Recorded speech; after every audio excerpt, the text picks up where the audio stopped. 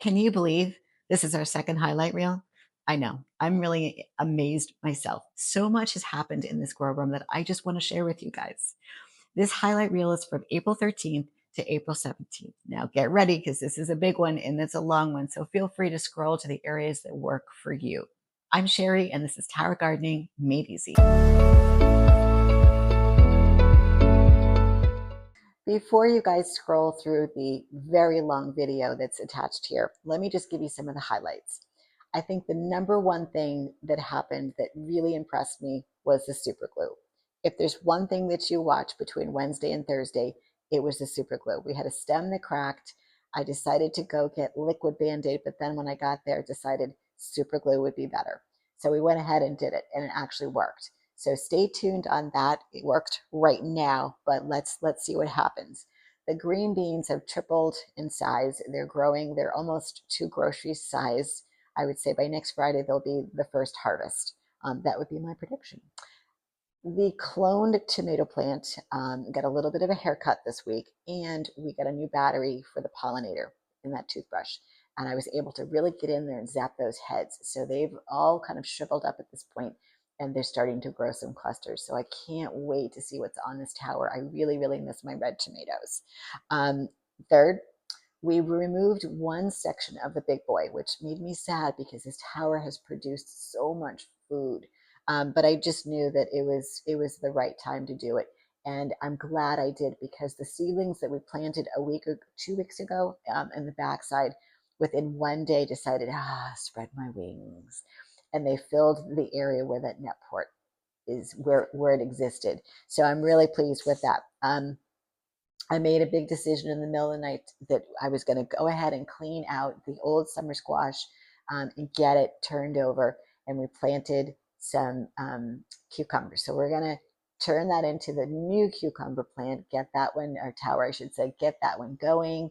And then once it's reached a certain point with the flowers, we're going to go ahead and take down the existing one and then turn that into something. I'm going to leave that a secret. I've got something kind of brewing in the back as to I'm going to try something, but if it's an epic failure, I don't want to do it on camera.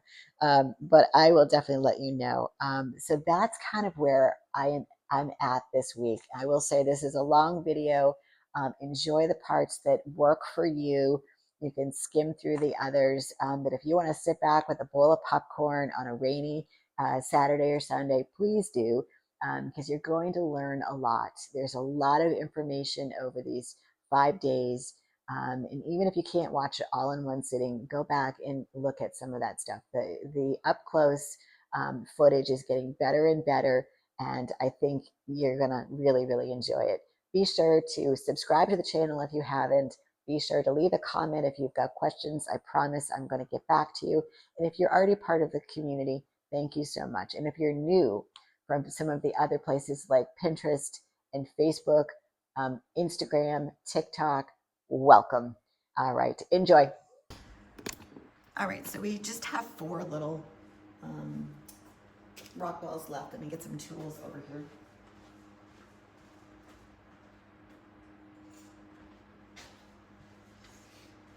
They're getting a little leggy, and honestly, they've been in here long enough, and I'm just keeping them here to, stagger the growth that's in the tower. This is just plain water, so it's gonna grow, but as you can see, it's leggy, so I need to do something with it, other than just, having it sit here. So we're gonna go ahead and put that into the tower.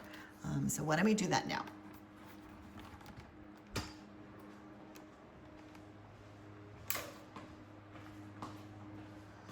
All right.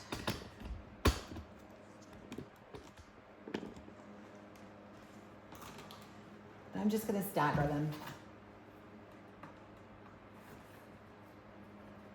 Like not a big to do. I will say our celery's doing just fine. I'll put one up here in the little celery area. If you guys had a chance to watch that close-up that I did, or even just that live, was it Friday that we did that? Definitely take a peek at it, because that is honestly, that is real time, a real struggle with the celery. and they're a little behind the ones that we've put in there because it's the difference between tap water and nutrients. So I'm just gonna pop these in. Is that full over there? Yeah, we can put one up here. That's fine. So we're staggering the growth so that we have lettuce in different stages so that you're never run out. Like I said, the last couple heads here, here, and here, I did harvest off of that last week or over the weekend. They just get a little big, and the one thing is they will just start to get gooey on the backside. You know, we've talked about that. It's already kind of happening right here. So I'm gonna go ahead and break some off.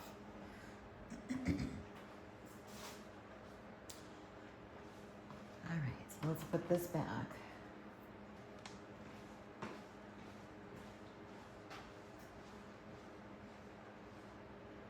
We'll put this back up on the warming mat. And it will just absorb the water that's in there because the warming mat and light is still on. So it'll just dry, and then I can put it down below.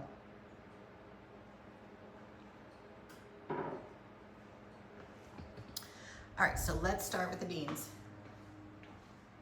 Let's see what happened over the weekend. And again, everything got adjusted yesterday,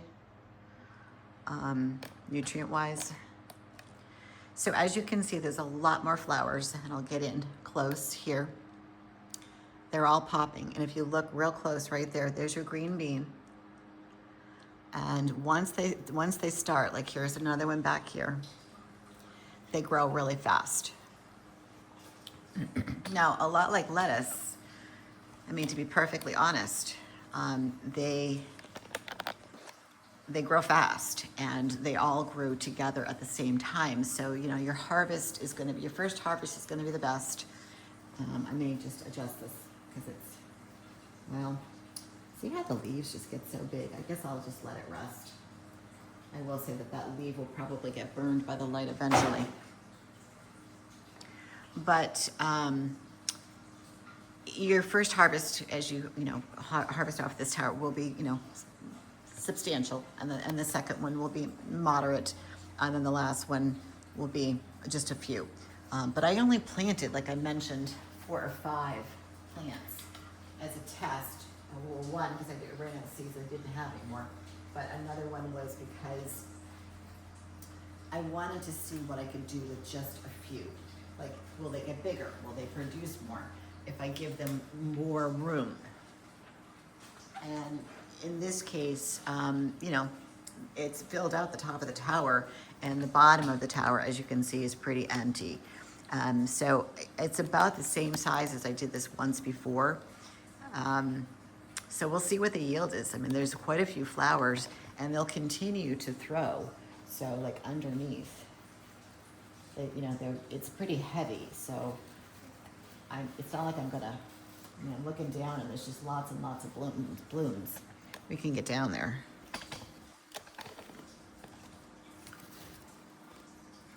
Okay, lots and lots of blooms. For every bloom means that's a bean. And ideally you wanna pick them, before they get, too big, too hard. Because then they're just a little too seedy. So let's move on to the clones. So one of our projects this week, and I said this last week, but we got sidetracked with that celery. So one of the projects that we need to do is we need to prune this back for a lot of reasons. It's just getting too big. And I'm gonna give you an example. So you have this big cluster. I'm gonna zoom in right there. So you have this big cluster, which is pollinated.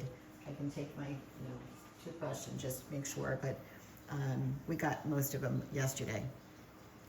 But this right here, this stem is just excess foliage. And because the nutrients and the pH are on point, and I'm not pruning today, but I'm just giving you an idea of just cutting back some of the foliage to let kind of send a message to the plant, stop growing leaves. We're done. We're going to take a break, and we want you to focus on producing big, beautiful tomatoes. So enough with the foliage. Okay, here's another one. And sometimes I'll just kind of cut it in half. It's one thing when they're outside. There we go. I'm getting on a roll right now. It's one thing when they're outside, but when they're inside, we just don't have a lot of room. And I just wanted, there's flowers everywhere that are, they're pollinated, because I hit them every day with the toothbrush, and I'll just do that real fast with you guys and just pop out and just make sure. I don't see any of the white powder coming out, so that just tells me that, these clusters are good to go. I mean, there might be one or two on the inside, but those are the ones I don't want to grow because you can't see them. This toothbrush needs the battery so bad.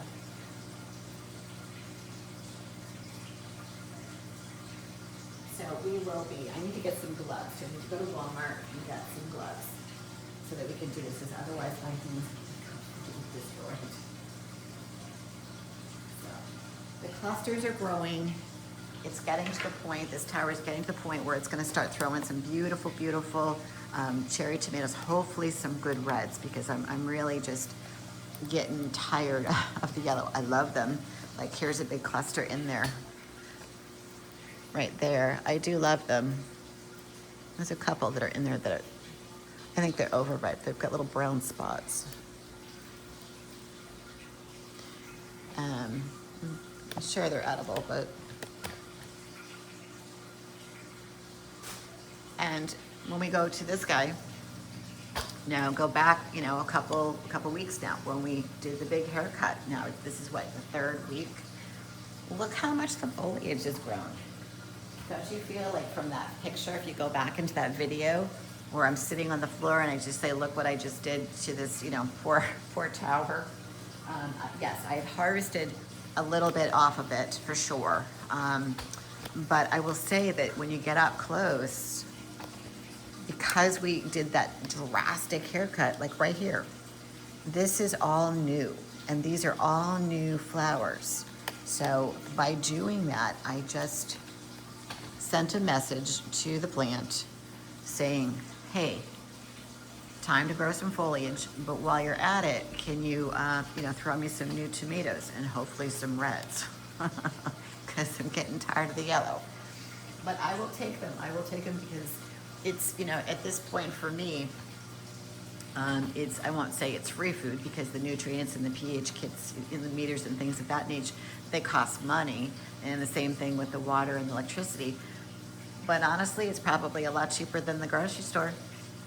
It really is. I mean, I was in there the other day doing some grocery shopping yesterday, and I literally hit the proteins, a little bit of dairy, and like some, cleaning supplies, things like that. But I cruised around the aisle where all the produce was. It is expensive. All right, let's move on. So I'm really, really loving this tower. I'm so happy.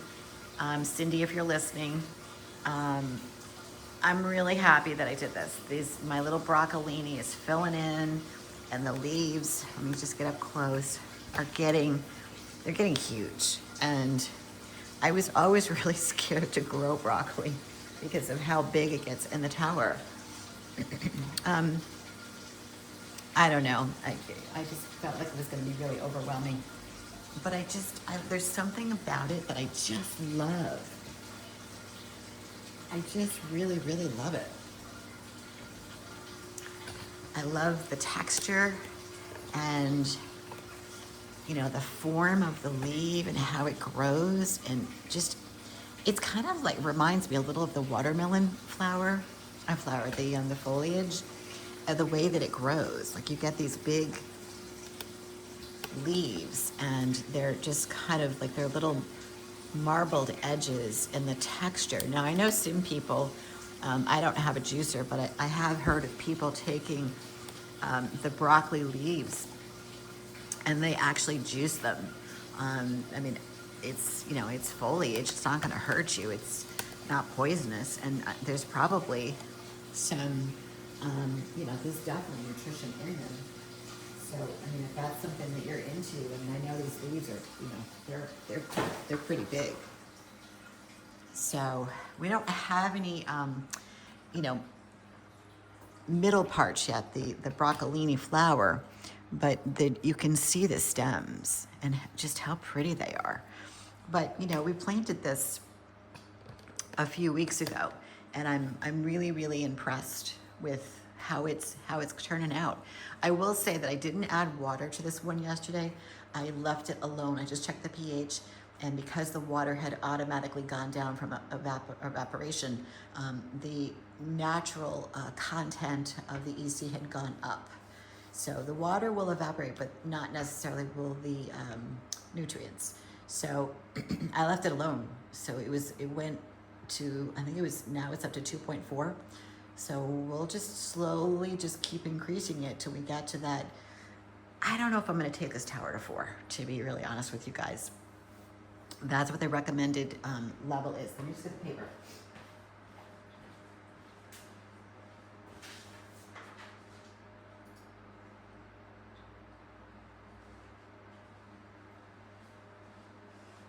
I wonder, let me just, I'm on the right hand side, so let me just go. Would this be better for you guys where I am?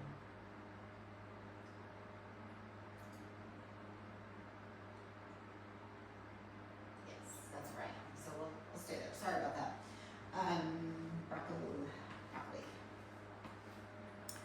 So they're saying that broccoli likes a pH of 6.0 to 6.5, and they're saying, I thought it was 4, they're saying 3.5. So anywhere between 2.8, which would be, you know, fully mature, to 3.5. So I would say by Sunday, I'm gonna have to add water for sure. You know, I'm looking at that paper.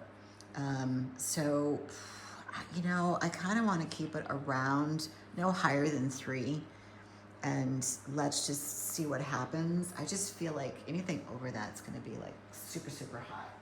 So, you know, this is my Bible, man. I go by that. But she's pretty, right? All right, let's get to the big boy. Big boy's looking really good. I will say there was there is, and I'm gonna go ahead and pull it. There's a tiny zucchini, and this is one of the things that I have found. When you have a zucchini, and I'm just gonna pretend right here that this flower that's kind of open right here is a zucchini to be pollinated. When the flower is upright, I find that, you know, with the light and pollinating, you have a very successful chance of your zucchini growing. When I was doing the couple pollinations where, and I'll try to get in there, where the flower was pointing down, and I'm gonna point that there and then put my hand here, okay? I think you can see that. This was pointed down, and you can already see that it's just not taking, so I'm gonna go ahead, I'm gonna give it a little twist, and it's already getting gooey on the end. I'm gonna actually support the main plant so I can just get in there. I'm gonna have to get a knife and clean that up. So it's just gooey. It's just not gonna do anything. It's gonna mulch around and create problems. So when you take something off and it cracks like that, I gotta get in there with a little bit of a knife, where to go. And clean it up. Where did it just break off? Oh, right there. Try not to leave, to the best of your ability, anything on that main stem that could mulch down and create problems. There's another one too that's right here.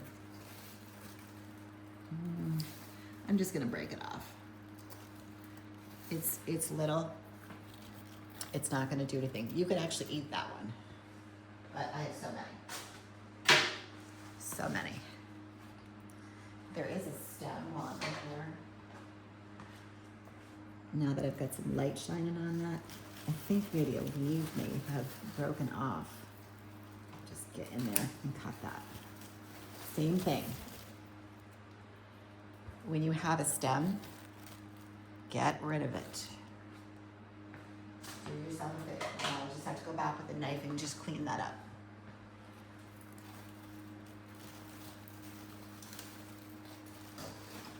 Oops. I just stabbed that by accident. So we're gonna go ahead and just cut that. I just stabbed it right in the center. And drag it out. Nothing wrong with it, but I jabbed it so it's not gonna stay. And by the pressure of the plant growing, you're gonna get pressure points. Like here's one right there that's against the trellis. So I'm just gonna take it out.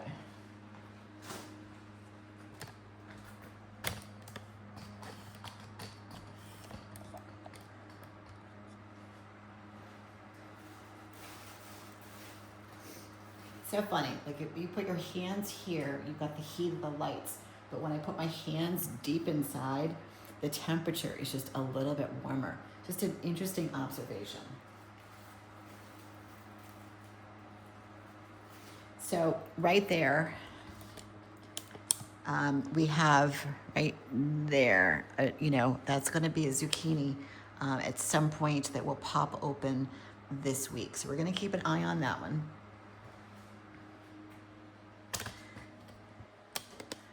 If we look up to the top, that new little, we'll call it a seedling, because it grew out of the top.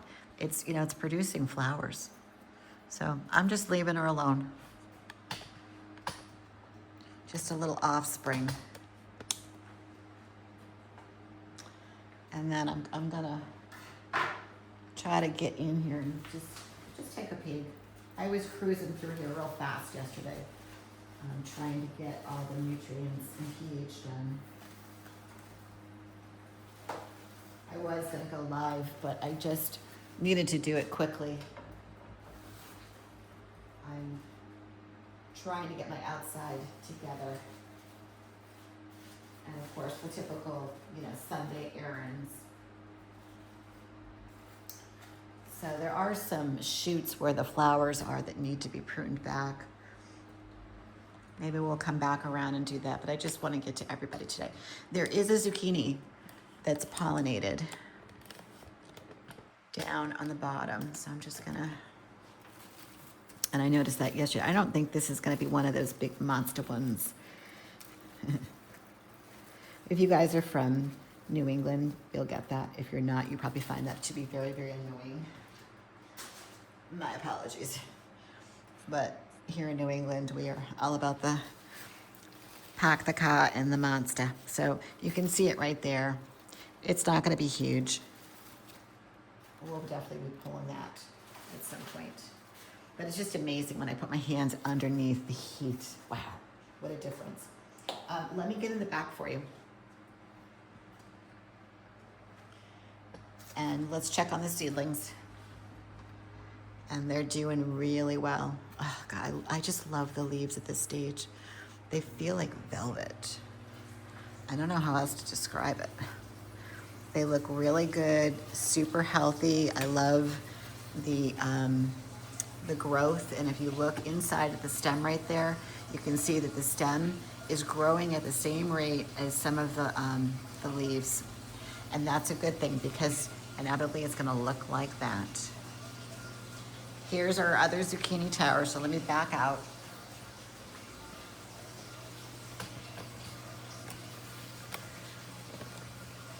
And take a look at some of these. So these were planted around the same time, so same thing's happening here. The one on the bottom, this guy right here, I'm gonna just part some of the leaves if I can without breaking them or, you know, folding them. Here's one that's got a little condensation, so I don't like that. So we're gonna go back to back on that one. But can you see right there? There's a tiny little zucchini. Now, will it be viable? Probably not. Because I just want the plant to get bigger. So let's go on the back side so you can see.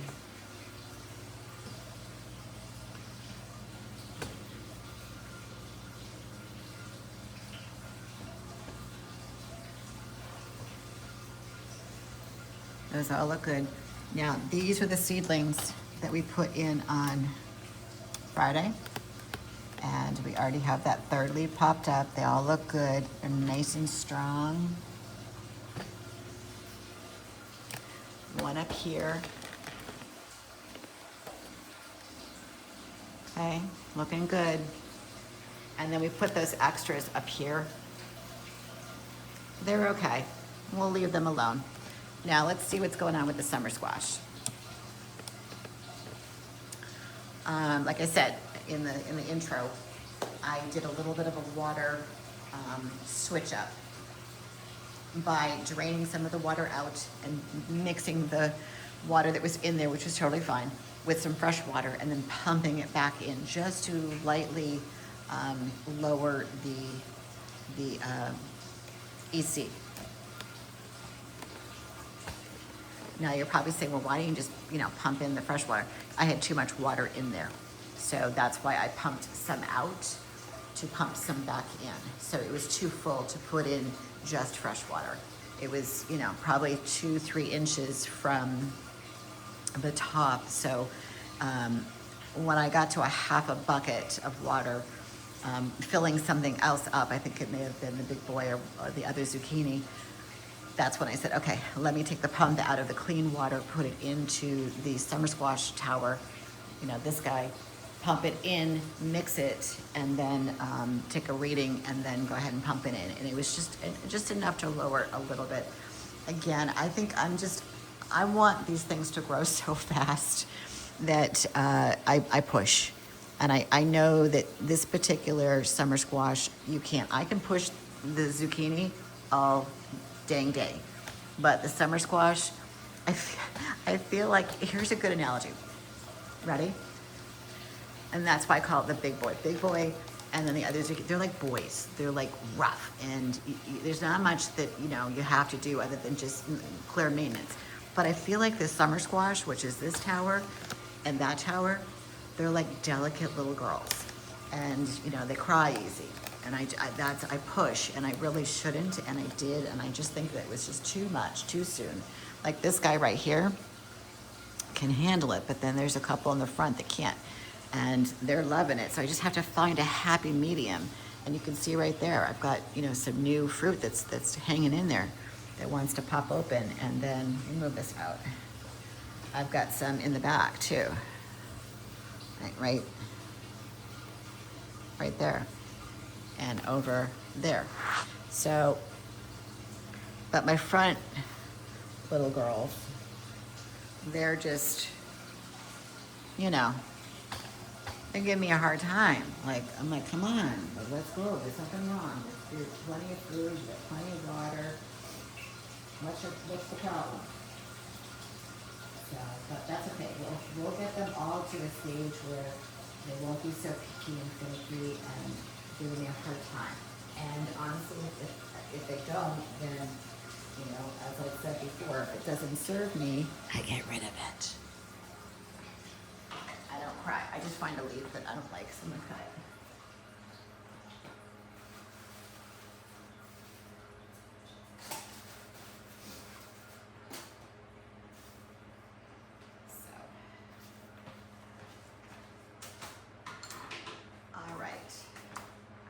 So that's the new summer squash. And again, we're doing okay. So I'm gonna swivel over there. Just wanna check this.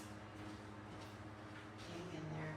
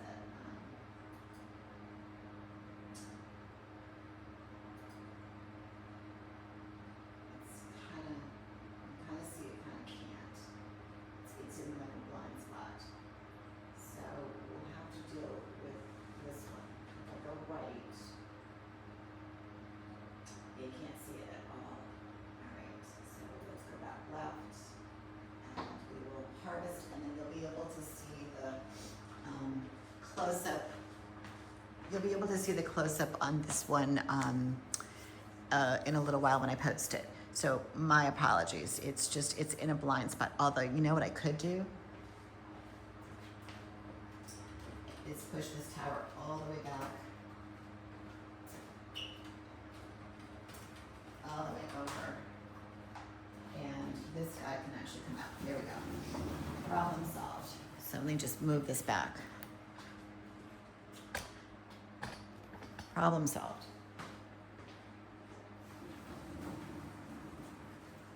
And I'm pretty sure that you guys can see that.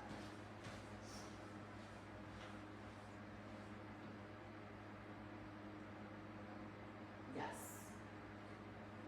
Good. Okay. Excellent. So I do know that there is a summer squash that's on there. There's a summer squash that's on there that needs to be pollinated. So I'm going to swivel. I'm just going to take a look first. So it looks good. She's just getting to the point where it's time. I thought maybe I wanted to hang on, but I think what I want to do is I want to pull some of the viable fruit off. So you'll be able to see some on the live, but you'll definitely see the close-up. So I'm going to get the first ones that are closest to me that will be in the close-up here. Trying to make everybody happy. So these guys right here. And right here. I'll try to hold them up for everybody. And I don't know. These are kind of little. We'll leave them.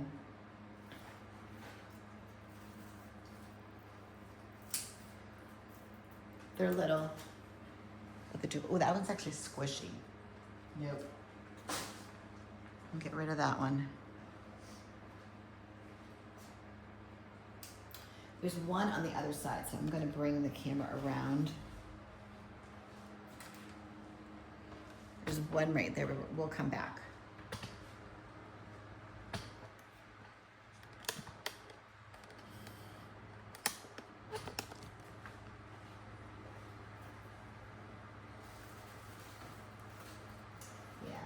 This one didn't make it. I should have harvested last week. Darn. Darn.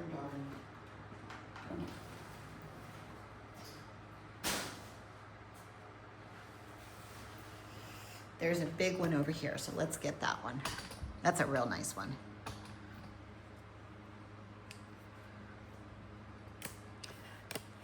I want to do those bare roots so bad, you guys. So it's right there. Let's get it. Let's get that money shot. Look at. She's pretty. And then, hopefully you guys can see that. All right. And then there's one on the other side. So I'm here. I'll just put this here. And then we'll take a picture in a little bit. So there's one underneath.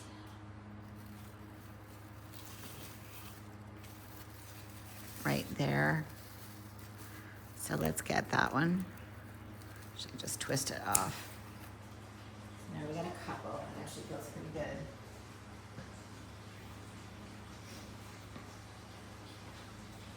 I saw these yesterday and I was like, yeah, I'll wait. I'll do them with you guys. We didn't need them last night anyway. We just did a little pasta for dinner. But there's 3 that are kind of in this little grouping.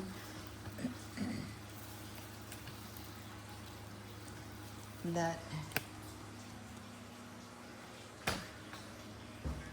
might get a little bigger, but let's do this. I'll move that out of the way. And let's pollinate. So there's a flower right behind, which is very convenient. And it's definitely, whoop. Nope. The pollen pod just came off. So when that does that, sometimes, now it's on the floor. Sometimes what I'll do is I'll take it, oh my God, where'd it go? I'm trying not to squeeze it. but it's very slippy. So I put it inside the flower and just kind of hold it in there. And what I'll do is I'll just kind of mash it a little bit.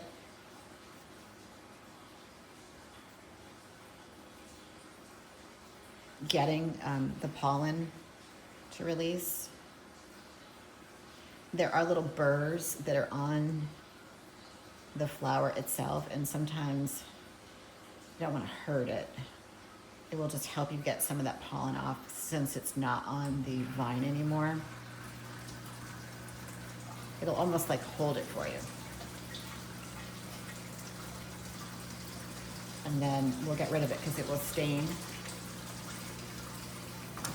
like a lily. I love lilies, they're amazing, but they stain everything. All right, I'm grabbing a little pollen on this side.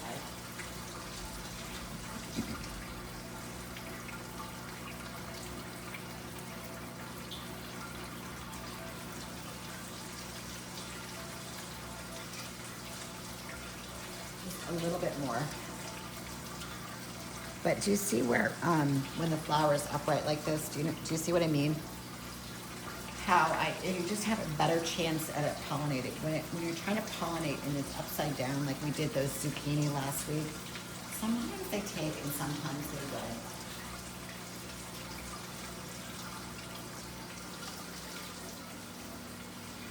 So it's just a matter of, you try it. You definitely don't want to not try, because sometimes Mother Nature will surprise you. All right, so let me just put this back up and I'm gonna roll that back into its spot. Sorry guys, in this camera space. I know you can see some of it, but not all of it. But now I can switch the camera because we're gonna go over to the watermelon.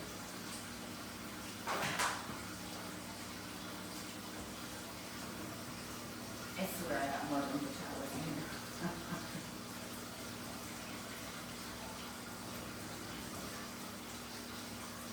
I think my husband might not be very happy if I did that.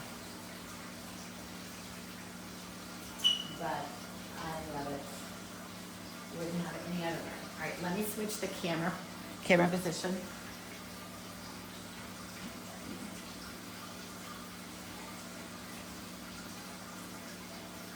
All right, we're going to be working on the watermelon now.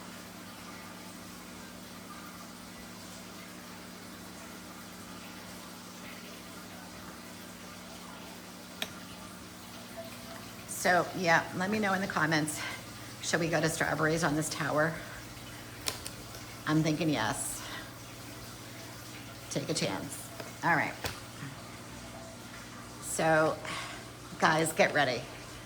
I know you can't see it on the camera, but in the close-up that I'm gonna load in a little bit, get ready. Get ready. There it is. There is that lovely little creature. Now, we were comparing it last week with a tablespoon, right? Remember, a couple days, I was like, look, it's good. And I used this tablespoon. I used this tablespoon.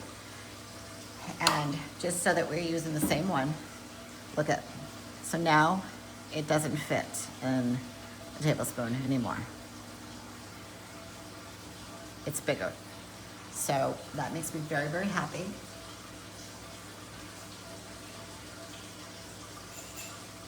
We have a viable watermelon, and I can already see it. It grows real fast. I can already see it pulling. There's a little bit of weight to it. It's starting to sink, but it's still in line with the light, so you can see it, how bright it is right on it. So that's a good thing. So let me spin here. Back up a little bit.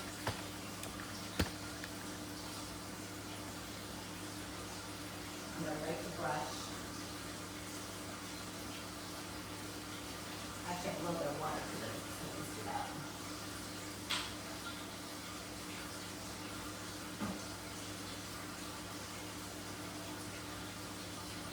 Always remember to clean your brush, okay? Like if you're doing squash and zucchini, it's fine.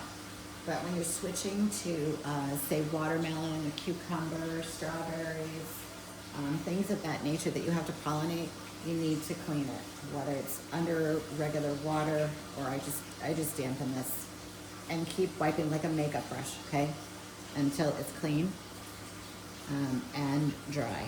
Test it on your arm to make sure it's dry.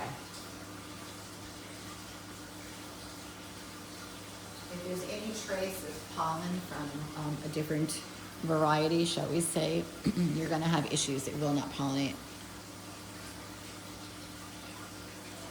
All right, so I'm gonna start on this side. Let's just take a peek and see if there's anything. Yeah, there's one right there. So let me just get in. I've got a flower right here.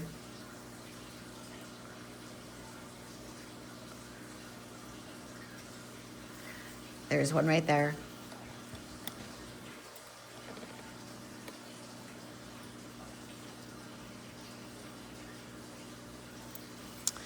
And then I've got a little watermelon right there. And I just hold the bottom, okay? And I might repeat this process once or twice. Hold it, gently rub. Now there's another one right there, so let's go grab a little bit more.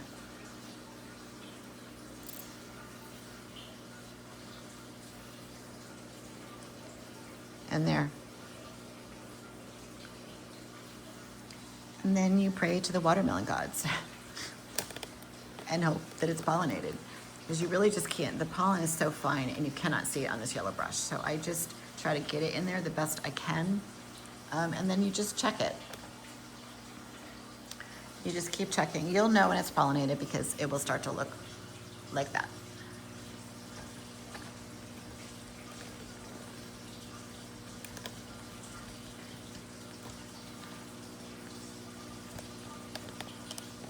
There.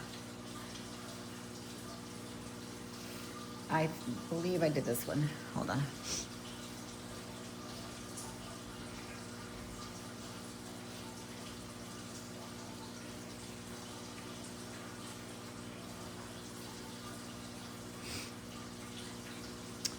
I think I did this one the other day, but let me just see if I can find a flower that's, yeah, right there. Nice and open. Man, oh man, when the flowers are bright open like that, it just makes the job of pollinating so much easier because the pollen is right on top, even though you really can't see it. It's smooth, it's silky, and you're able to just deposit even though you really can't see what you're doing. Not because of glasses, it's just because it's invisible. So while I'm right here, I'm just gonna look around and see if I see anything. There's one. I feel like this corridor, this area right here, right where we found the first watermelon, I feel like that area is, because of the light, we're gonna see more pollinated because I'm at this point really trying not to move the lights. Let's see if I can back out a little bit. Do you see what I mean? How it's bright, like right here, and right here. They just need a lot of light. Oh, I got an email from that company. So it's definitely on. They sent it, that tall light that I was talking about last week. So they want a lot out of me, Jesus. I need to do a long form, short form, spread it around. But I really do think that that light will be appropriate, much so more than the spider light. So we can put it in the back and it will shine over and we'll be able to move it. So I'm kind of excited to get it. And I explained to the company, she said something about, you guys ready for this? She's like a blog post. I'm like, who has those anymore? I mean, I had one for my nutrition website, Moving the Middle, but I don't really think a lot of people spend time reading. They want to watch. I think people are very visual and they want to, they're more apt to watch a video. I think that's why YouTube is so successful. because people watch a video, kind of a how-to. I mean, I'll go to YouTube for anything, especially if I think that, you know, I'm stuck, which that's a lot.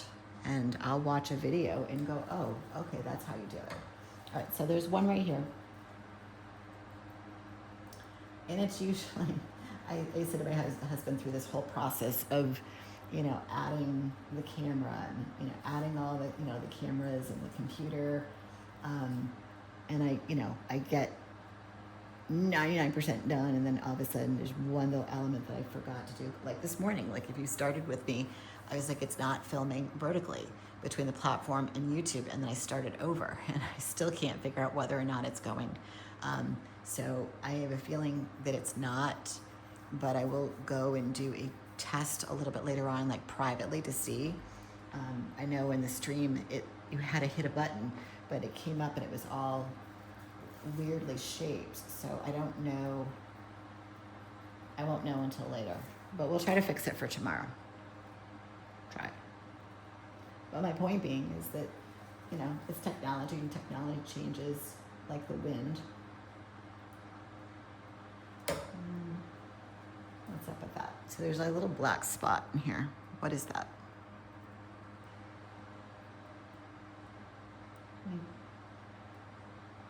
I don't know. I saw something strange. Little black spot.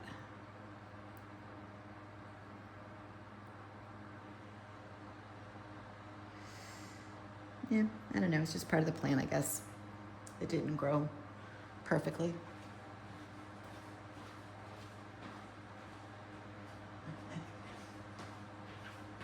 Can you sense my paranoia? I'm like, oh my God, is that an aphid? I think I would die. I can't go through that again. That's why I think I'm just so gun shy about the bare roots.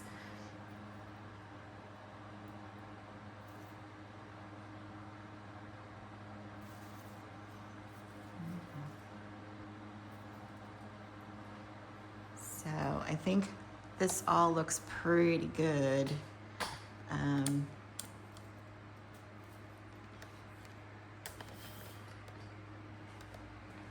There is one on the bottom. I don't know, right there. Let me just get down there. I mean, if he was pollinated, I'd be so happy because he could just grow and get real, real big, and he'd have that whole area to just grow on, because I wouldn't have to build a hammock. Like here's one over here that has potential. This thing, this vine grows so much each night that you find one and then the next day it's gone because the whole vine has shifted.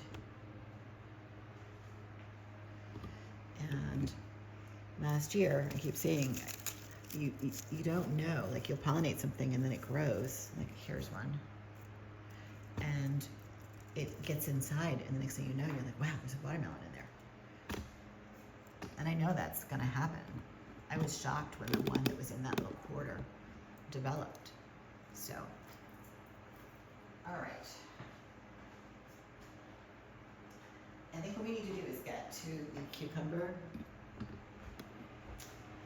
and see what's going on here.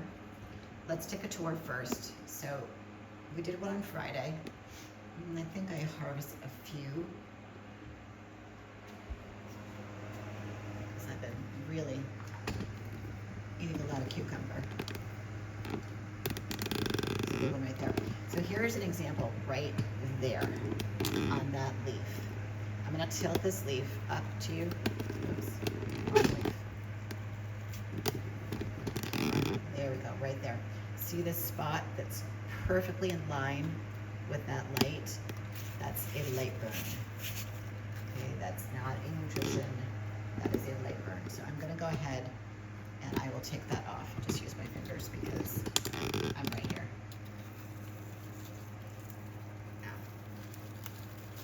And of course, the thorns. The thorns are real.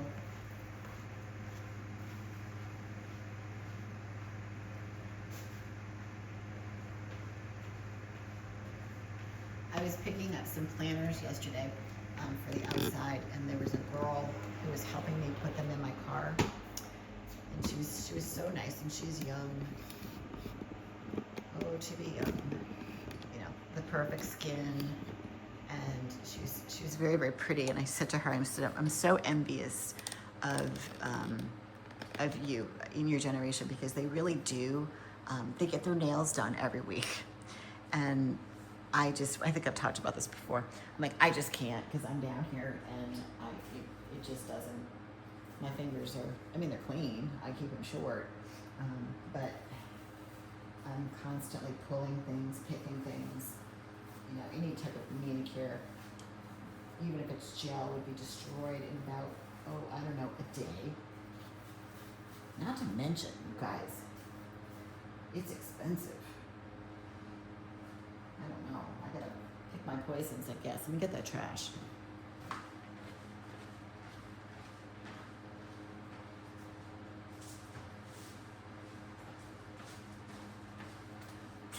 Get my nails done every week or buy tower stuff. That's a pretty easy decision for me.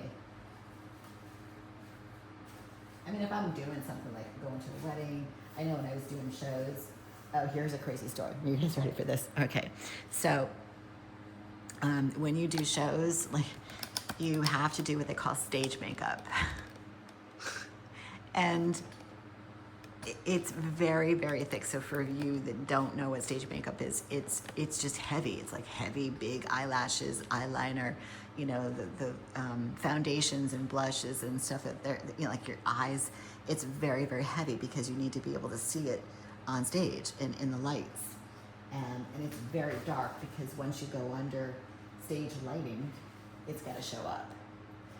So one of my last shows I did, I went to, I think it was in Pittsburgh, and there's a day show, which is what they call prejudging,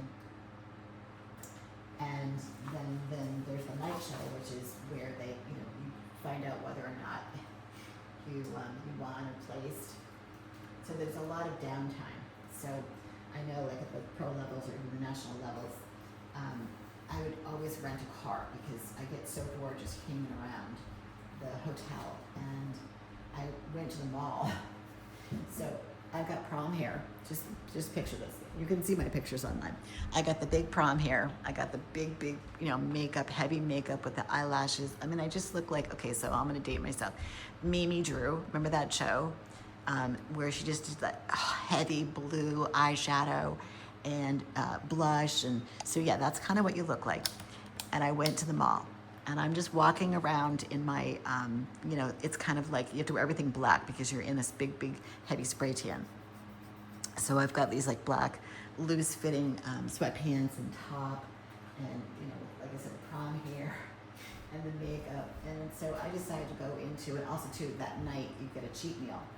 So I was going to Cheesecake Factory to get, I don't know, my favorite thing is the carrot cake there. I think it was probably a slice of carrot cake that I got to eat. So I decided to walk around the mall, because I have hours and hours to kill. And I said, I love shoes, so let me go to Nordstrom's. So I'm in Nordstrom's, and I'm just walking around the shoe area. And of course, one of the guys that was working there, he was like, can I help you? And then I turned around, and he was like, you know, because I scared him with my, like, Mimi Drew makeup. And I explained what I was doing, and he said, oh yeah, because everybody looks, you know, on stage you look amazing, but in real life you look very, you know, emaciated, very thin. That's just kind of like the stage presence. So you don't look like a normal person. You don't look normal for at least 2 days until your body gets water back in it. So it was the funniest thing. This guy was so scared until I explained what I was doing. And I just remember laughing. I was like, peed myself. And I was just like, oh God, what am I doing? I get out of the mall, I got my carrot cake, and, you know, I buggered back to the hotel and just hunkered down, probably watching Netflix or something. But, you know, the days of doing shows, I'm good. I think I'm good. I definitely had my fill of it. I actually still have a lot of my sparkly suits. it's hard to resell them. Back up, I'm gonna go over there. It's hard to resell them because they're custom made to your body, and they're, I don't know, I guess I should probably put them in some type of trophy case of some sort.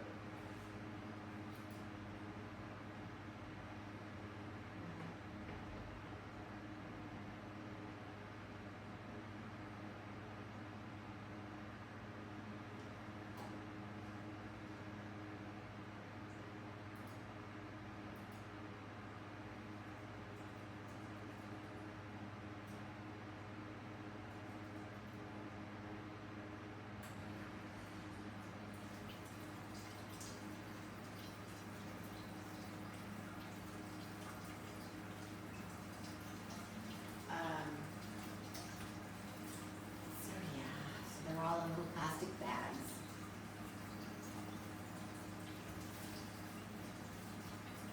The seeds, that is.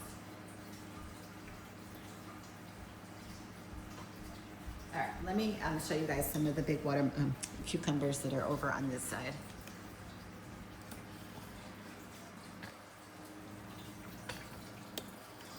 We got one resting right there. Another good reason for the trellis bar. You can put them there and they're sturdy between the vine and that. And then these guys, remember these guys? They're still there. They're growing. They're filling out. Oh, look at that guy.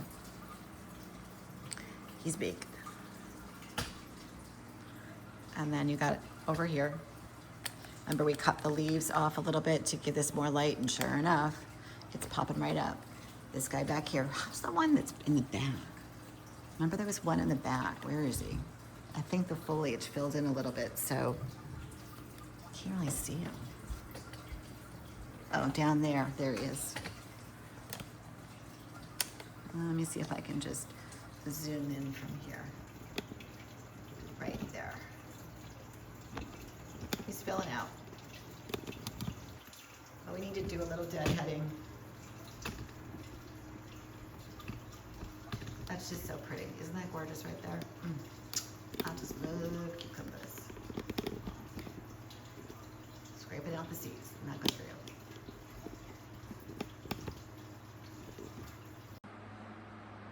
I love the challenge of growing the broccolini. I think the leaves, again, are just, they're meaty and beefy. They're gonna do great. I purposely left the bottom net pots open just because I do think it's gonna be like this guy. And I don't want something to get too shadowed. So as it grows out and grows here, I don't want this to be covered. So, you know, that just comes with time and experience of growing big leafy plants like zucchini and summer squash. They just get big, they get unruly. And you want, you know, you're gonna have to give up some prime real estate in your tower in order to get, you know, that big grocery size stems and leaves and, you know, ultimately the fruit. So, you know, don't be afraid to try something new. That's what I tell people. You know, like someone says, what do you think? Try it. I mean, last year I tried pumpkins. You know, I don't know how long you guys have been following me, but if you followed the playlist last year after we had all the watermelon, I was like, let's do it. Let's do a pumpkin challenge. Epic failure. Maybe it was the seed. I did do the mini kind. I forget what they were called, mini something, but they just didn't like the tower. And not every seed is meant for the tower. And I've said that time and time again, that, you know, you just have to try. Maybe this year I'll try a different one. But the one that I tried it was kind of like what was going on with the summer squash. They just didn't like it. They really were very, very unhappy. And so I just said, you know what? It didn't work. I tried, epic failure, and I just pulled it out and started something new. That's all you do. So at some point I want to try a loofah. You know, someone said, wow, that's pretty adventurous. And I go, well, you know, I want to try it. I want to see if I can get a gourd. And then I researched how to, you know, get them to the stage of this, which I know that I can do with the zucchini. And then it's just a gourd. It's kind of like the summer squash. And then you want to pull it off, which actually, no, well, I've got you right here. There's one in the back that I don't think it's going to get any bigger. So I'm going to go ahead and harvest it while I've got you.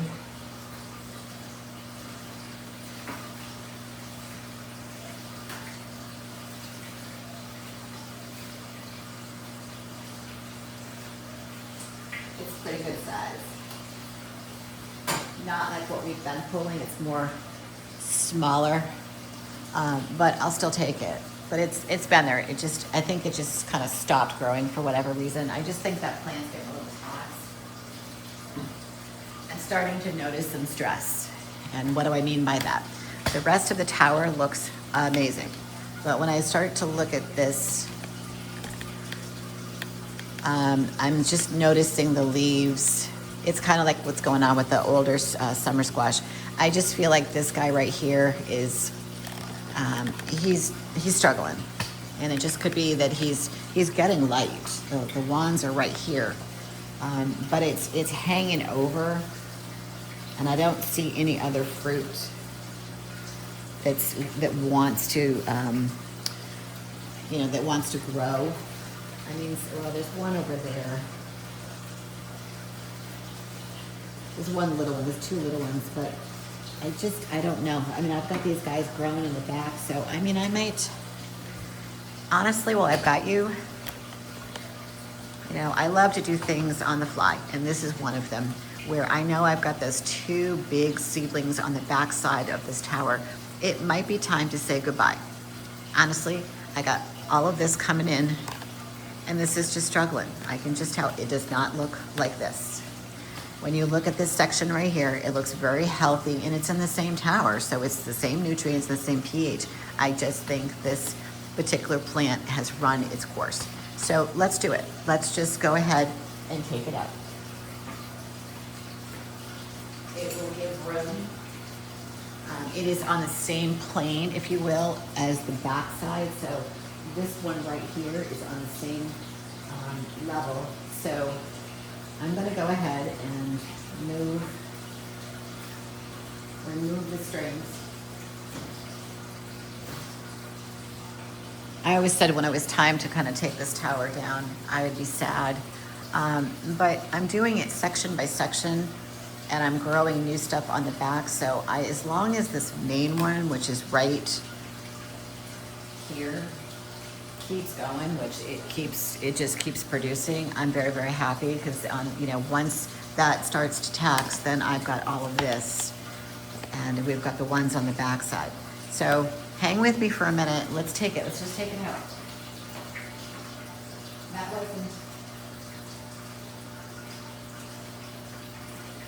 That wasn't in my notes for today, but sometimes you just have to think on the fly. And I'm going to use a knife. I don't think the scissors can cut through that.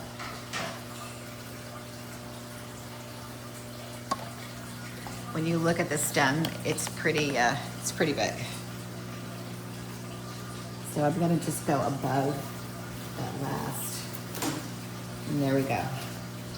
So let's back up and tilt it up a little bit. So you can see there was a tiny zucchini right there.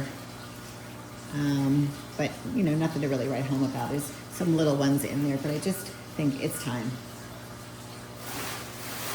Time to say goodbye. Make a little room.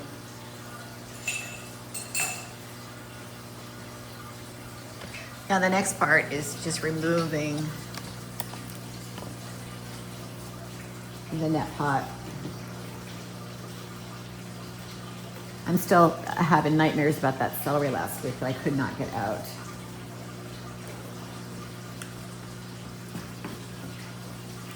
My finger was sore for 2 days, guys. Now we know that the root on here is probably pretty full.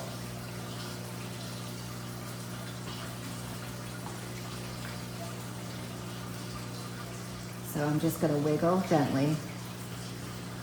I want to get as much as possible. I can feel it. It's pretty full. Wow. Okay.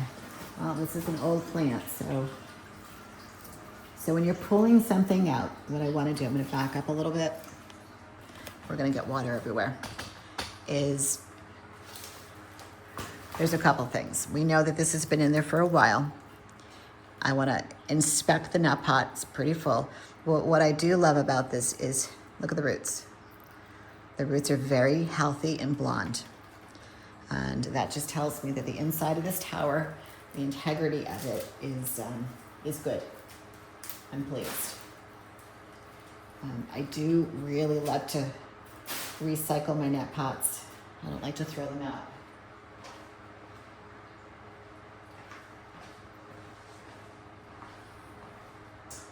And I will say these guys up here, these little seedlings are doing okay. But let's get in there. Let's take a peek. Oh my God, the feet of this tripod's driving me crazy. So it all looks pretty healthy. I don't see, again, if you look down into the tower, there's no nutrient buildup. There's no algae, no cracks. Just looks very healthy in there.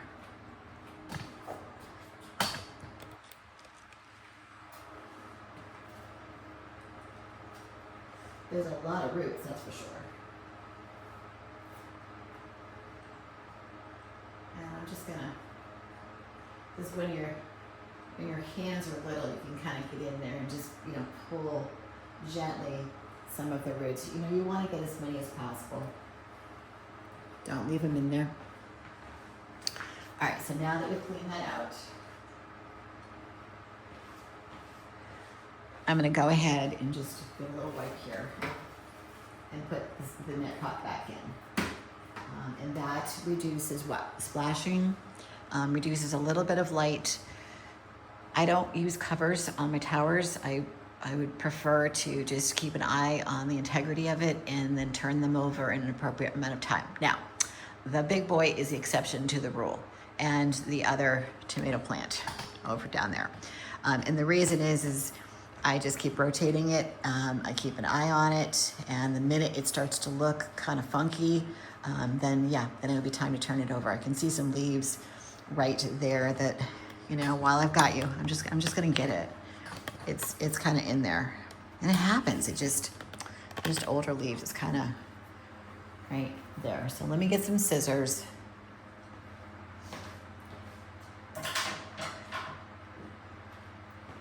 And I'm gonna follow that in to find out where it's coming from. Okay, so it's way in, but it's a little. So I'm gonna just cut it, kind of shake it a little bit.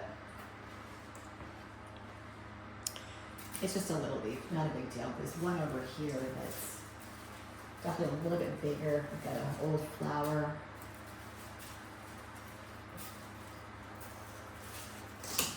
There's another one, and I have a feeling this one is no good just because it was being shadowed by that top plant. So look what we did. So by removing that plant, rest in peace, plant. We will miss you. Thank you for producing all the food that you did. Forever grateful. But look what we did. This is now open, and look what popped over here. Okay, that seedling that's on the backside.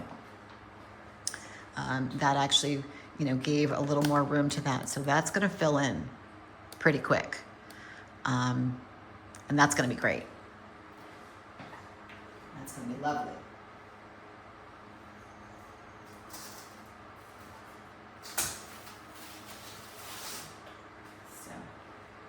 Those seedlings are doing good. I don't know about the top ones, those little ones that are right there. I have a feeling, maybe, we'll see. I mean, they might get, pretty good size, and then I might decide to, well, let me just take a peek. Take out this top one. It's about the same size as the one that we just took out.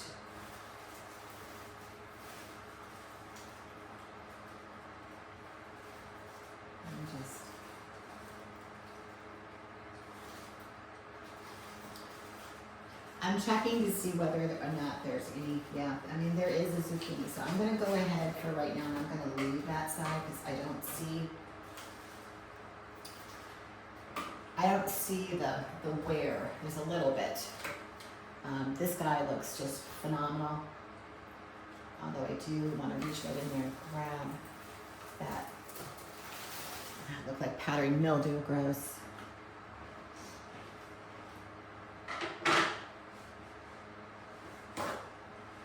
It's just so hard because this is so condensed that, Get in there and just make sure that I'm clipping right down to the base, so that doesn't happen. It's like a hollow log. Think of that. That's a really good analogy. Think of a hollow log in the woods, you know, that's been cut off of the main tree. What's it going to do? It's just going to sit there and it's going to rot. And that's what the piece of stem that gets left on the main vine, that's what it does. It just rots. And then there's moisture, and there's no light, and it loves to grow. It's like that. It's like that. It's kind of gross and stringy, and that would mulch down eventually and turn into things that are bad. So I'm gonna get in here and just wipe. You don't want that. If you do come across something that's kind of powdery, you really want to contain it. Try to do your best to contain it. You don't want it to be airborne, because powdery mildew will expand to other towers. Now I just touched some, so I don't want to go to the new tower without just wiping my hands. I'm a little overkill, and I will use a little bit of alcohol and just wipe, because I don't want it on the new tower. So let me move this. I have a feeling this tower is gonna be just fine. I am gonna adjust this light now. I'm gonna put these two wands right on these seedlings. And how do I do that? Just lift them up and just get them in nice and close, right to the trellis. And then you'll see, you do that, you get those wands nice and tall, like that one right there. That first one could be a little more tall. Let me do that. By just bending it and then stringing it down.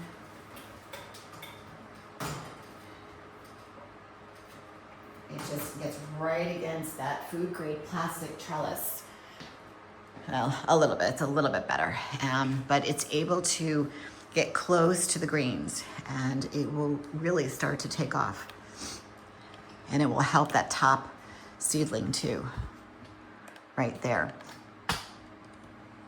This one is a little far away. I need to put covers on this. Let me just grab it. I can see the remnants. I can see remnants of the of algae starting on the top of the rock wall. We don't want that, because that just robs the seedling of all its nutrients. That actually needs a piece of rock wall.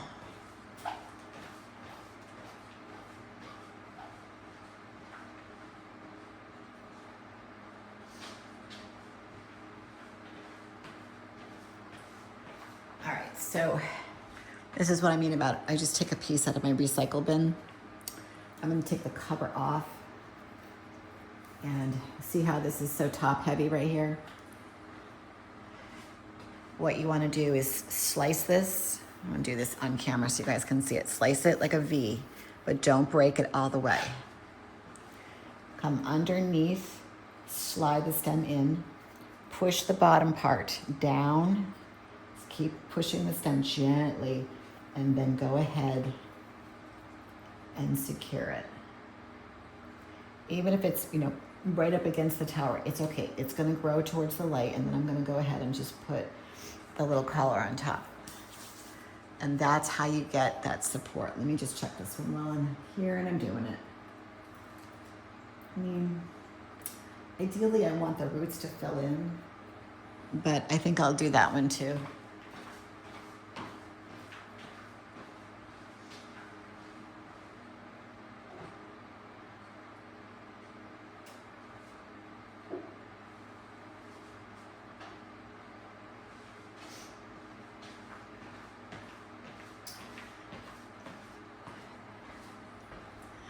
So let's do it again.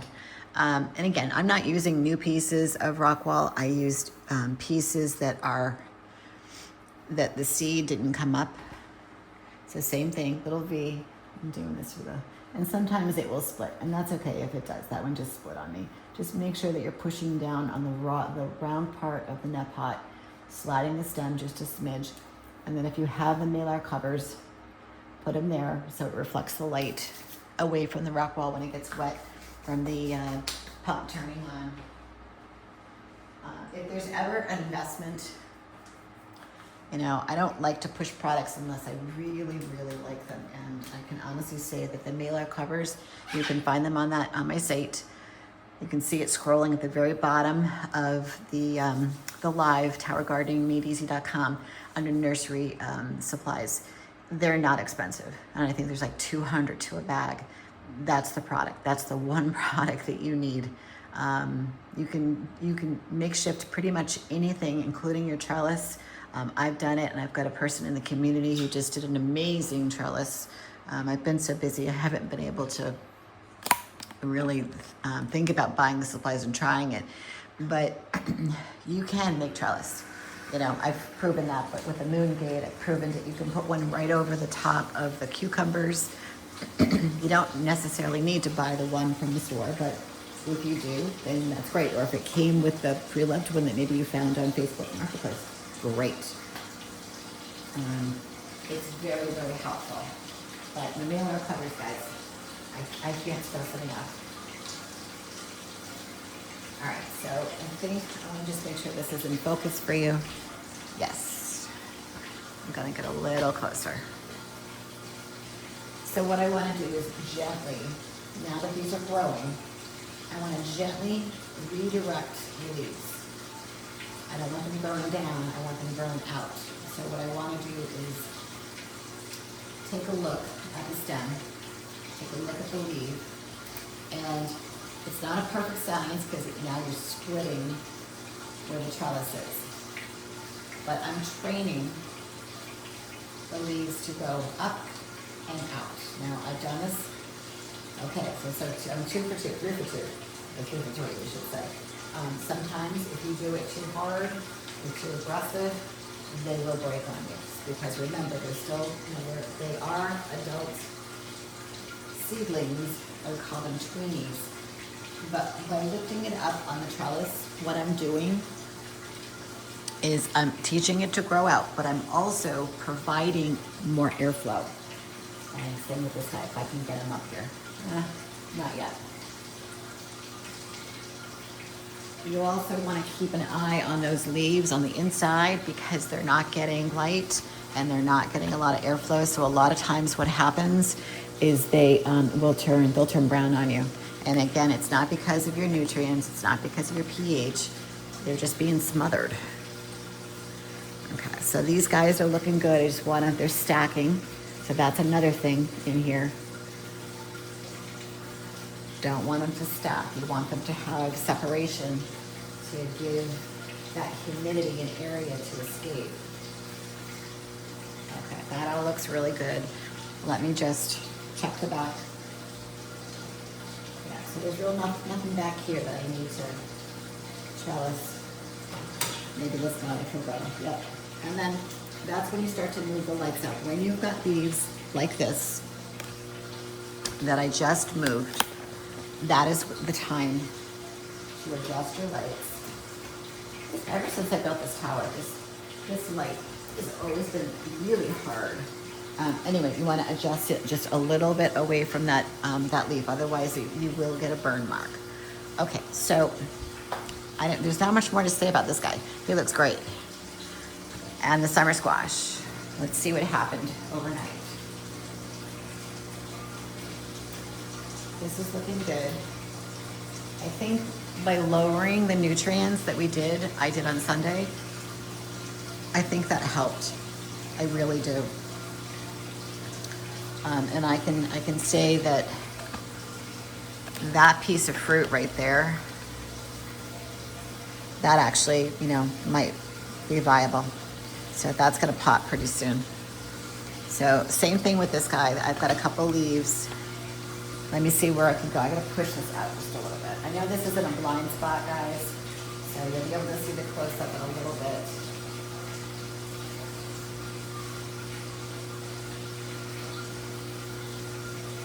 I'm just moving some of the leaves, making sure they're not stacky. This one's kind of growing upside down. I'm gonna actually get rid of him. He's underneath, And he's growing in a way he's growing in a way that it's not going to serve a purpose. It's just, he's upside down. And it's nothing that we did. It's just the way that he is. He's just growing and he's curled. So that's going to stop light airflow.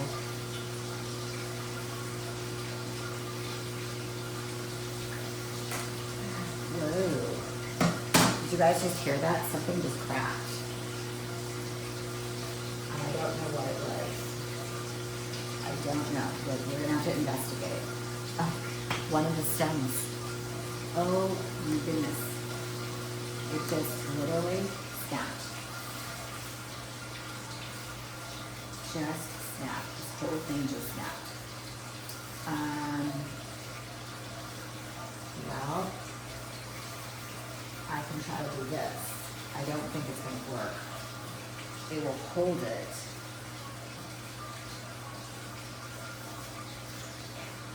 It'll hold it up if again, this is not planned. This was not on my agenda today. I keep wanting to get into these darn tomatoes, but I get sidetracked. Okay, so now I have to cut away and assess how deep is that cut in the stem. All right, let's get in here so you guys can see what I'm talking about. I heard a crunch, which is very unusual for this seedling. I got it. Let's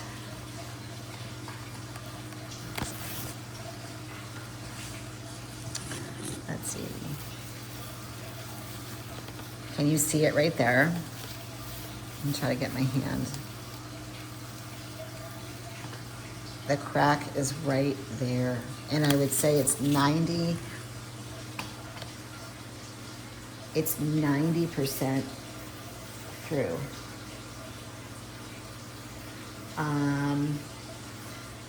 I'm gonna try something a little bit later. I'm gonna leave it like that. I'm gonna balance this leaf, which is kind of like keeping it upright.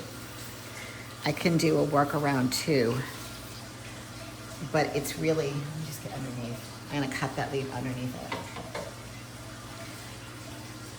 it. It's on, there's two plants in this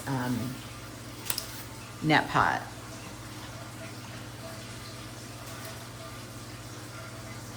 The luck I'm having with summer squash, my goodness.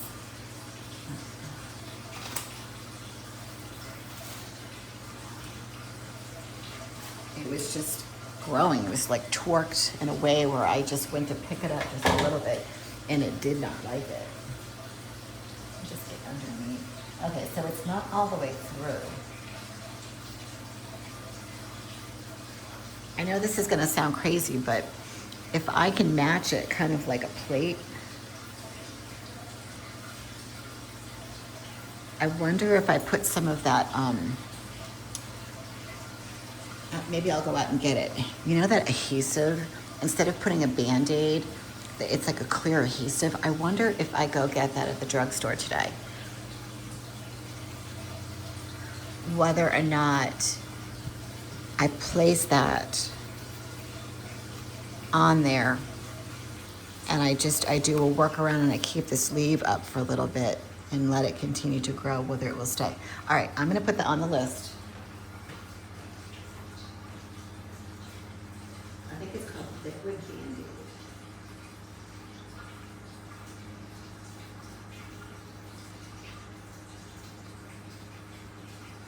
I have to go to CVS anyway. All right. So I'll post everybody on that a little later and see how that goes. Well, you know, obviously I'll be here tomorrow.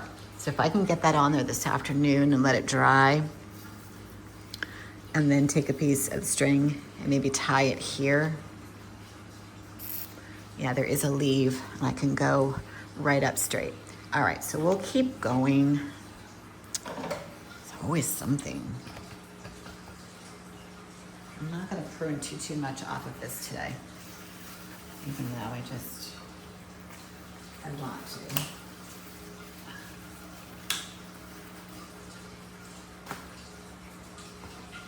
Just adjust a few leaves. And I think the same thing, I want the leaves, so I'm just gonna gently pick up from the stem and place this leaf on top and then gently set it down. Okay. All right. Well, we weren't anticipating that. Liquid Band-Aid. Let's see if that works. I did see these Band-Aids that look like surgical string. And you put the Band-Aid on, like for a deep cut, and then you pull the strings together. I did see that in a commercial, was it yesterday? And I thought to myself, I wonder if that would work, but I'm gonna go with the liquid Band-Aid first.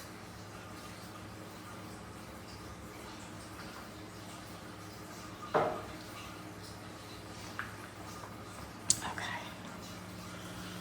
All right. Our old summer squash, looking a little shabby. Looking a little shabby.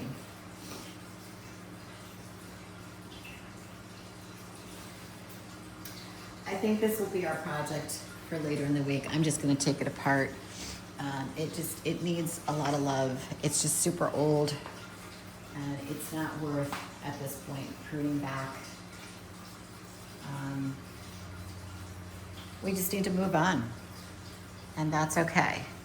So I'm gonna swivel it around. Maybe the universe is telling me to grow the summer squash outside now that the weather's getting better. Take a break. All right, lettuce is looking good, a little stringy. The one thing I noticed with this is the celery is getting a little spotted. It was doing really well yesterday.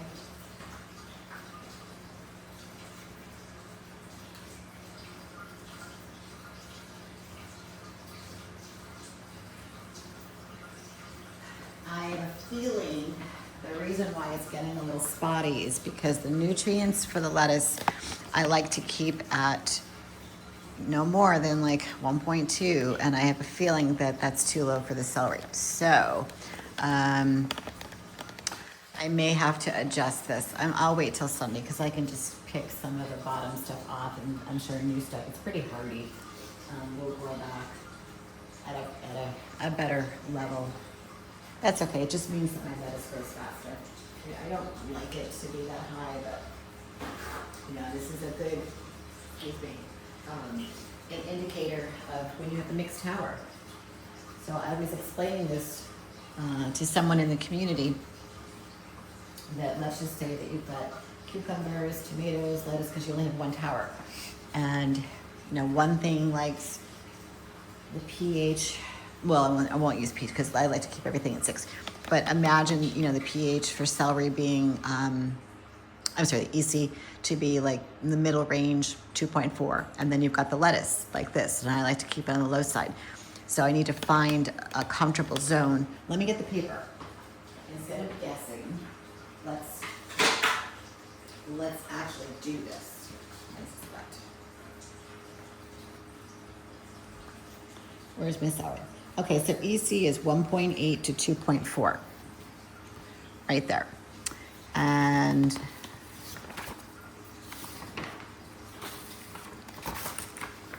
I don't know how this got wet, but it got wet. Where's my lettuce?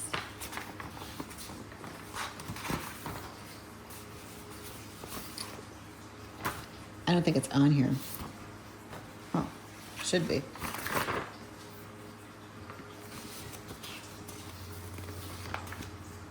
Maybe they just didn't include it on this, and I never even noticed. Again, I like to keep my lettuce at low, because it doesn't need a lot of nutrients. So knowing that the EC needs to be 1.8 at the lowest point, maybe I'll try to bump this up to 1.5. Find a happy medium between a little higher for the lettuce, and just a smidge lower on the celery. And then watch it. Just give it like a week from Sunday to Sunday, and see what happens. So, whatever it is, you can always pick off whatever's wrong and, you know, keep letting it go and just adjust it. I know the lettuce, when you do that, it grows like crazy. So it'll be fine. All right, let's move on. Let's get to the good stuff. Lettuce is good, but it doesn't do a whole lot for me. I've just been so excited to come down here and play with this watermelon. I see it just getting bigger and bigger. Let me stare at that for a quick second. I'm gonna switch the camera, guys, to the right side so you guys can get a good view of the watermelon tower and where I'm at. And I will post the, hi Karen, no. I can honestly say no. No. Normal bills. Normal bills. Karen, I will say this though. My husband got really nervous with the cameras and the usage that it pulls, that it, you know, pulls on our, you know, like data usage. He got really, really scared. But luckily, in the state of Rhode Island, I guess there's some law that if you go over a certain band width or whatever, there's no extra charge. Because the cameras, even though they're not on 24/7, they're on from like, I keep them on from like 10 when I go live, and I kind of turn them off about 5:30ish, because YouTube has strict rules about up to 8 hours is what you can, I think it's 8 or 12, I forget, of what you can stream. And he goes, that's a lot. But I told him, I said, even when they're not live, they're still on, like with their IP address. So he's looking at our data, and he was really nervous. He actually went to our cable store, it's called Cox, C-O-X, and talked to them. And then they assured him that everything was fine. I'm like biting my nails because I'm thinking to myself, I've done all of this, and we're live, and it's really going, and people are loving it. And I'm going, what if the bill comes in and it's like astronomical? But it wasn't. We actually just got it, and it was completely normal. I was psyched, and had a little like secret smile, going, ha, proved it wrong. But so no, the power is just fine. These are LED lights, and they really don't draw a whole lot. The pump is very, very, it's like a fish tank pump, not a lot of power. Even with all of this, I can honestly say that our, I think it's AgriSource that we've got. I can't remember. It may be Cox too. It might be some national grid of some sort here on the island. Everything here is just a little more expensive than, let's say, the mainland, but when I put it all in perspective, it's all very reasonable. So, no, if you're thinking about getting one of these systems, whether it be brand new or pre-loved, it's not the lights. You're only going to keep the lights on. I keep mine on from 6 a.m. until 9 p.m. But honestly, I was just thinking that for the summertime, turning them on at 6 a.m. and probably turning them off at 6 p.m. because it's still light out until 8, maybe even 8:30, the high point of the summer. So I still get really good light in this room from the 2 windows.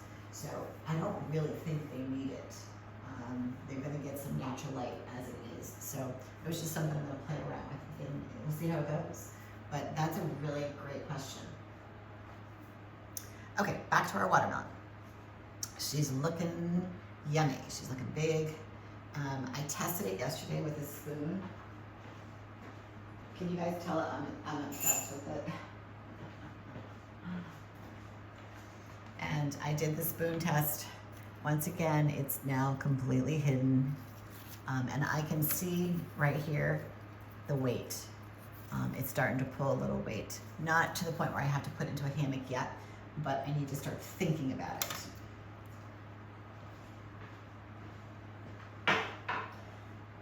The other thing I have to be aware of, and I'm always, when I feel like this is not the light that is not in the proper spot, I need to leave it alone because it's drawing from the band, this wand, Just gonna angle it out to the left a little bit.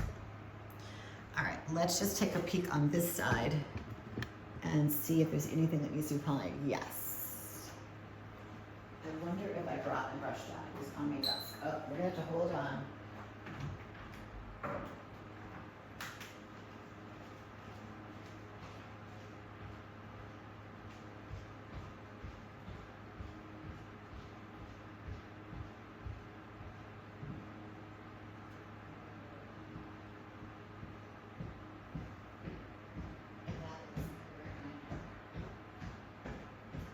I forget that it's there. And I inevitably will go to the grocery store, go to the gym. The brush, my pollinating brush, will live in my hair all day. All right, there are a couple over here, so I'm gonna grab some pollen from some flowers. And again, I'll post this close up in a little bit. The easiest way is to just grab one of the flowers and pick it.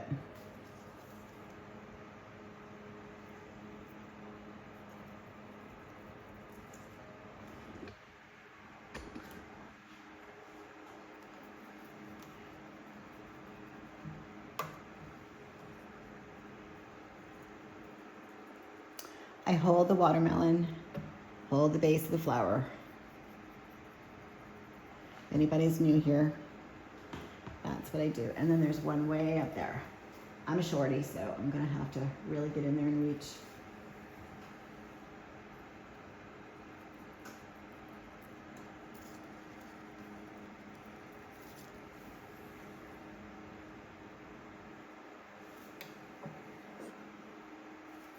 Then while I'm over here, just give a little look. A lot of foliage, a lot of dense foliage that are in there. I mean, if I put my hand all the way in there, that's very, very concentrated. It does worry me.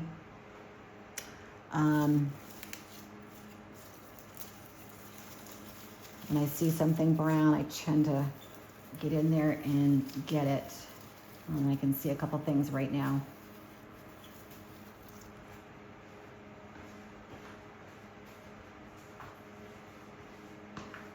I think one of the things I'm going to do is move it on a time. I'm going to put the fan I have in the window, which is over there.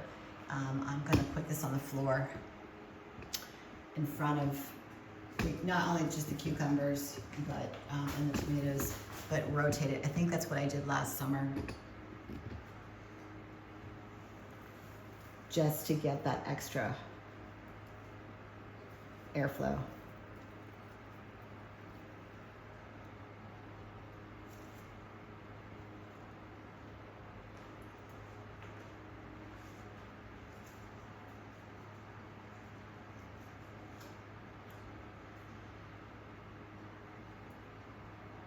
I hope people are enjoying the vertical.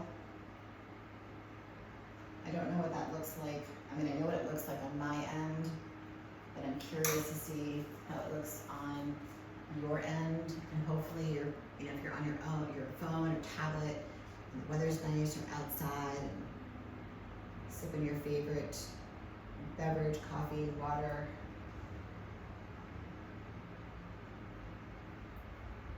Play this in the background if you want.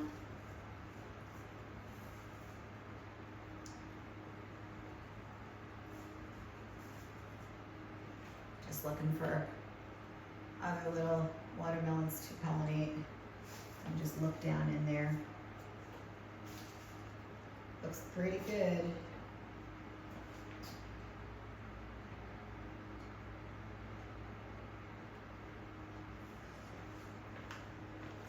Good. I'm going to go around to the other side.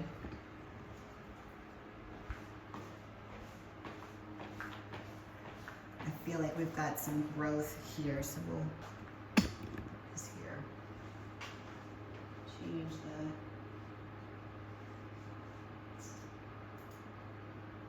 80. Okay. Just to see what we got back here real quick. See a big one right there. You find a flower.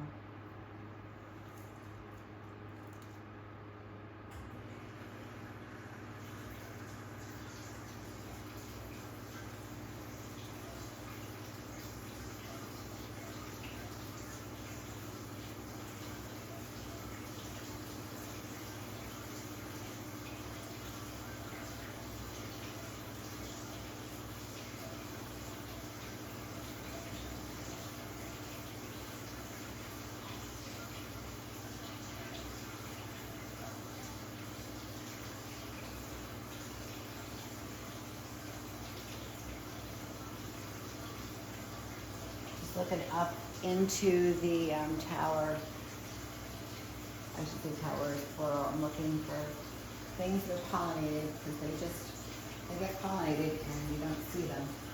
And then boom, there you go.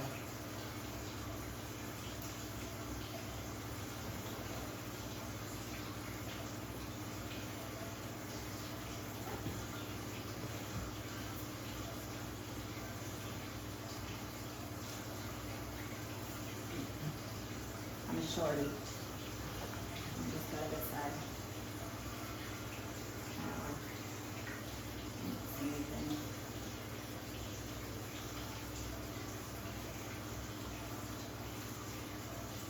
There's one watermelon that's right here that's, I'm not sure yet, but it's right in front of a light, so you would think if it's pollinated, it's going to go. Because they love light. All right.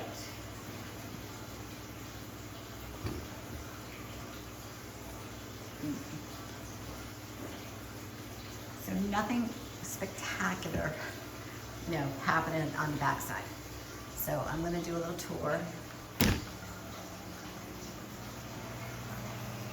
of the cucumbers. Now yesterday we didn't really have a whole lot to pollinate. Let me go back to the other camera and do this better.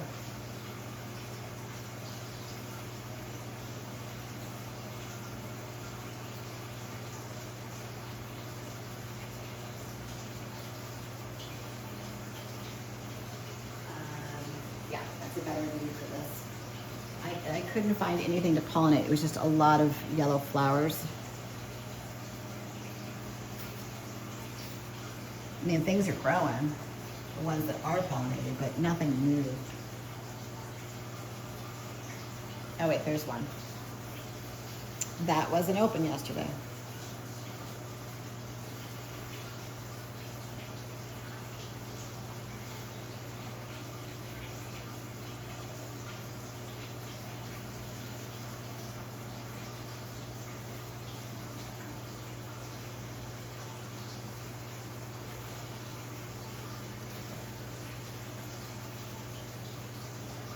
I'm trying to plan out my outdoor stuff.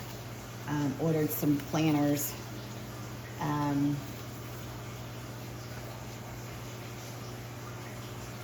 Got 2 in place, got 2 more coming. I don't know. I haven't decided whether I'm going to do a lot of vegetables, or I just want to keep it really pretty and just do tons of flowers out there since everything is so well oiled in here.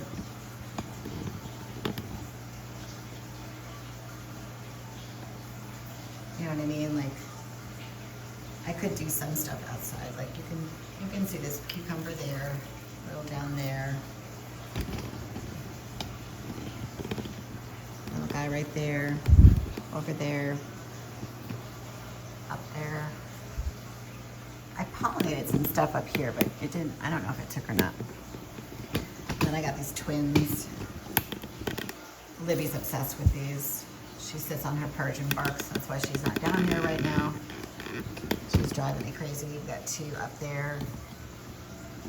She thinks that all the food now is hers. Like the summer squash, even the zucchini now. So I'm just like, okay, you gotta go upstairs. She's with Daddy.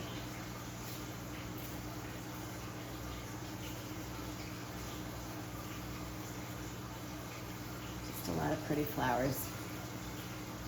All right, well that's good. I didn't find any yesterday, so at least today we found 1. And once they get going, they grow pretty fast. So I've got many, many in the queue, so I feel like I'm in good shape. The deadheading, oh, endless, endless, endless.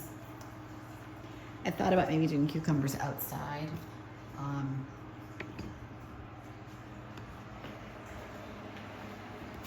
Just for that reason.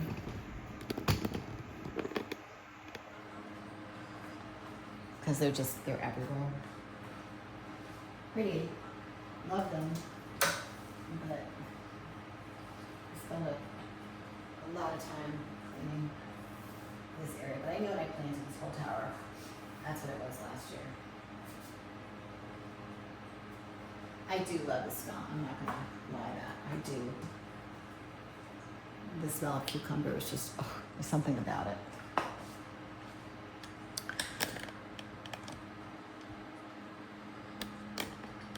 But all in all, I'm pretty happy with this tower and the fruit that it's producing. I think that the spider light on top is key.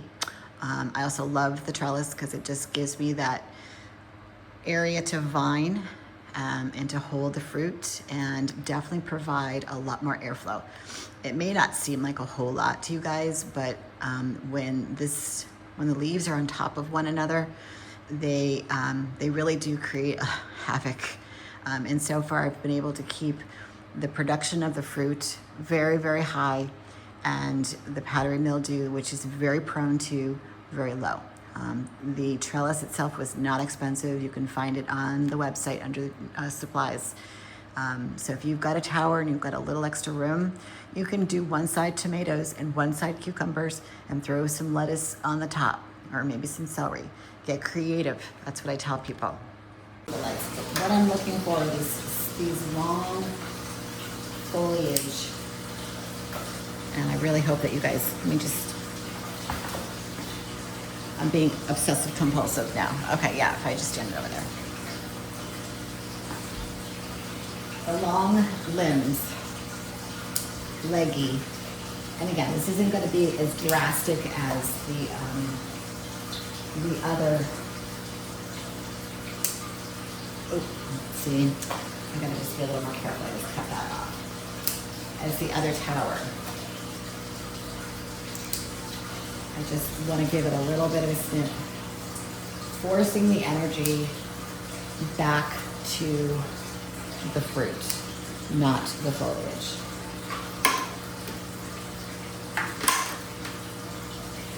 I'm just sending a clear message. Hey, grow some tomatoes, please.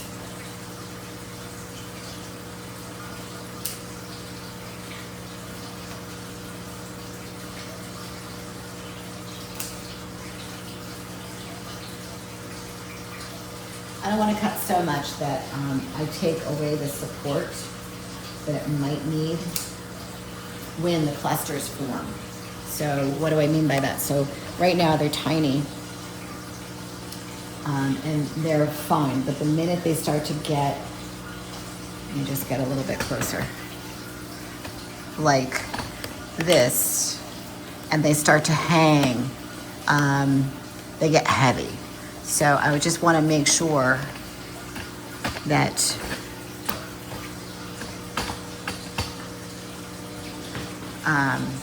yeah, that's fine.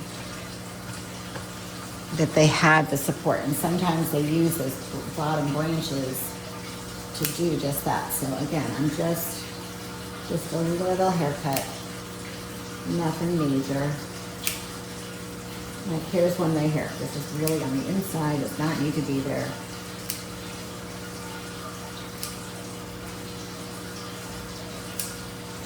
I almost feel like I need a mask when I do this. It's so strong.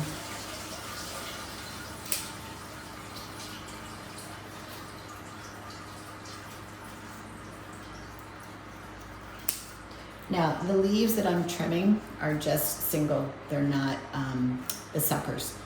Those are the ones that you want to do the cloning with. And we've done that in past videos. You can go back and check out the tomato playlist. Clone It Like Kevin is probably the best one to show you.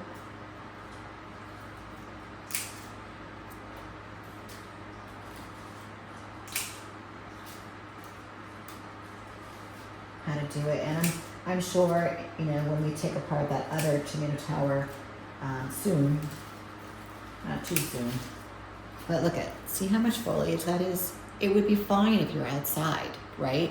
But indoors, it's just a little chunky and it's just cutting off that airflow to the back, and I don't want that because you know what that leads to, right guys?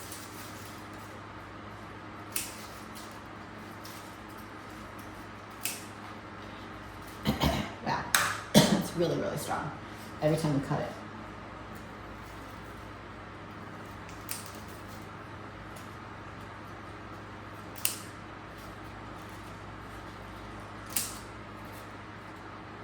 Okay, even just that little bit, open that up. So now I'm just gonna swivel.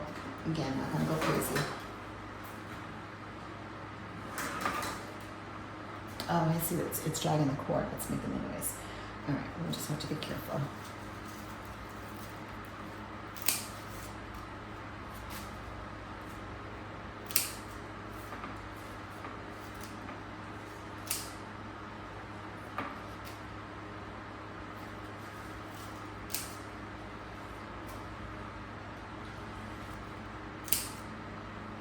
Do I have any nurses out there, doctors? What do you think about the liquid Band-Aid on that stem? You know, what are your thoughts? Or experienced gardeners? I'd love to hear people's opinion whether or not, because I'm sure it's not inexpensive to buy. But you know what, I'll have it in my house. It's probably a good thing to have.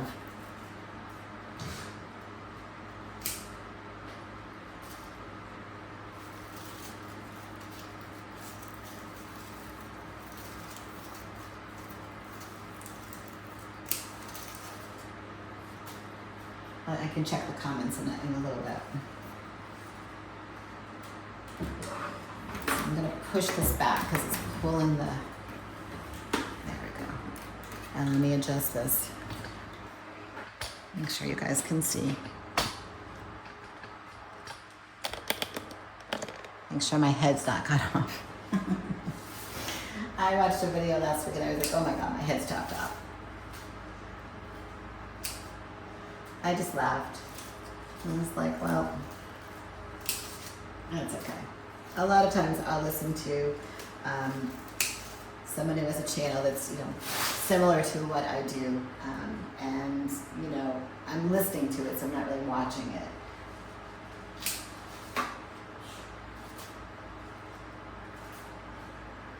So they probably, you know, I didn't notice whether their head was chopped off or not.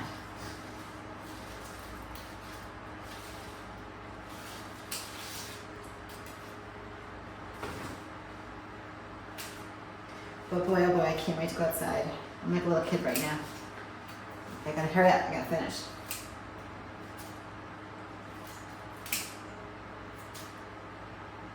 I'm gonna go see whether or not I could put some air in the tires of my bike and hit the road. I don't know. So where I am, you know, it could be like, let's just say, 70 degrees, but the minute I leave where I am and I go out towards Ocean Drive, which is a peninsula in Newport, not only can the wind be right in your face, but the temperature will drop like a rock. Granted, I am pedaling, so I'm pretty warm, but I have to make a decision whether or not Miss Lipster comes with me, because I actually have a basket that she loves. She's crazy about it. She sees it. When she sees me attach it to the bike today, she's gonna be like, yeah. She gets in there. It's pretty. It's like a little wicker basket, and it's got this top to it. And I got a little blanket in there. She sits in it. She's safe. She can't get out. She can't jump out. Occasionally, she'll bark at a dog, and the dog doesn't know where she is, which I find comical.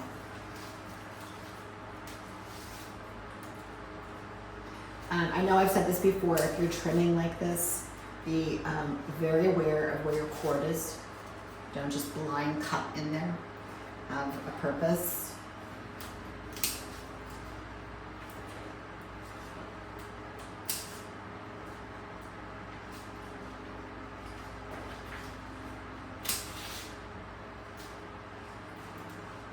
I'm really happy I'm doing this today because I know we've talked about it now for at least a week. But normally I would just let this thing go and grow and grow. And the fruit would take forever. Ooh, is that strong? Let me just check.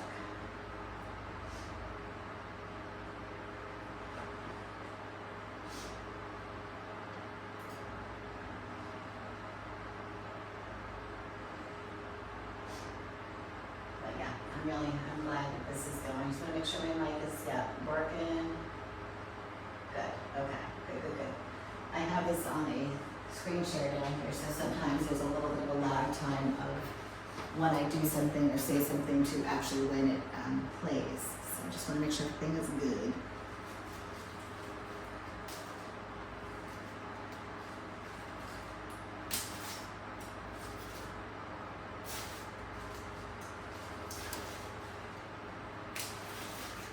Last week I talked about, we got a little you know what down here. I don't like that. I'm gonna clip that right out. No.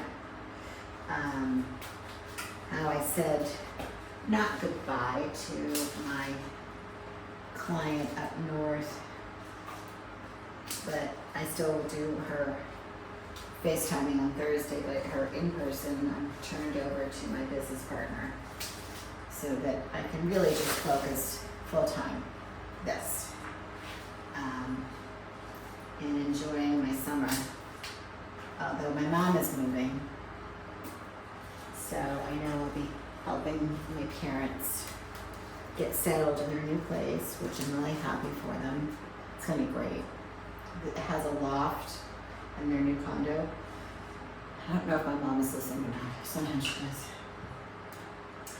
I think I'm gonna swivel this way. It's got this loft, and my mom is a quilter, sewer. She is, I can honestly say that it's not just quilting and it's not just sewing. Anything my mom does, she's an artist. Like, you give her a macrame project, a crochet project, a knit project. She's so talented. I don't have that, did not get that gene. So it's pretty impressive what she can do. Ooh, I just changed the time on that? Probably. Alright, so we're going to spin this way because of the cord. Oops. Oh, the big guy. It's just amazing that she needs a pattern, I guess, which is what she's told me once before. But everything she makes, like her quilts, it's not just a blanket, guys. It's a piece of art. Look at this. Look at this piece of foliage. Does not need to be there. So if she's listening, hi Mom. She's very, very talented. So anyway, her loft is going to be her whole sewing room that overlooks like their downstairs. So my dad could be hanging out, watching his favorite movies, and she could be upstairs keeping an eye on him and sewing. And then the best part is that her, she calls it her quilting buddies. My husband has a saying for her quilting buddies, her COVID buddies, because she goes next to them and then she inevitably gets sick. Whether it's a bad cold. Anyway, he's just joking around, but he calls them her COVID friends. Oh, my husband. Anywho, so she's happy. She's enjoying retirement. I'm really trying not to touch with my right hand.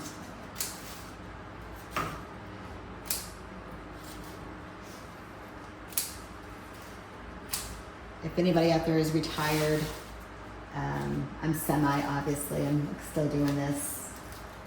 I'd always do something. I couldn't just sit around. I literally would lose my mind. when I broke down my room after the aphid infestation last year around the holidays, when my husband and I cleaned every single tower and took everything apart, I was so sad. I was so sad. I cried. Like, I love this. This is it to me. This is therapy. Not that I need it, but just, it's so much fun. And, you know, the benefit is that you're growing your food. Oh, look at that. There's a red tomato in there, and I didn't even know it. Do you guys see that? Look at red tomato on the inside. Did not even see it. I'm dying for red tomato. All I have is yellow right now.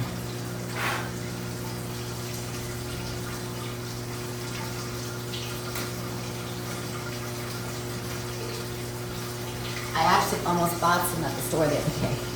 I'm like, nope, not doing it. Not doing it. Grow my own.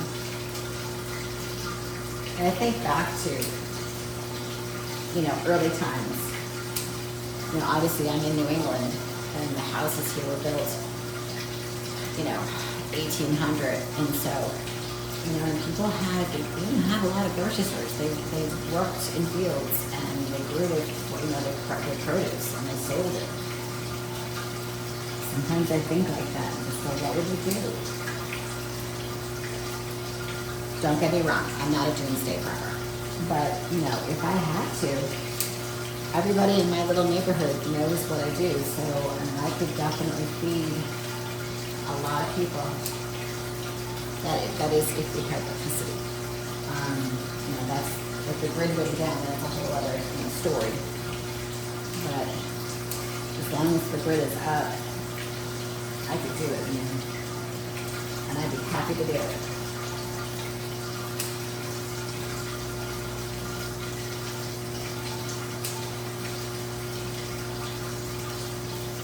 All right, I'm going to scribble a little bit more.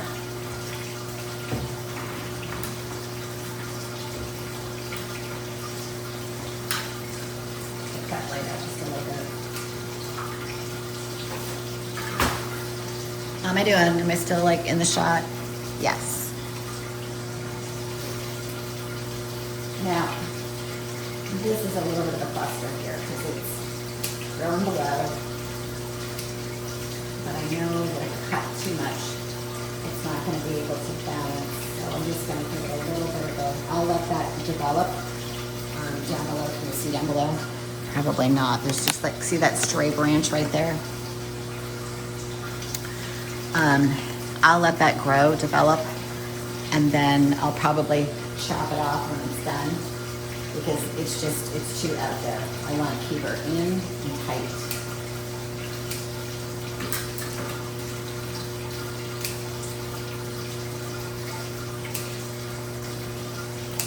Less problems.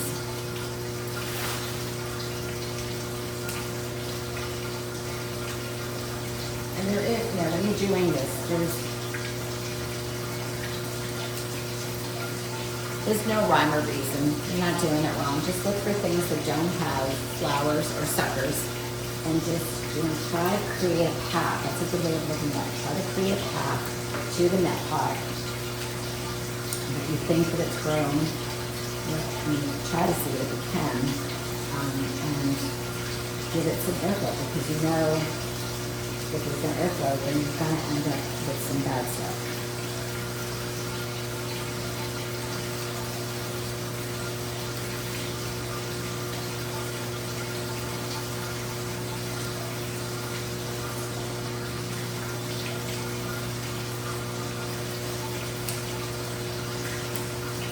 Oh, the tower's getting green.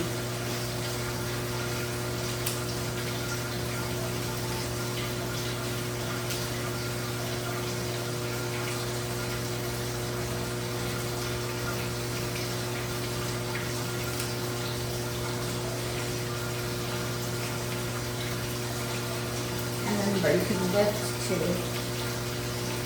get under there. Totally okay, you're not going to hurt them. Do it now while the fruit is little so that they don't come flying off the tower.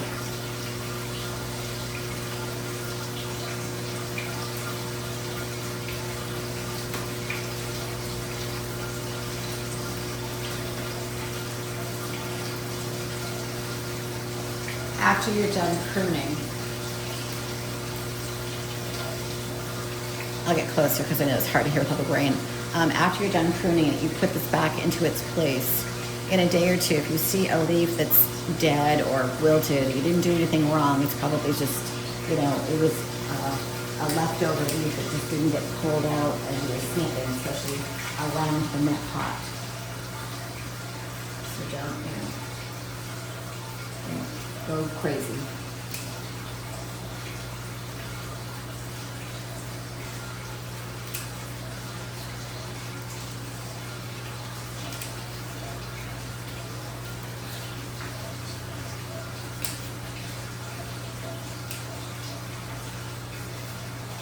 Sometimes you got to pull it out and it just gets stuck.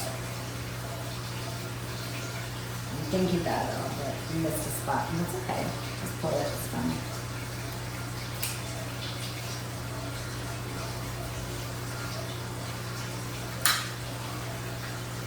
Also, too, another bonus of this, when you're trimming the leaves back, it also prunes them away from the wands, because the wands will, they will burn the leaves.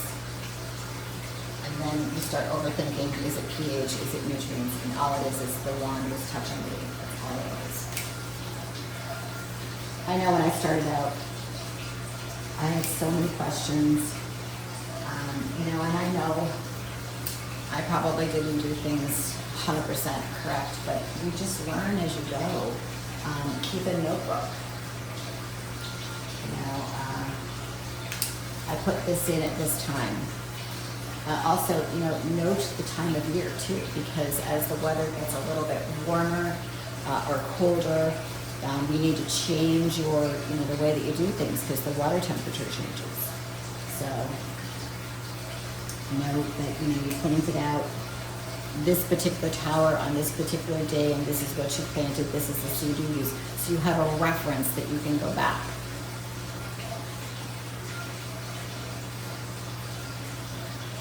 I should listen to my own advice because I don't do that, but I have a pretty good idea of what I did when I did it, but sometimes I wing it, I'm not gonna lie.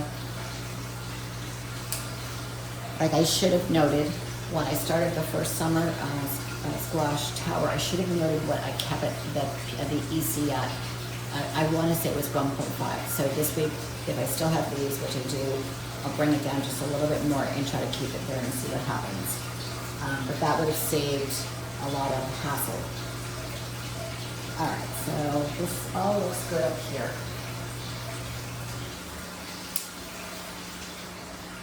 So today's close-up will be in two parts, part one, part two, just because of the video length.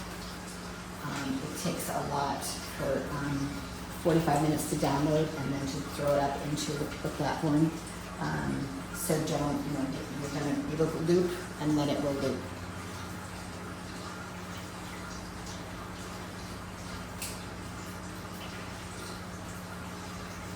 Although I could put them together. I might do that, we'll see. Let's see what time it is.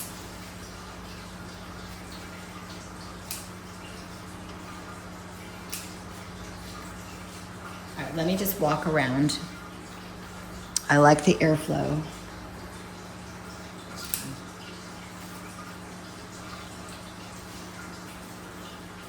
I've got some tomato clusters over here that we need. I'm going to salvage that. This is a big, it actually has some stuff on it, but it's too tall. Again, I want to keep it tight. Give you lots of fruit, but stay growing within your zip code.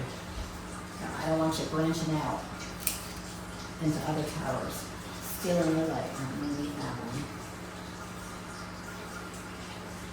That's really annoying me. Where is it? Is it near the, oh, it's in the back. Okay. I'm just gonna do it because I know what's gonna happen. So I'm gonna sacrifice that back part. It gets very long, it gets very leggy, it's gonna be touching the wall, and it's gonna have 6 tomatoes. So I'm gonna just save myself the hassle and trim that area up. And stay with my formula of keeping it tight with lots of airflow.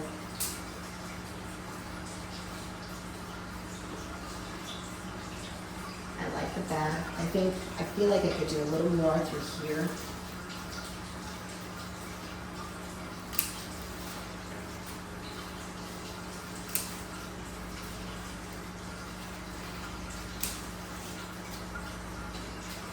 Also, too, by doing this, you really are giving the tower a little more longevity, like this guy. So before long, we're going to be trimming that one again. You keep trimming back, keep forcing that fruit. Eventually, you'll have to turn it over. There's no question you'll need to clean it. But for right now, give me some red tomatoes, because I think that's what I put on here. Most, anyway. Blue yellow. I do. I feel like that's just a little bit better. I do. Okay. Let me look at it from over here.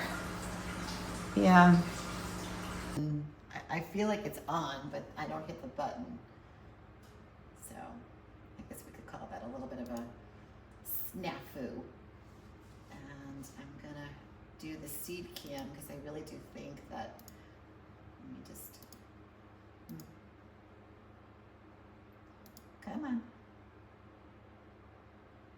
There we go. All right, now it's on the shared screen, so sometimes it just takes a minute. Okay, so now you guys can see the whole display. On the vertical, it's a little, kind of more condensed, but I'm gonna be working right here anyway, so I'll be sure to show the seeds. And then on the close-up, obviously you get the full thing. You guys can see that around noontime. So I only have 4, and I was really hoping it was gonna absorb just a little more water than it did. Maybe what I'll do is I'll flip it over real quick. I just did that. Normally I soak it and put it in, but I was rushed to get going. Lots going on. I'm one of these people that I'm just super, super busy. I always have things, like I was over in a nursery yesterday called Farmer's Daughter. And it's just a beautiful, beautiful nursery. Just gonna flip these for a quick second if you think, like, what is she doing? I'm just trying to get water in the top, so I'm just gonna press these down. Oops, sorry. And let them absorb just for a quick second. Anyway, so that nursery was absolutely gorgeous. I'm trying to get some more planters for the backyard. So I stood there for like an hour looking at all these different pots and, the different sizes, because I want 3 on each side of these doors. There we go, that should be plenty. And I want, I don't want too many colors. I want them to kind of match with what's going on outside. I've got a bench that I want to reupholster. So I went to the fabric store and bought a yard of umbrella. That stuff's expensive. All right, so I'm going to, I think just for purposes of this, I'm gonna move the lights out. Let's just see what that looks like. Yeah, you guys can still see. I need a pair of scissors, one moment. I'm really curious about the super glue. Oh, I come up with some fun ideas, that's for sure. All right, so I've got arugula is my first one. I'm only going to be doing 4, but I want to do 4 different. I think that's what's in there right now, is this black seeded Simpson. And these 2 are from Tower Garden. So if you buy a tower from them, or maybe if you find a pre-loved one, sometimes the seeds will come if they haven't opened them already. This is just a gourmet lettuce. And I think I bought this a while ago, maybe Amazon. We'll try it. It's just been sitting in there. Muslin, Ohio. All right, so let's cut the ones that are not open. There's a lot of seeds in there. And then the tower garden has a little strip at the top, but sometimes it does enclose, so I don't even bother. I'm just getting them all open. You want to shake that packet too, because sometimes, because the seeds are so small, guys, like literally, you're not gonna be able to see that, but maybe in the close-up, really, really small. And what I like to do, I know some people get really, they're really into the seeds, and there's not many in here. So I'm gonna dump all these seeds in my hand. Okay, this is the arugula, and that's all the seeds in this one packet. Now again, these are free, so it's no big deal. But most people, when they do seeds, they do like 1 or 2 in the rock wall. So in this little port right here, they'll put 1 or 2. You're gonna be waiting a long time for lettuce. I'm just gonna say that. Everybody, I try to be as nice as possible and not hurt anybody's feelings, but you do you. My way, my method is, for phase 1 is really easy. So I just cup this side right here. Just put a little, almost like it's a measuring cup. And I just try not to get them on the outside. You really want to get them in them. So I'll pinch it, and then shake them down. And then I'll put, I don't know, maybe like, it's hard to count them. And if I look down there, it almost kind of fills the hole, at least with this particular seed. I know you probably can't see it. We'll do a very close shot at the end before I put the vermiculite in. All right, so that's our arugula. I get talking and then I'm gonna be mixing these. So this guy has a lot more. And they seem kind of like a longer green. So again, pinch it. And if you feel more comfortable, you can pour them on your hand, but I just kind of dump them in to fill it. Not to the top, but just to cover the bottom. And again, this is like a mix, so I don't even know what I'm gonna get on this one. But you know what, sometimes it's a surprise. I'll put a little more. These seeds are very inexpensive. So I know some people use like tweezers and stuff. And this is where I don't want to offend or hurt anybody's feelings. Don't bother. Just dump it in. And follow this method of warming that in a tray with a cover, which we'll do in a second. All right, so these are black seeded Simpson. And I've already got the crease because I've used these quite a bit. And again, these are right there, wicked small. Wicked small, okay? So I'm gonna put these in the last, yeah, we got one more to do. So I'm gonna fill this one, oop. No, it might have been too much, but that's okay. So we did that one, and that one. Which one did we? I need my glasses, hold on.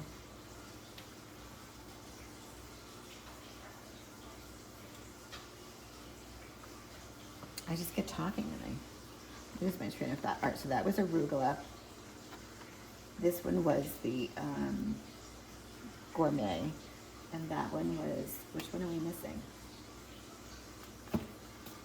Yeah, I think this is the gourmet. We didn't do the gourmet. Okay, oh yeah, so same thing. Oh wait, these look like the same. Let me just look. Okay. It's this one that we need. All right, and again, that may have been a little too much, but it's free. These were free. So I'm gonna take the camera and I'm gonna get up real close and over so you can see. I dump a lot of seeds in there.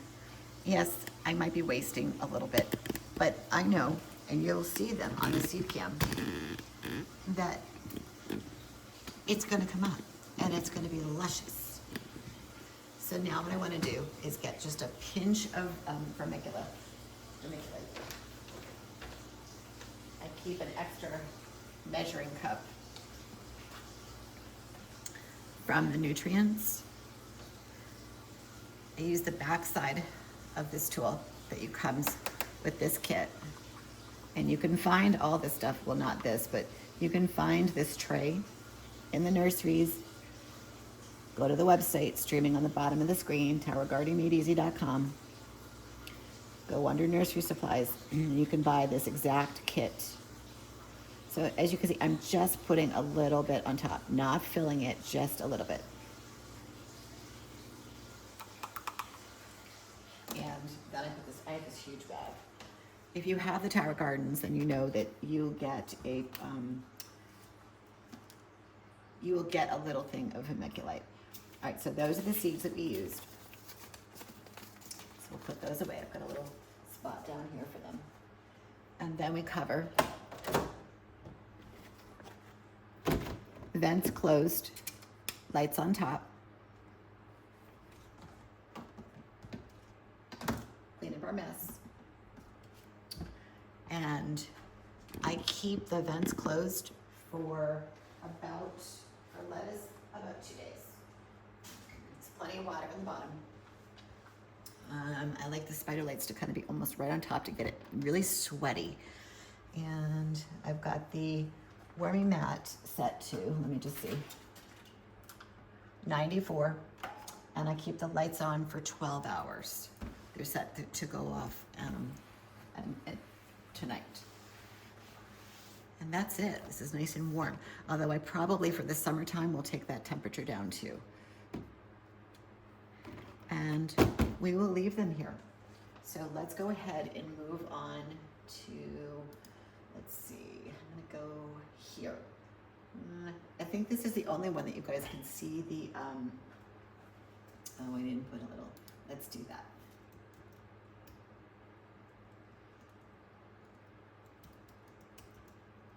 Good morning.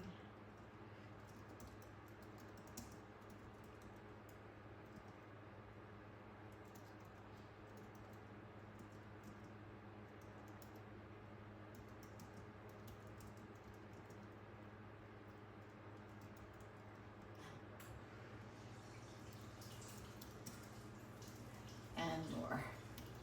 Okay, that should get people's attention. Super glue in a grow room. All right, so let's head on over to the green beans. There are some little developments, and I think the 180 is really the only where you can see it, but you'll get the close-up soon. All right, so I think yesterday when I looked at these, and they were about an inch, I would say we're now 2 inches, and then we've got some down here on the bottom in there. And the flowers are pretty much everywhere. And as soon as they pop, they fall off and they just start growing. Although I will say that there is a leaf back there that I can see. Remember yesterday, I said to you, if you find a leaf and see where this is positioned, right in the back on top of the net pot, that's like this, it looks like an albino type of leaf. There's nothing wrong with it. It's just not getting light. There's no, it's not from nutrients or pH. It's just light deprived. But I can see some flowers in there. I can see some flowers down here that are starting to happen. I love that. There's some new growth right here, which means that will actually probably, by the time I'm doing my third harvest, getting ready to take this apart, that will give me a little more food, which I love. I do love this green bean. Oh, you know what I noticed, guys? I don't know if it's in every Whole Foods, but the one that I go to in Cranston, they actually had a seed rack. And it was in a very weird spot. It was kind of like in the produce area. I'm just gonna adjust this light. And it was all botanical interest seeds, which I thought was really wild because I've never seen seeds, flowers, vegetables, gourds, pumpkins, everything was there on that shelf. So I was flying and flying out, but I'm going back there later this week, so I may grab this bean. It's the Blue Lake bean. I did buy some. Where are they? I ordered one. I ordered one packet, and they sent me 4. So I have lots of these, but I've never grown this. I've only grown the botanical interest, and I just love them. And they love the tower. Not all of their seeds are meant for the tower. I've discovered that. But the majority, they do work. All right, so the other thing that happened yesterday was if you watch the loop, we gave the cloned tomato tower a nice little haircut, not as aggressive as the other one. So you can really see lots and lots of blooms. Like it just looks completely covered in yellow flowers. And what I want to do is I'm just going to buzz them, because when you start to trim that foliage, you are, oh God, I gotta get a battery. Oh, there we go. No, it's really dead. All right, so I'm just gonna have to tap it. Yeah, it's dead. I'll have to come back this afternoon and do this. But just tapping them, I'm just shaking that whole branch, because there's not a lot of green, so there's a lot of bounce. We're making them bounce today. Just a little wiggle. Maybe I'll put the fan over here later. Upskirt them just a smidge. And I just can't wait for this to develop. All right, so I'm gonna switch over to the other view, because I think this is a better view for this tower, the other tomato. Let's see, let's go left and see what that looks like. Yeah, kind of. It's not bad, not perfect, but it's pretty good. Okay. All right, so again, I can say this, that this particular tomato tower, you can start to see, like, I have harvested quite a bit off of this, but the foliage is just filling in. It's filling in by leaps and bounds. I need that scissors again. And that's okay. I'm not gonna hack at it this week. I'm gonna let it grow, because I do see, as I mentioned yesterday, these are the suckers, and they're everywhere. And basically what that is it's new growth. So I gave this tower just a little more longevity here, you know, and I'm sure on the back, there are a couple leaves I'm just gonna actually, while I'm standing here, as part of my chores, look a little, not crisp is the wrong word, but just burned from the light. This was too close. And I hit this when I was pruning the other one yesterday, and realized it this morning, so it was kind of balancing down here on the leaves. So I'm just gonna trim off those couple. No biggie. The garbage is hiding today. But I am excited for that clone to really, really pop. I don't have any red tomatoes, and I'm desperate. I'm really, really desperate for some reds. Like I say, I almost bought some the other day, and I'm like, nope, not doing it. I'm gonna grow my own, inside, outside. So yeah, it looks good. It looks real good. But you can see, just if you go back in the playlist, from last week, 2 weeks when we did this, to now, look how it's filled in. So don't be afraid to prune it back. And the broccoli, just make sure you guys can see that. Yeah. The broccoli is just filling in. I left this leaf right there on purpose yesterday, because I wanted to see if it would really, it was just kind of teetering. Now it's over. So this means that this is on point. I'm curious, while I've got you guys, because I didn't adjust. I adjusted the pH. I did not adjust the nutrients. I just naturally let them come up. I let the water go down just a little bit. So I'm curious to see what it is. I'm definitely gonna have to put water in there this week. Yeah, I'm definitely gonna need water.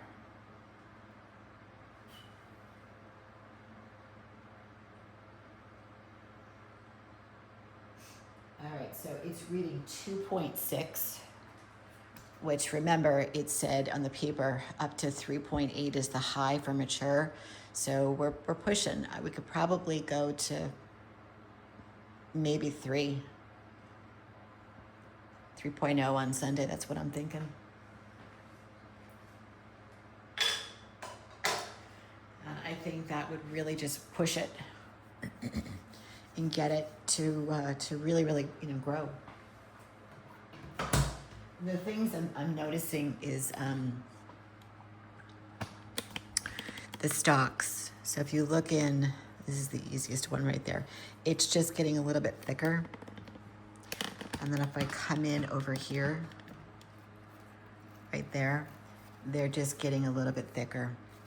And the leaves are they're really kind of pretty. They look kind of prehistoric. It's just the way that they grow. They grow out from the sides. And they're velvety, which I love. They don't have thorns. The thorns on like something like that, it can get you. And sometimes they're hard to get out. So I'm just curious. I haven't really gone to the back side of this. I haven't really looked back there. I don't think there's going to be anything out of the norm. But I will say that the back side is close to this window. And it does get that extra natural light, which is a little bit different than the LED. So we got a little bit of a curved leaf that's just growing like to the tower, which is fine. I just don't want it in the net pot. Ooh, so I just cracked that one. Did you hear that? It's all right. I'll pull that one up. Not a big deal. Now I'm 2 for 2 this week, breaking stuff. But it just looks really good. I will say that my Ladybug Patrol is one in there. They love the broccoli. I don't know why, they just do. They've been hanging out in this tower for a bit. Which is fine by me. There's clearly something that they like. I was reading an article about them when they don't have mites or aphids to eat. They will look for pollen. They'll look for pollen, whether it be squash or the watermelon, maybe even the tomato. There was one that was hovering in the tomato the other day, which I was in there doing something, and I scared him and he flew at me. I'm used to it by now. But when I first put him down here, I was like, ah.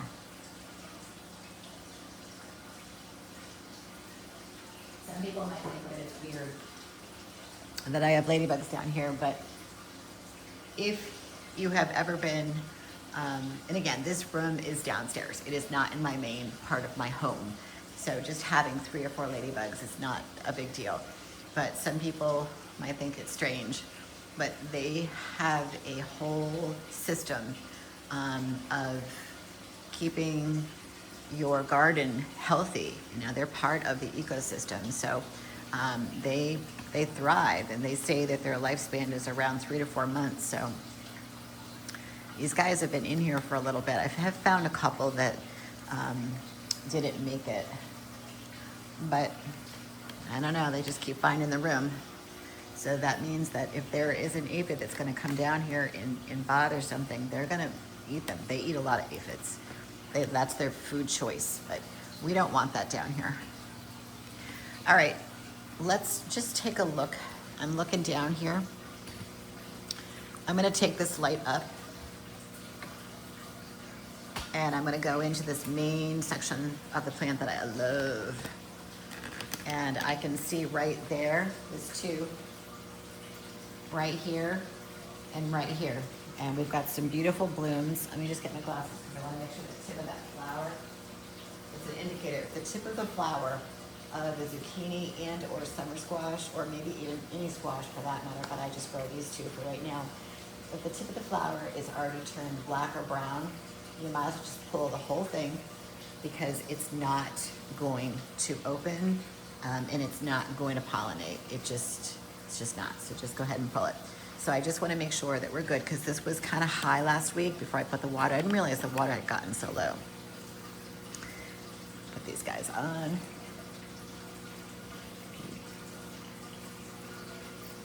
And I can say that this flower right here, if you can see me, yep. And then the one that's down that you really can't see, that one looks really healthy too. So that means I've got 2 viable zucchinis that should open, if I had to guesstimate, I would say probably, what's today, Wednesday? By Friday. So we're on it. But the one thing I love about this one is the flower is going to come out straight. The one that I don't like about this one is it's pointing down. And I've discovered with this particular plant, anytime, well, I shouldn't say anytime, I think most of the ones that pollinated that are upside down, they don't take. I think I've had one take that was on the back side. But if they're shining up, like these guys were at one point, these are just flowers. I'm keeping them there just in case I need the pollen. It just, for some reason, they've got the light, they've got the pollen, they've got what they need, and they're good to go. So I'm just checking back here on the back side rim. If you saw the loop, oh, that's the other thing, guys.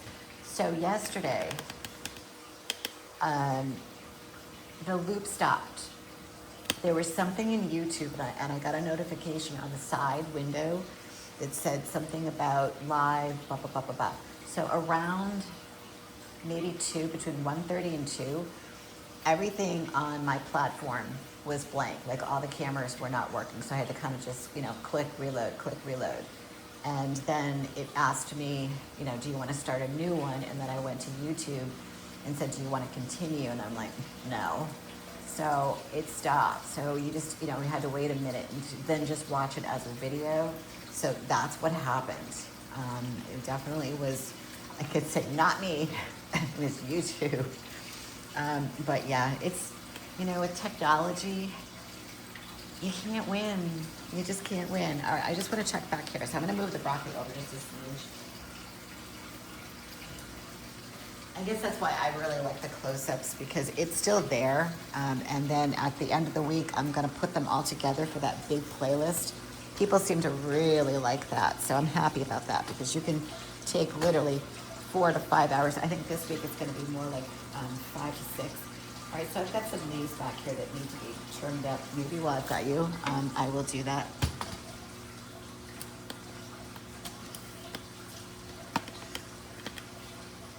There's some just, it's like I said, if I put my hand deep in here, there's a little bit of a temperature difference. So I'm gonna go get some scissors, and I'm gonna clean some of this up. Get some browning.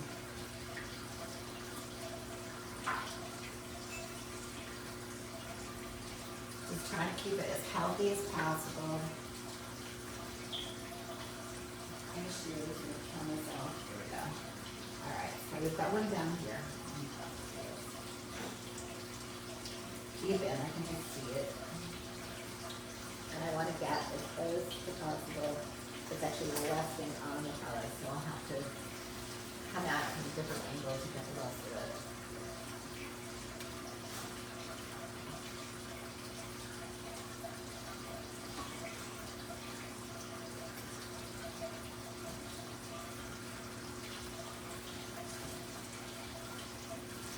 This is Brady's a knife. I'm just trimming over here. There we go. There's one. And then here's the other one that was resting on the trellis. Look at that one. Ooh. Did I see that? Maybe I'm going to be 3 for 3 this week. I hope not. This is the big boy. I don't know. I think he's okay. I think it was just kind of like a little bit of a dip. I should put something on there. I should try to lift it. To support, because it's starting to grow down.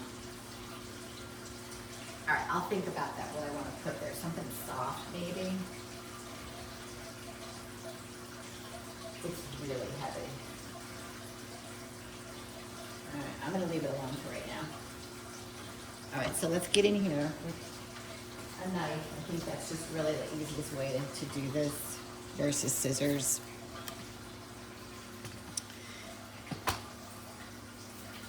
Like here's an easy one, but I gotta follow it back. It goes to another. The leaves are so long that they are actually on a different plant and they cross over. So now I gotta go back and find that stem that I just cut. It's over here. You really need to get the whole thing and not just part of it. All right, there we go. You don't want it mulching down. All right, so we're back over here now. All right, so let's go ahead and cut. And as these age, they get, take a look at the inside. They're just a little bit thicker versus down here. See the darker green versus the lighter green? Just means that they're a little stronger. And they have to be to support that fruit. So here's one that's way up here. Ooh, see that split? Oh, I don't know. All right, I could be 3 for 3, guys. Oh, no, we're all right.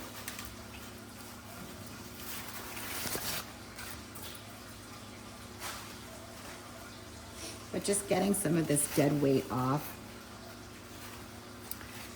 will help the plant. Here's one. Where does it go is the question. Let me do this and then come back around and see if I can find it. Oh, there we go, right there. All right. Any more? Maybe this one. I'm scared. Ooh. Oh. All right, something just shifted over there. Something definitely just shifted over there. We gotta go find out what it is. The whole plant just shifted. All right, I think I need to put a string because the whole thing just shifted. All right, so I'm gonna bring you up. I think we're done with the leaves. I don't want to be 3 for 3. See how the whole plant, it just shifted.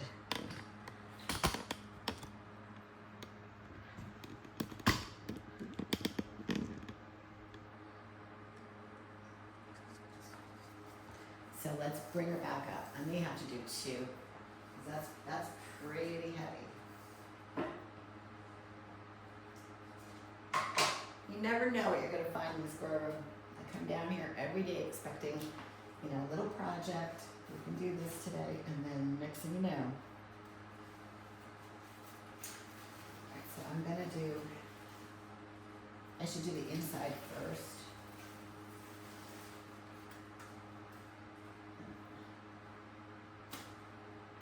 Let's do the inside first. And come around.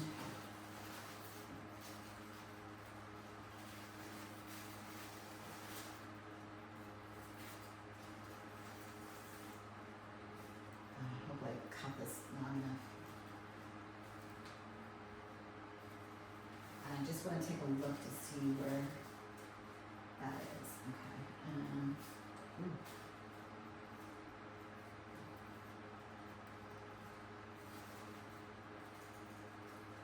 Nope, maybe not. All right, so we're gonna have to come down here, get it off of that base of the trellis. Like, I'm scared this is gonna crack.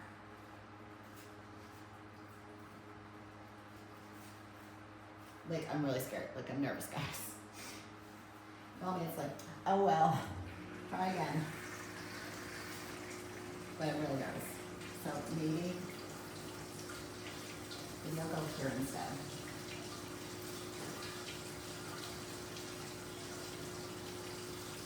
I just have to this weed.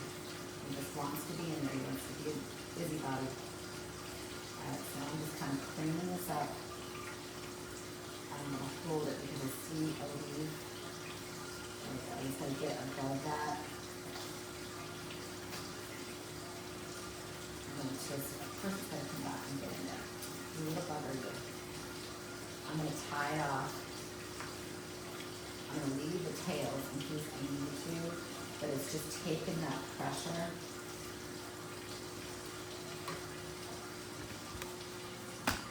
It's just taking that pressure off of that stem. So we want to hang on to that fruit to the best of our ability. I'm probably going to do one more. I'm just checking the integrity of the inside right now.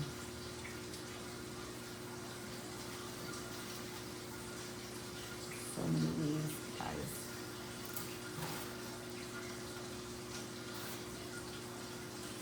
I'm cleaning while I'm here.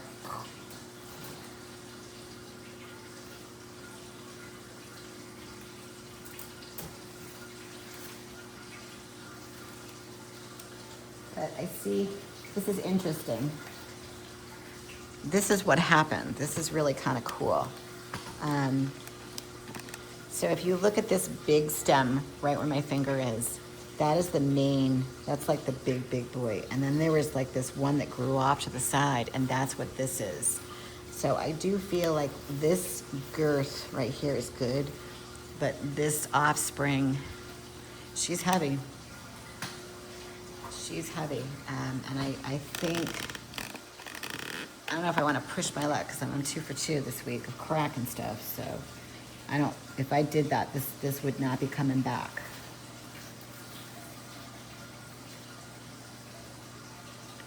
I might put one right there. I almost feel like this twine is really good, but I'm just trying to think of something that would be better.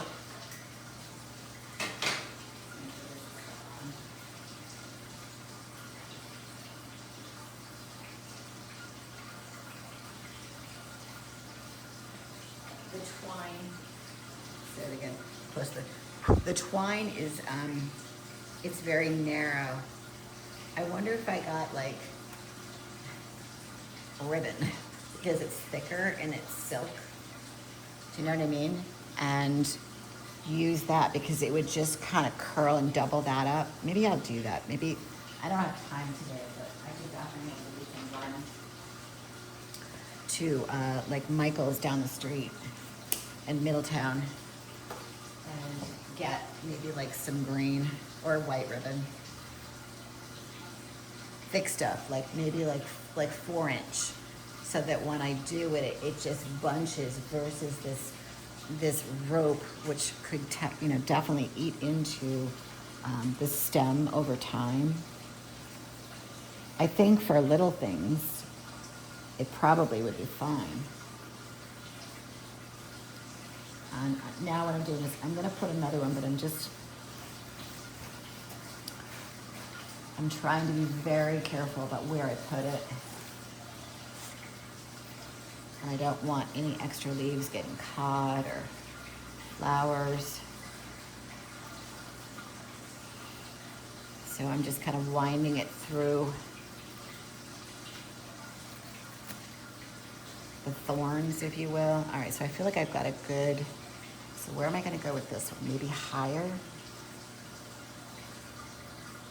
I'm probably gonna have to readjust that, we got a little knot on this. So I'm going, God, why is it so stiff? I'm going a little bit higher.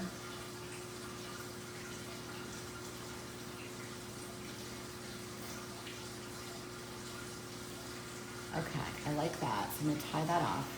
Maybe, my finger's now in the way.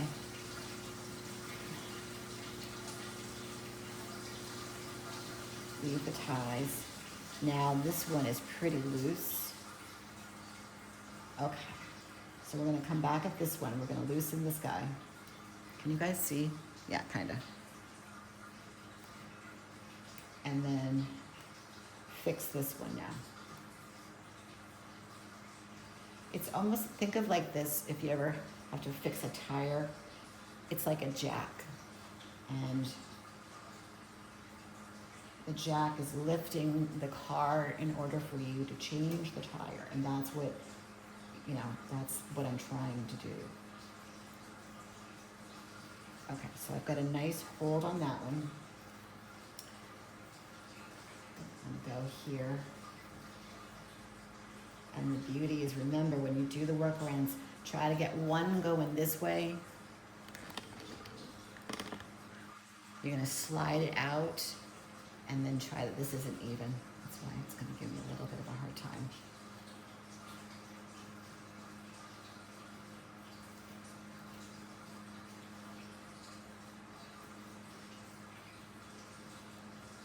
Oh, I thought I had enough string. Okay, I just barely.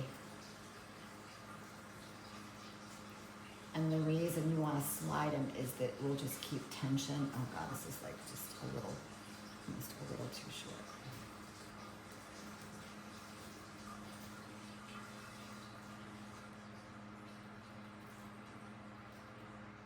And I'll show you in a second when I tie this off. So that right one just became loose because I had to pull on this one because I don't have a lot of string. But if I go like that, hopefully you guys saw that. So one got tension, and then by taking and moving them out on either direction, it causes the whole vine to rise safely, and it just takes that support. And now the two zucchinis that are down below,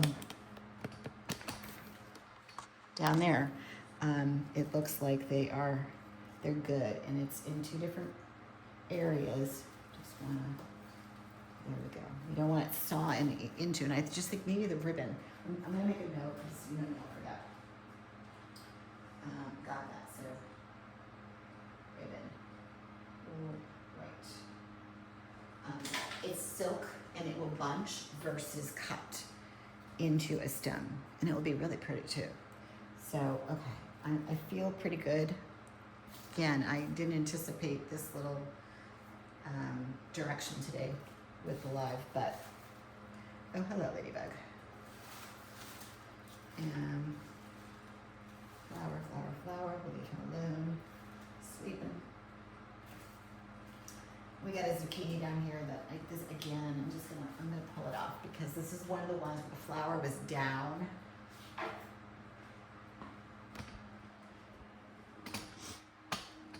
I want to show you what I mean, but I got to get down here to show you. So this is one that we probably did, let me think. Oh, it's over here. Maybe last week. I forgot about it. But see how it's pointing down right here? The flower was down here. We pollinated it, but it didn't take. So I'm just gonna carefully, and of course it's, it's soft because it's not pollinated. So I'm just gonna get in here with my finger and give it a gentle little saw. And it looks like to be a clean cut, so I don't have to go back in there with a knife. Maybe that little piece right there.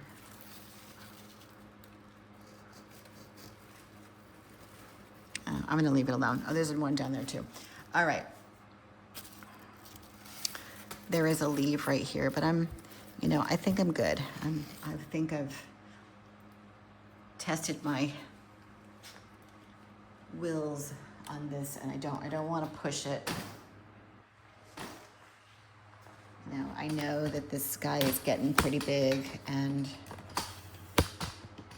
I'm probably pushing the tower to its limit, to be honest with you, with these big size zucchinis. So yeah. All right, on to greener pastures. Let's take a look at this guy. This is the newer tower right there. Guys, seriously, I was scared. I don't want to lose it. I really don't. It's just provided so much food, so much food. But I know inevitably, it's gonna happen.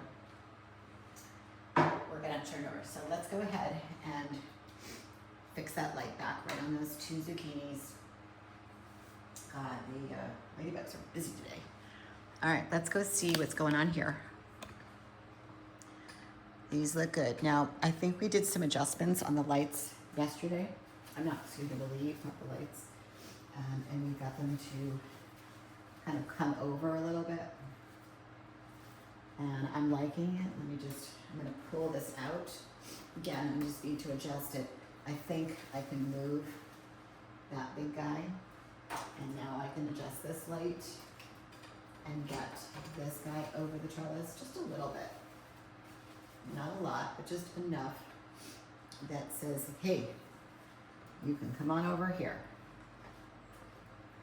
These all look really good, really good. There's not one leaf that, well, maybe that one just needs to come out and get some air. Not one browning leaf, not one yellow leaf. It's in really, really good shape. I'm telling you guys, if you want to try a seed, this is the one. This is the survival seed, the Black Beauty zucchini. And if you've got the room in your tower to do this, you will not be disappointed. It's pretty impressive. All right, let's move on to the new summer squash. And what I did see this morning, which made me smile as I was running through the room, is, and remember I said we're probably gonna have our first summer squash on this tower, and there she is. Beautiful. This is one of the plants that I really liked. Then we'll do the super glue. Let's pollinate first. That makes me happy. I'm just gonna pull a flower from this guy over here. Let me just clip it with my fingers.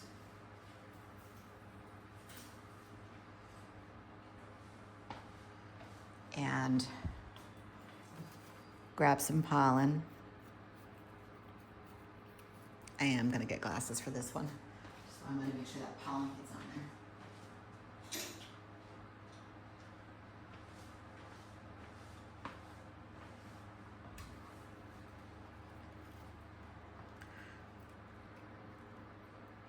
Sometimes I move on to another tower and I'm so used to, like, you know, bumping into the wands after I've adjusted them.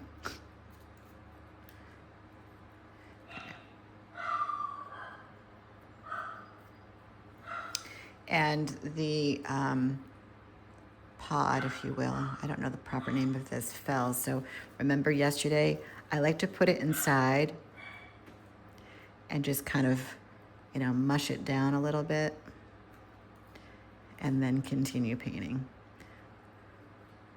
You don't want to break the flower, but you don't want to waste it either. Notice how I coat everything.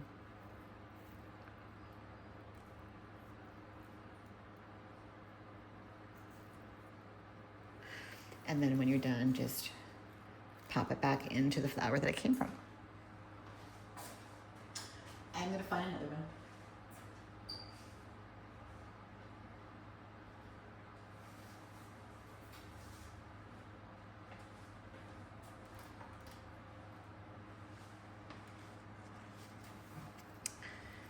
Not as open, which means that the pollen inside isn't as fluffy, but will still work.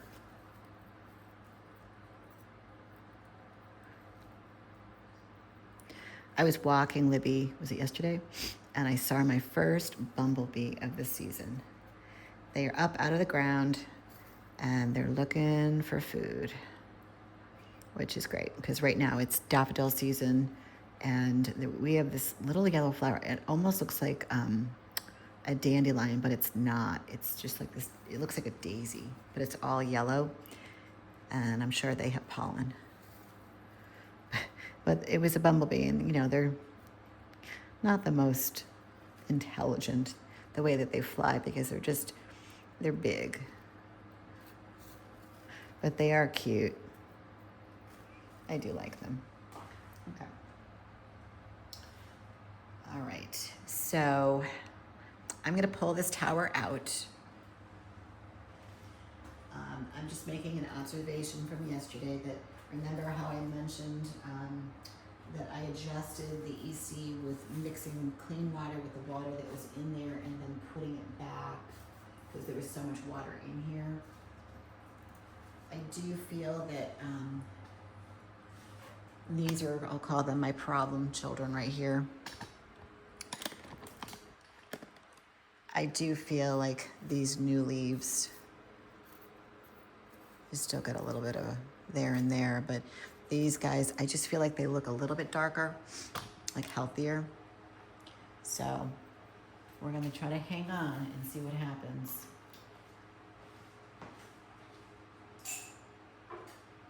I really don't wanna have to throw them out, but you know, sometimes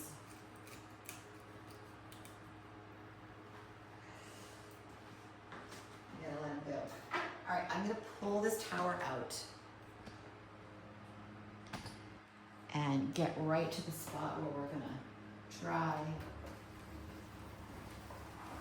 the super glue.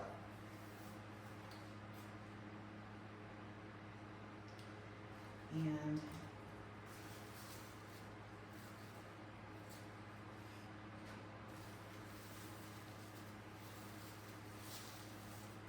okay, so it's right.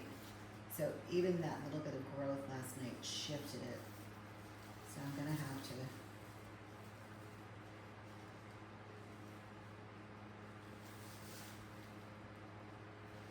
two things are gonna happen. It's either gonna work or the super glue will get absorbed on the inside because it definitely shifted. Either the super glue will work or it will get absorbed on the inside and it will kill the plant. So we'll know. I'm willing to give it a shot. I tried, I bought it.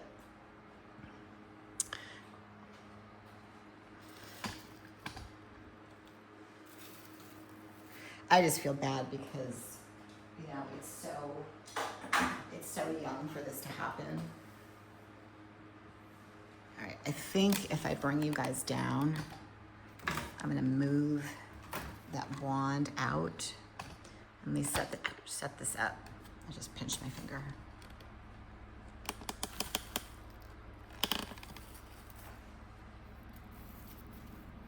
It's right there.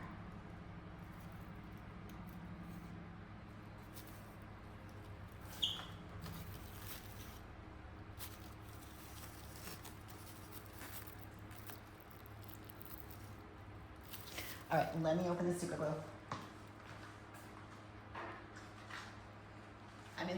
Worst case scenario, I just cut it out because there's two seeds in there.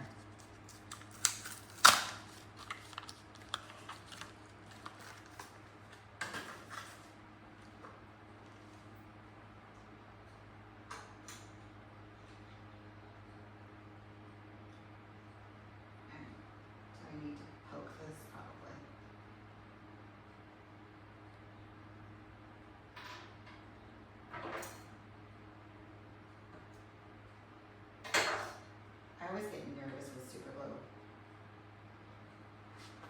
I need to get a paper towel because it's probably gonna get messy.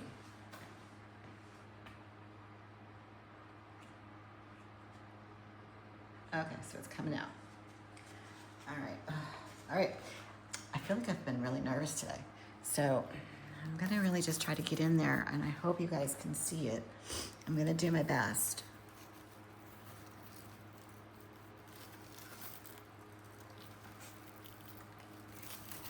It's this light. I need the light, but it's just in the way. I need to be able to get my head in there. And I need to be able to tip the bottle. Oh, there we go, okay. My hands are gonna be off super glue.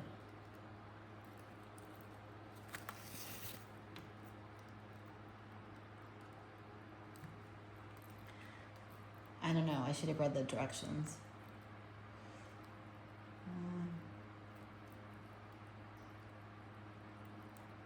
Do not use excess force.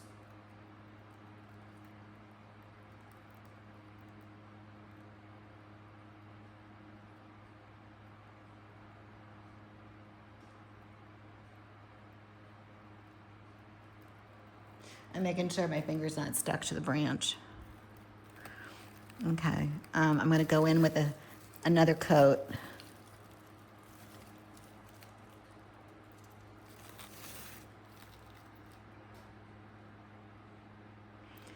Guys, if this works, this will be so exciting. I don't know, it seems to be holding.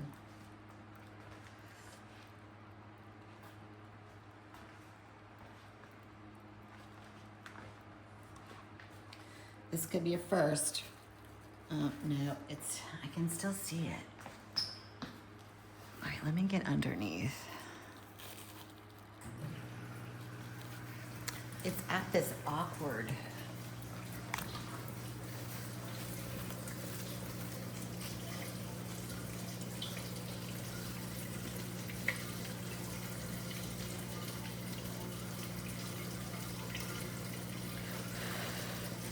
this awkward little spot. Maybe if I do a little string too, because then that would hold it in place. Look at the projects we're doing.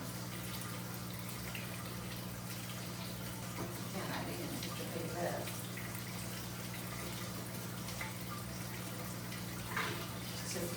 You just never know what's going to happen in this grow room, I'm telling you guys.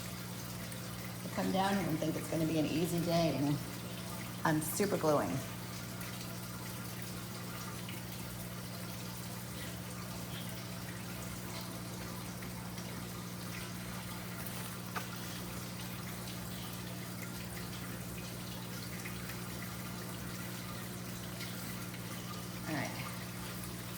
So I'm just taking the string. You probably won't be able to see this, but, and of course there's not enough. All right, I'm just gonna have to do single. Oh.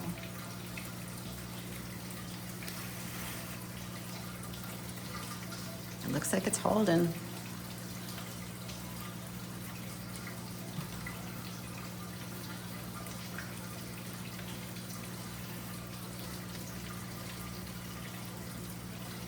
Bear with me, I'm just running single. I usually like double, but I didn't cut enough, so I just need enough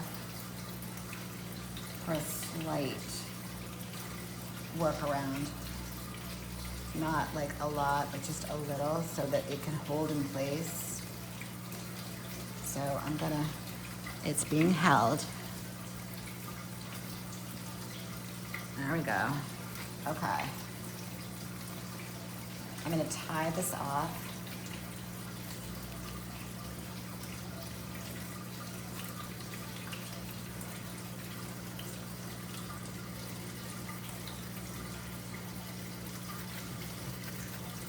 I'm going to leave that long tail in case we need to adjust it. The things we do, man. Okay, so I'm going to freeze some of these leaves. They're kind of caught in the wake of this. If I just, here, let me move this out so you guys can see what I'm doing.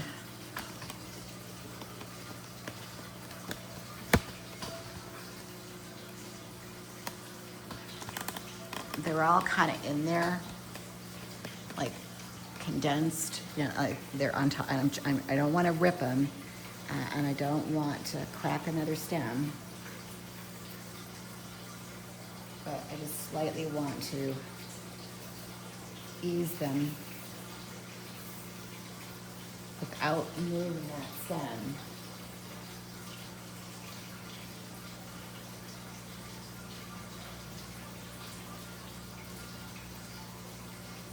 Guys, it's holding. I'm going to go in there now that the workaround is there. Oh, there it is. I'm looking for the super glue. All right, let me go in. Listen, I could come down tomorrow and this could all just be for nothing. But I can honestly say that I tried.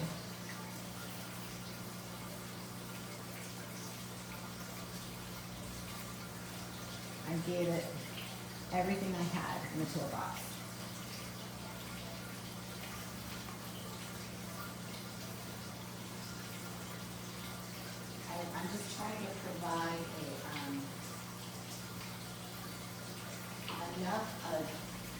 I'm just trying to provide enough of, you know, a shield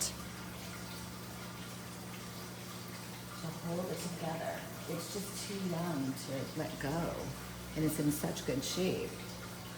But we'll see.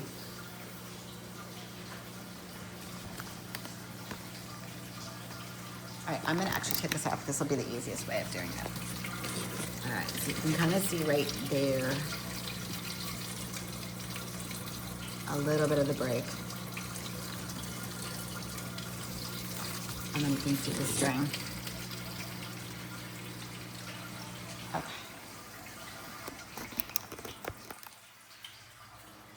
All right, and then I'm gonna put this wand back down.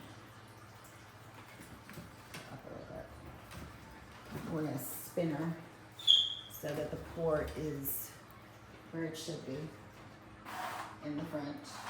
But while I'm back here, everything looks pretty good.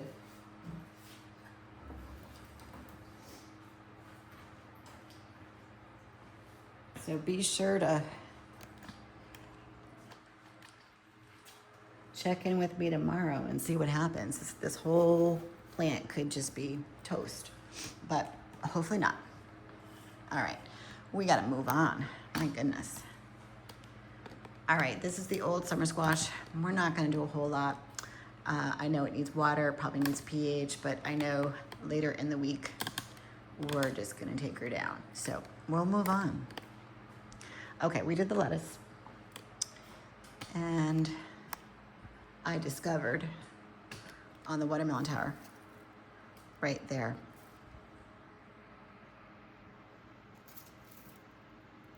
maybe he's sitting in the light. I know he's pollinated, but whether or not he wants to take it to the next level is up to him. Okay. Everything else looks good.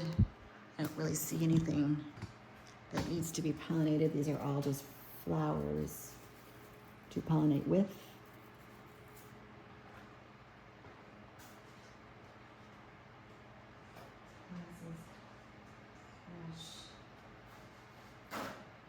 But just in case.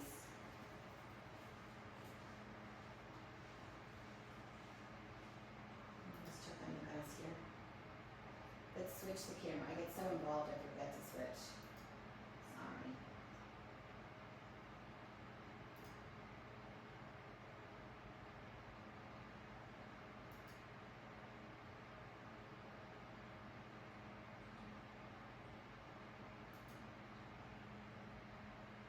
Okay. So we have switched. Pretty good.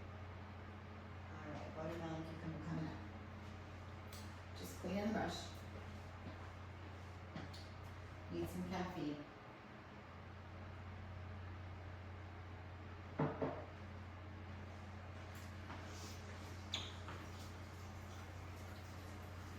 Maybe what I'll do is later this afternoon, I'll come down and I'll take a picture of the super glue stem this afternoon and post it in the post just to kind of update everybody. Or maybe come back on live, we'll see. We'll see what's going on. All right, so I don't see any little watermelons that need to be pollinated. I think we did a pretty good job yesterday. But like I said, I noticed him and that made me very happy. There's also one here, but not holding a lot of hope because it's just, the light just doesn't seem to be, and I don't want to take it away from that side. So we're gonna leave that one alone. We're not gonna touch this wand or this wand on the other side because we know we need it for that guy. And getting bigger, he's getting bigger. Love it.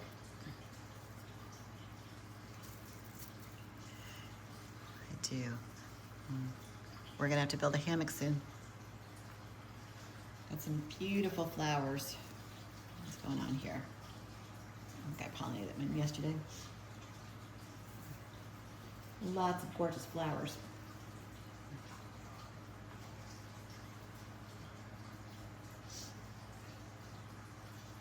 Trying to figure out what pollen down here is bugging me. I think it's the watermelon, to be honest.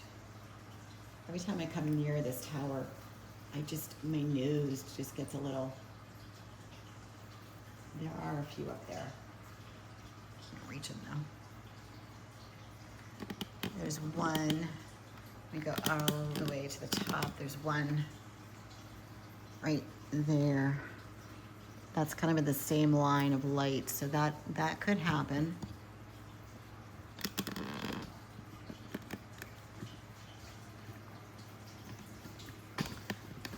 I'm not seeing too much. Is this a flower or a, no, that's actually a little watermelon. So let's go ahead and pollinate that.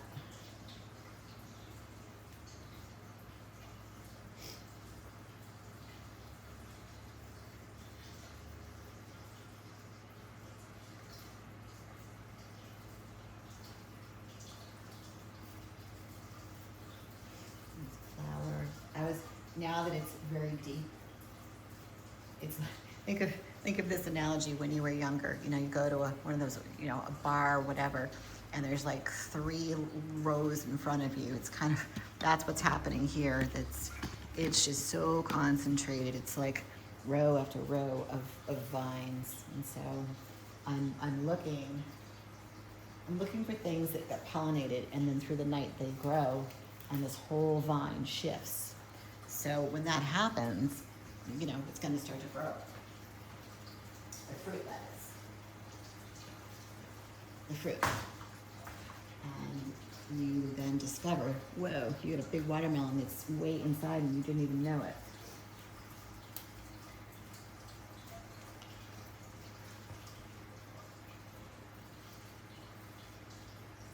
It's like a miracle. All right, so what do we got going on here? Oh my God.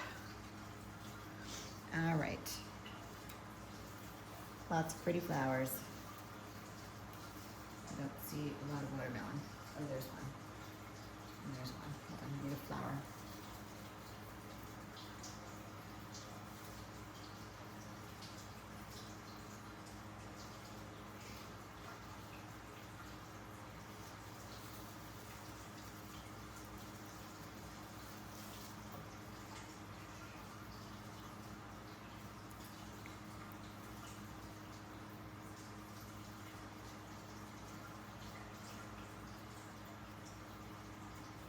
So I'm really hoping, guys, when I load this live, this close-up, that what happened yesterday does not happen. I will say, though, that when I looked back on the actual video of the live, it got the whole thing, the part 1, part 2.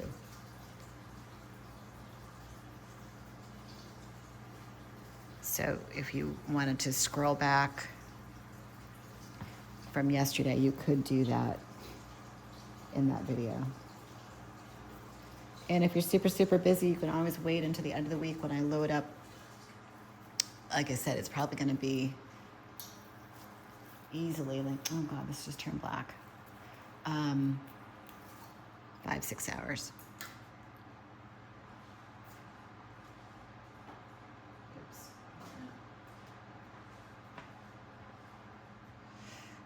5 or 6 hours of close-up, and then you can just fast forward to the areas that work for you. It just, you know, it depends on how much time you have, or, you know, maybe you're just having trouble with 1 or 2 things, and you know I'm growing something similar in the grow room. You just fast forward to it. Oh, there's one. Sneaky little devil.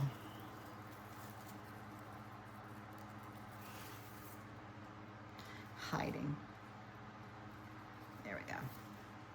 All right, we'll get the backside at a later date, but I just want to see what's going on here. The cucumbers are really, they're growing. So there were a couple yesterday on this side, I think, that I pollinated. I mean, look at this guy. Oops. Oh no.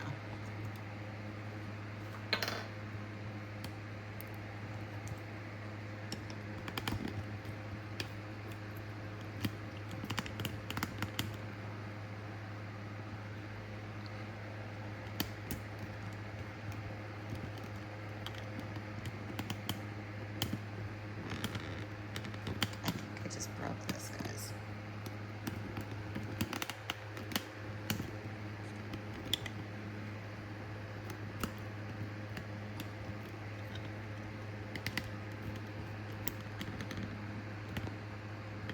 Like that guy right there. All right, that holds this. I think I just broke the tripod.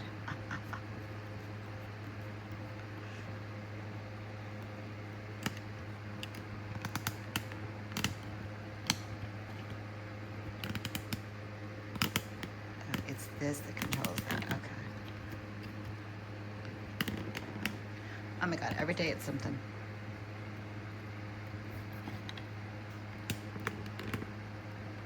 So there's that big one. And then bring it up. Oh, that's for the twist. Oh, my goodness. And then there was this guy down here. Not getting a whole bunch of light though, so I need to maybe adjust this wand just a smidge. And again, I hit them, not on purpose, but, and then they fall down too.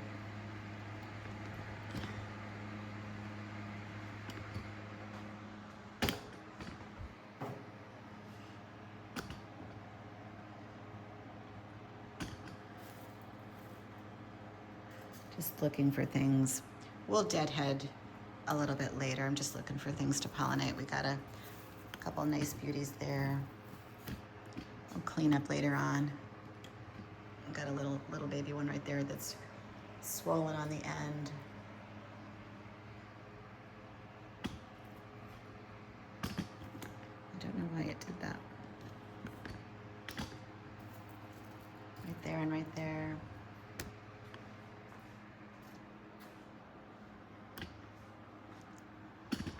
These are the ones that Livia's going crazy over. Got some big ones on this side. So let me just put it over here.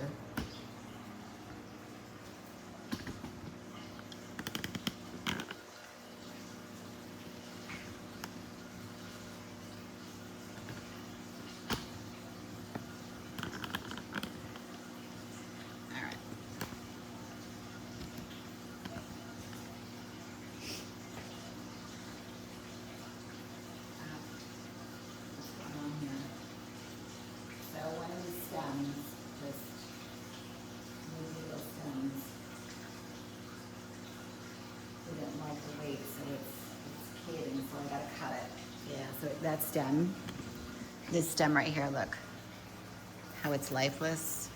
So I swirled it, and then there is the weight of this, so I have to figure out what happened.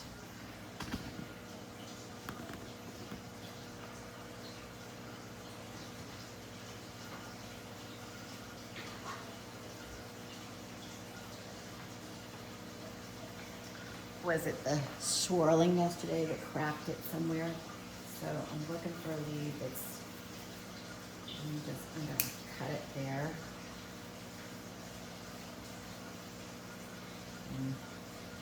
I don't know, it doesn't look very good. So I'm gonna take the whole thing. And that's not really big enough to save, but I'm gonna take this whole thing down. Darn.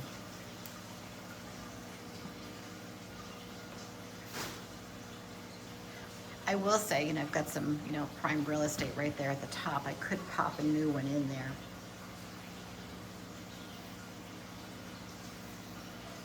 Like this whole thing right here. This branch and this one, we don't have anything, there's nothing growing on it other than just flowers. So I could just pop that out. I think I will. And then I'll just, plant 2 seeds. Let me go get some tools.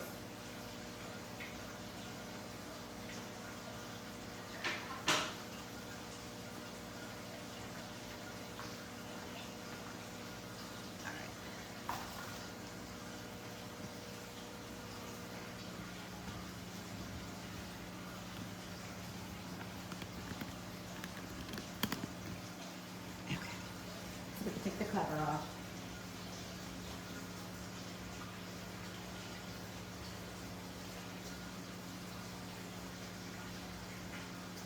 And I'm gonna see, I had some good algae too.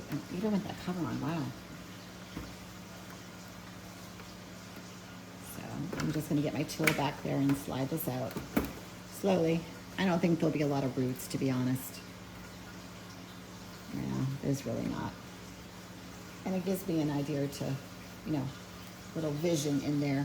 It will save the net pot though. It didn't have a good root system. So let me just see. I don't want to pull too many because there are stuff up here, so I don't want to disturb that. But I will say I got 2. So why don't we go do that? We'll go stick some rock wool and we'll do 2 new cucumbers. So let's go back to seed, because they grow pretty fast. Let me switch to seed. All of these projects, guys. I did not anticipate it, honestly. Okay, so let's go ahead and move these. And I think there's enough water in there, so I don't need to do that. So these were the Space Master. Do I have enough is the question. Yes, definitely. I'm gonna put 2 seeds in each rock wall, so I'm just gonna do 2. That's all we have. Good, perfect. Something finally going right.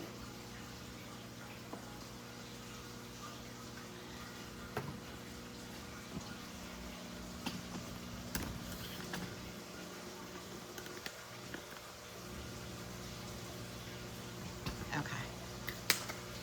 So you guys can see that perfect. I'm just gonna sop up some extra water real fast. Oops.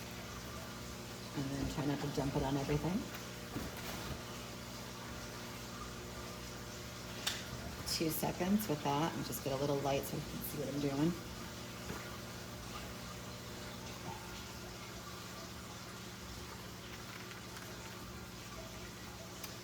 I'll flip it, grab some more water. Ideally, you really want to soak this all the way through in a pot of water, you know, something like this,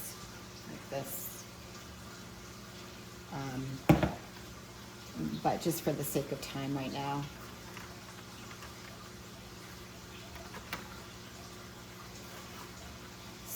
Some days I just feel like there's, you know, I got everything under control in this room, no problem whatsoever, and then bam, look at the projects.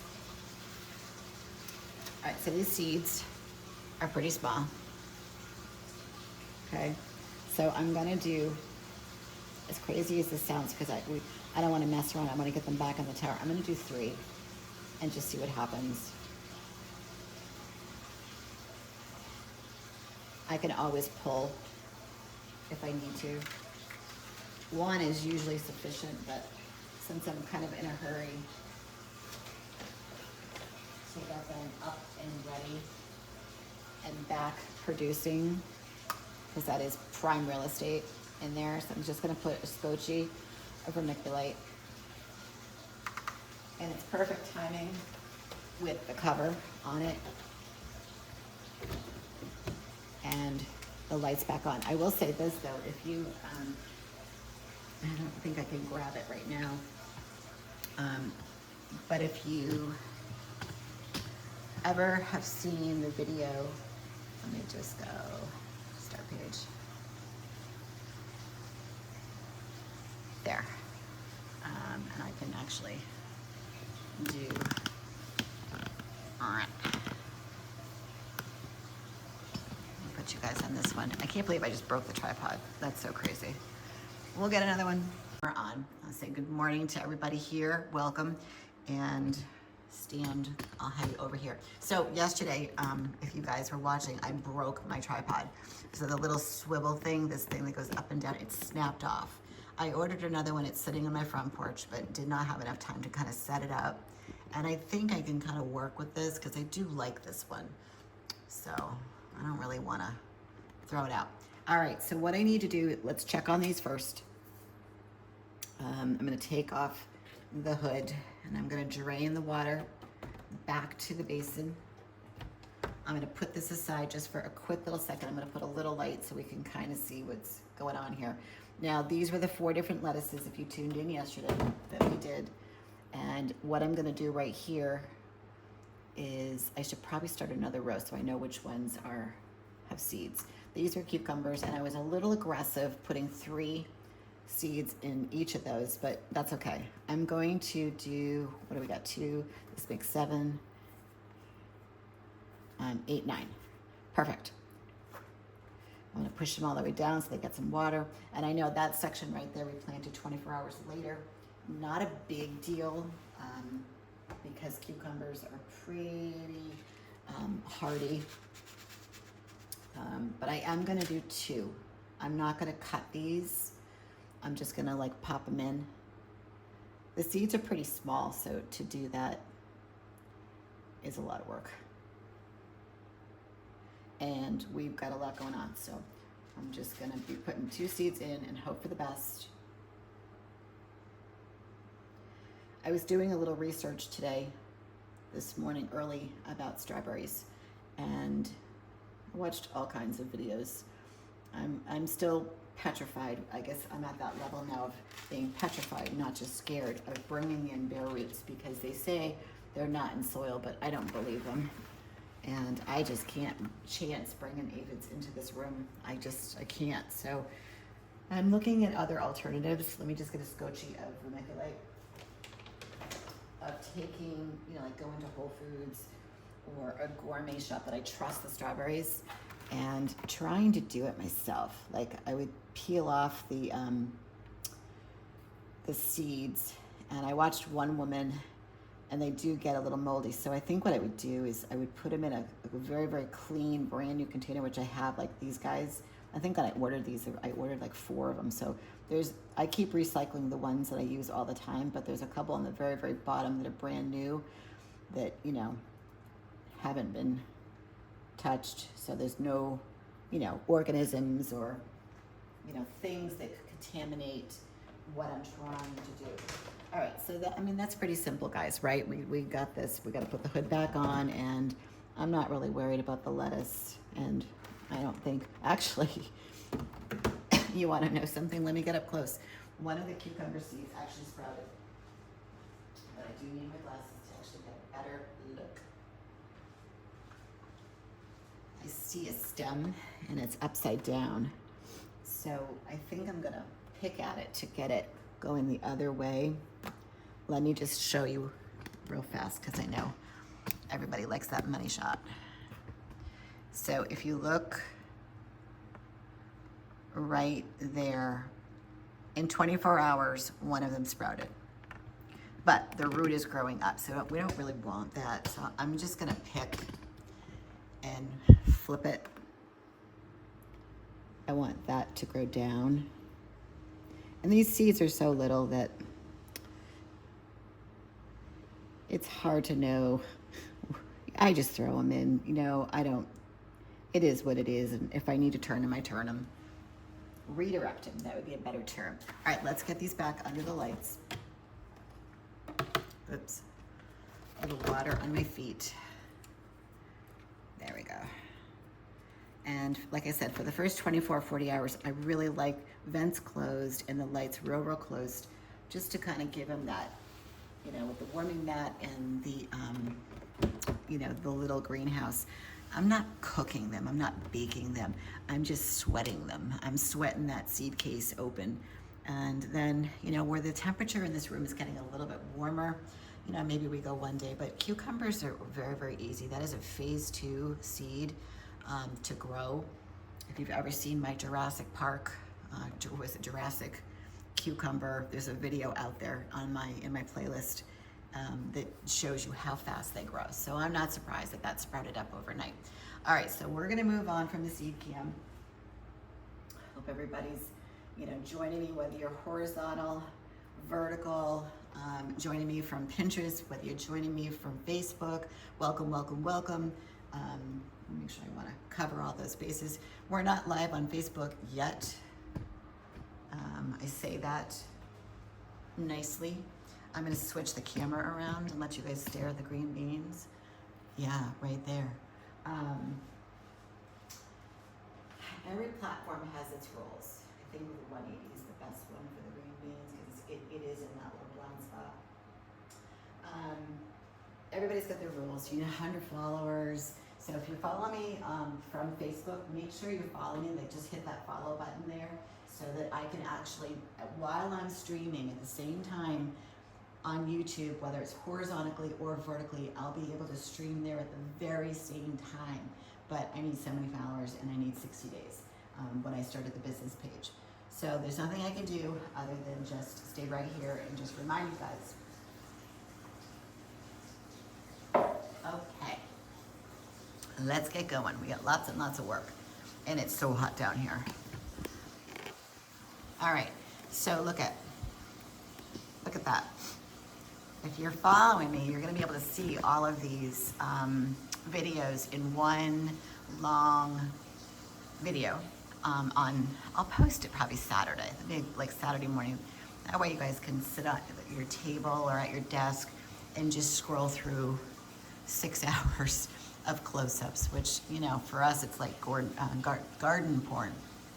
But look at, over the course of the week, we went from like 1 inch, half an inch to 1 inch to now, I would say that's probably 2. This one's approaching, I don't know, want to measure? I think I have a measuring tape down here. Just for fun. Oh no, I took it upstairs. Whoopsie, I took it upstairs to measure something up there. So I'm gonna guesstimate that's probably like 3 to 4. And that's just in the front. There are lots and lots of blooms. So again, I'm not gonna waste a lot of time on this today because we got a big project, but right in there, let me just lift this up just a little bit. Look at all the clusters of flowers. And that just means bean after bean after bean. And there's all kinds that are, you know, down here as well. Bean after bean after bean. They're coming. They are coming. I can't wait to harvest those with you guys. All right, so let's have some fun because yesterday afternoon I didn't come back on live. I just had you guys on the loop with the close-up. And I managed to put a new battery in the toothbrush. It took me forever to do that. But I came down here and buzzed everybody. And the amount of pollen that was coming out was crazy. So I want to see if we can get super, super close. There we go. It should self-adjust, like just like that. Oops, like that. Let's see if we can't catch it. See how loud that is? That's a fresh battery. Ready? Watch. Yeah, that's a good dump. All right, so there's one up here. I don't know. I never get tired of this. So watch straight ahead. Not a whole lot on that one. Because I came down and really got them good yesterday. But I'll find one. I'll find one that opens. Maybe right here. It sounds like a bee. All right, how about these guys right here? A little bit. And then up there maybe.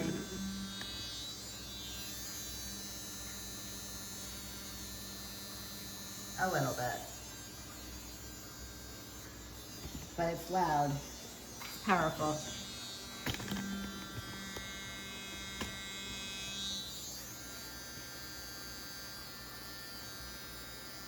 It also shakes off the excess flowers. And this actually gave me a good idea about the cucumbers. And running this over the stem. Little bit there. Okay, I mean, I'm just having fun at this point just because I think it's hilarious. It pours out like snow. A little bit there, a little bit there. Let's go see if there's some on here that are fresh.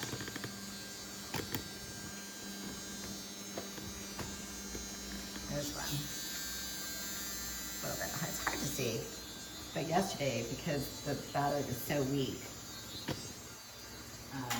the amount of pollen that I got out of the other one was pretty impressive. All right, so let me back out of this. All right, so you can see every day, I really haven't harvested too much off of this this week, but you can just see over time, if you go back to that video where I gave it a haircut, it's just filling in every day. But I am impressed with the clone.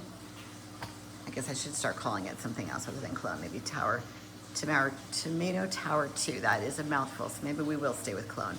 There's just so many yellow flowers, so many. That just means so many tomatoes, and that makes me very happy. All right, so we're gonna quickly move. The broccoli still looks really good. It's filling in, getting thicker and denser by the day. And then now I wanna pollinate. This is the big thing for today. On the big boy, I should say. So I'm gonna get down, and it's gonna be in right there. So let me get my brush and my glasses. And I think we should switch the screen. And we should go left. To the left camera. Yes, because that's where I'm going to be. All right. I'm having so much fun outside. I can't wait to show you guys that. I had two big planters delivered yesterday. I got most of them, but they're like sets of 3. And 2 of them had to be delivered because they would fit in my car, but I didn't want to move them. Just they're fragile.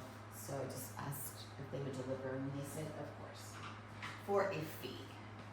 All right, so I don't have an open flower to pollinate from. Let me just double check because that's what I prefer on here. And I know there's nothing over there. So let me just, there's one that's open.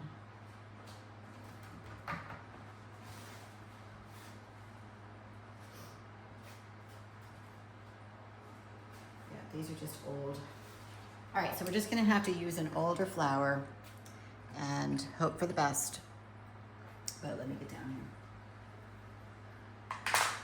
I will be, as we break down the summer squash, this one's a little not too great. I'm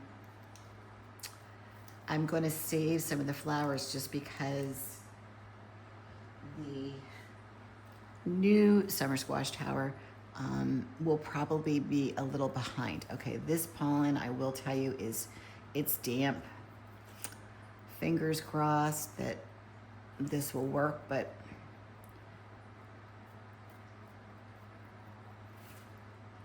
it's pretty damp.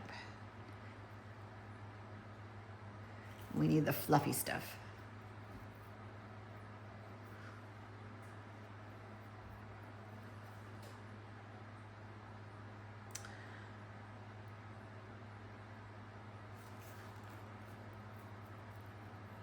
I had one of those moments last night where I just was like, I woke up and I was wide awake and I couldn't get back to sleep right away.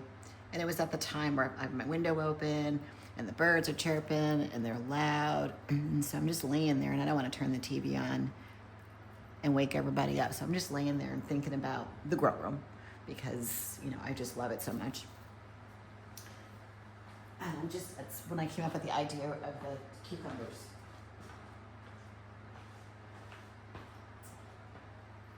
I'm like, why don't I just do that? Because this tower behind me with the summer squash, it's gotta go. I got a little baby flower here. Not much pollen, but we'll try. We'll give it a whirl and see what happens. We'll know in 24 hours. All right, now I'm gonna try to pollinate the one that's facing down. I'll leave you guys here with a pretty shot because I think it would be too hard to get there with a close up. I do need a flower. Oh, there is one right here. Oh, look at me. Okay. All right.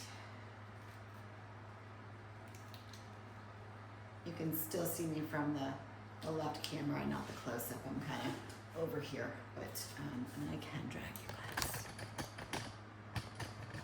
I don't know what you can see, but maybe. I'll bring you down a little bit.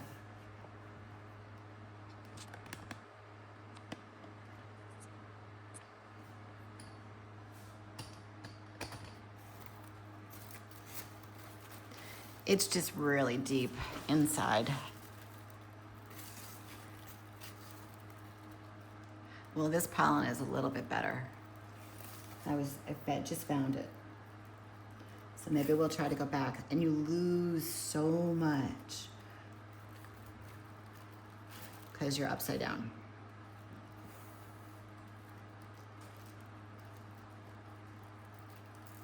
This week, the weather here has been amazing. And it's so nice to see all of the landscapers, which I'm sure are you know, were starving. They are hard at work, man. They are manicuring lawns, putting mulch down.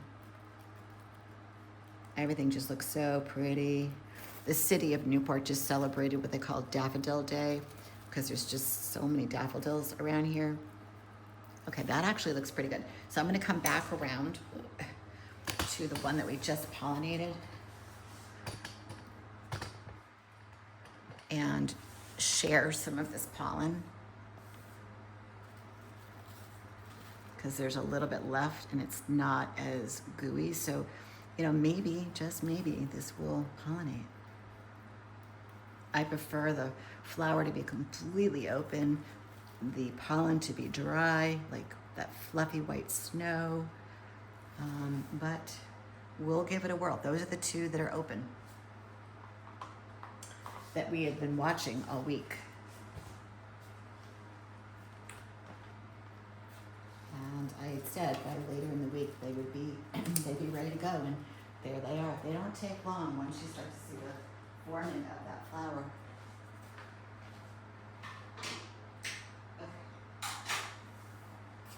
All right, so she's really, really pretty.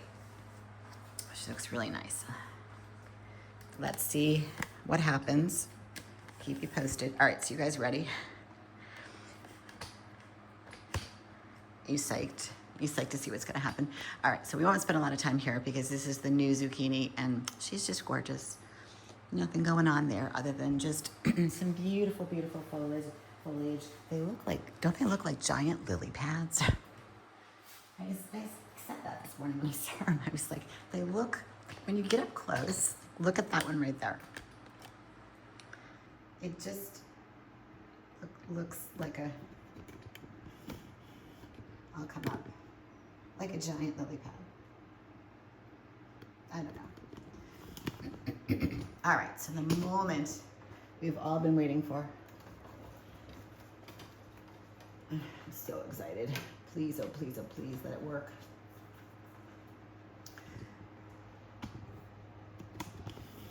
And I remember it was in this really weird spot. So I think we gotta get down real low and we gotta move that light. It's this stem. I'm gonna see if I can't zoom in. I can, if I just drop this just a little bit. There we go. So right there on the other side is where the crack is. Now I'm feeling it all the way around and it feels like it's one piece. I can feel a little bit of super glue right there. So clearly some of the super glue dripped on the rock wall. And you know, we'll see what happens with that. The top of the rock wall itself is relatively dry. I guess that's a good thing, but I think all in all, guys, I'm gonna look at it from a different angle. Hold on. I wonder if it's just in a very strange spot. I'm gonna take you, I just want you guys to see this. Don't think that, you know, I'm making this up. So again, it's right there. It's really hard to see with the camera. The camera's right there, so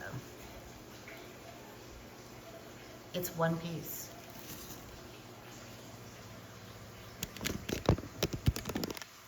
Now,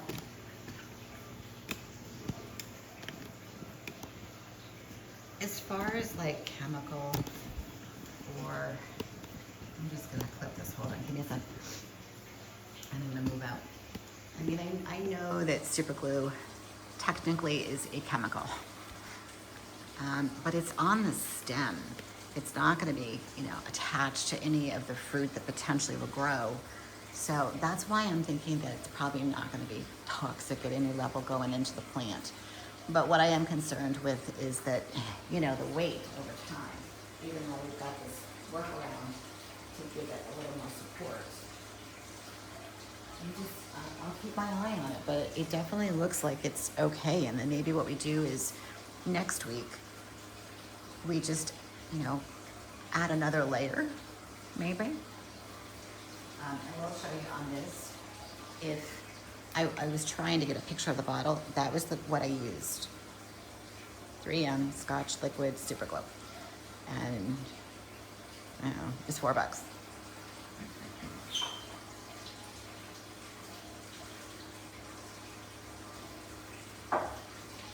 So I will say, as of today, which is April 16th, I will give that an A+, a pass. I'll put the light back down. An adjustment. That worked for today. Now, let's see what happens when something blooms and weight gets put on that stem, whether or not it makes it. I might come down, something's pollinated, and it might just be hanging there, like what happens on the cucumber vines, and say, at least we tried, right? It's not like I said, oh, forget it, and we ripped it out. You gotta give it a whirl. So here's my plan. You know that I've moved this around, played around with the real estate over the past week, and I've gotten some good growth out of the plants that are in here. I adjusted the nutrients by adjusting the water, taking some of the high level of the water out, mixing it with fresh water, and then putting it back in to lower the EC. And it is, the adult plants that are in there, I think look really good. But the one that I don't like is right here. I do see some new growth, but I just, you know, there's actually even just a little summer squash, but I just think for some strange reason, it's just struggling. So I have a plan. So when we go to clean out this guy right now, there is one plant on the backside, and I'll show you. I think that it would work really well if we put it here. There is one summer squash that looks like it's pollinated that I would be curious to see whether or not I could put this in here and keep it going, keep it growing. I think I can. But if it didn't, not the end of the world. But it also is producing flowers. I got thinking about that in the middle of the night too. Going, I need to preserve pollen because this sky is starting to really, it's starting to produce fruit. We grabbed a flower yesterday and pollinated this guy, and it looks pretty good. So why don't we start? Why don't we start? Why don't we take this apart, or do we? Yeah, hold on. I want to show you guys the cucumber trellis just one last time, because since now you know where I'm headed with this today, and point out, like from this angle, okay? Just back us out just a little bit. From this angle, this tower looks really good, like healthy, blooming, lots of flowers and lots of fruit. Like, and I can even just, you know, kind of point that out as we go. We've got, you know, some growing that are pollinated right down in that corner. There's one, I should just take this off because this is driving me crazy. There's one right there. But what I'm not seeing, there's a couple back there, a little one right there. There's a big guy here. These guys are doing really well. Big guy, a couple of big guys there and there. What I'm not seeing is more cucumbers to pollinate. And what I am seeing is these little teeny tiny, this is a good example right here, this stem. As that cucumber develops, I can't let it get too big because it will just, that will never hold on this stem. And that's the problem. So I'm just thinking that it's producing, and it will probably continue to produce, which I want it to. But just like anything else, you need insurance. I don't want to not have cucumbers. I'm just putting you guys back on the stand. So I think cleaning out the summer squash tower, planting those cucumber seeds, And by the time they're ready, the tower will be ready to go, cleaned and up and running.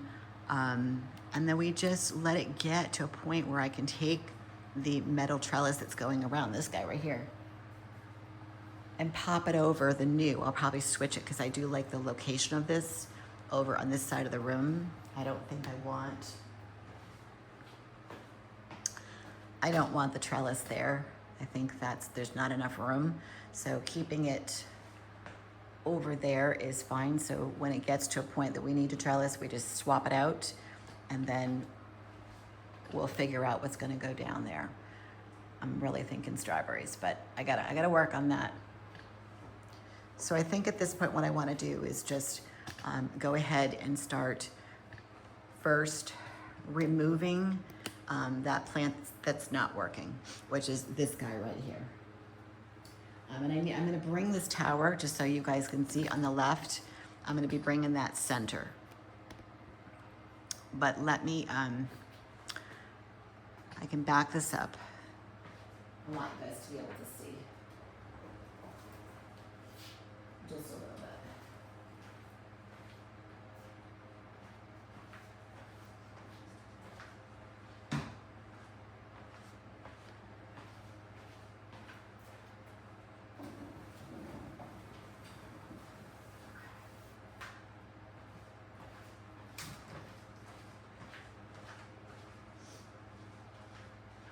Trying to see where I need to move the tower so you guys can see if you're watching live right now, okay?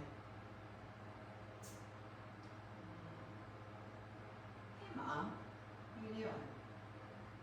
Watermelon's doing great. I'll show a little pic in a bit. We're about to clean out some of that stuff on the summer squash and change it one plant over.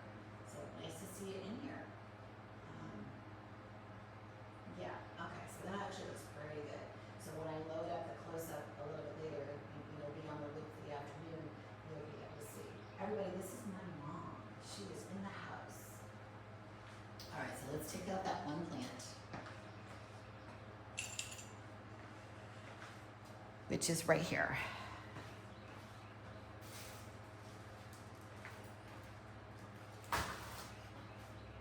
Okay. And again, it's not doing what it should.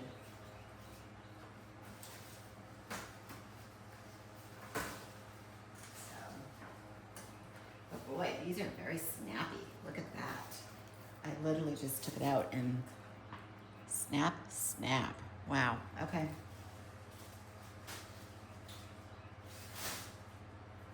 We're not gonna super glue that one. So we'll save this net pot. And I'm gonna go, before I take it out, let me show you. You'll see this in the close-up in a little bit of which one I'm talking about. Where'd it go? Oh, there it is.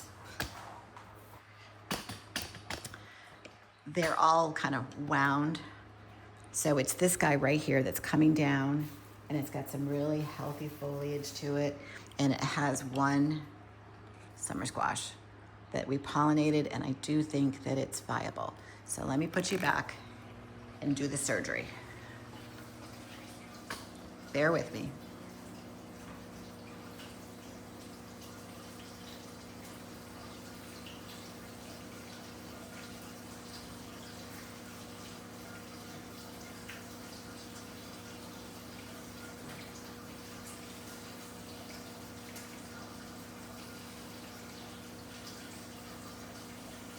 If I crack it, then it's a no-no.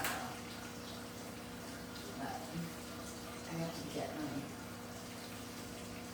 tool in there. And of course there's leaves. Oh, there we go. Alright, so we come around.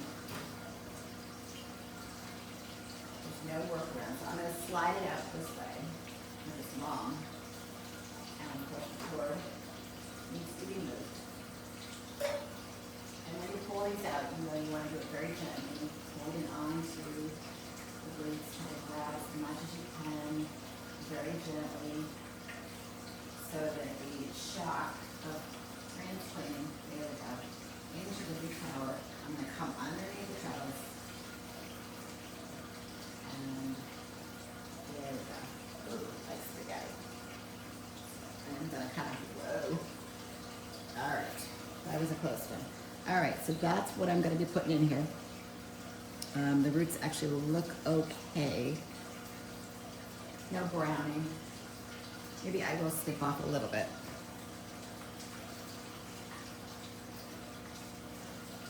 You know, will this plant have longevity to it? I don't know. That's a good question. But what I am going to do is I'm going to come over the trellis with this and not under. And I'm going to move that light because it wants to twist. So, oops, I felt a little snappy. I don't know if that was stem. It felt like stem. Okay, so it's in the net pot. Maybe it was just a leaf. I'm gonna let it rest, kind of nestle some of the leaves around it. It wants to curve to the right. Let me get the camera up close. You guys will see this a little bit. So it's curving to the right. And as a precaution, it's like jutting out. I am gonna put some string as a workaround, just to give it a little bit of security. But when I evaluated the tower, I felt like this one was pretty good. The stem was in good condition. I found one little area of powdery mildew, but I just wiped it off. And I'm still thinking about that ribbon. So if you're with me yesterday, doing the ribbon versus the string or the twine, I think it would be softer. I'm gonna go a little bit deeper onto the stem, and I'm gonna come up around the top of the trellis.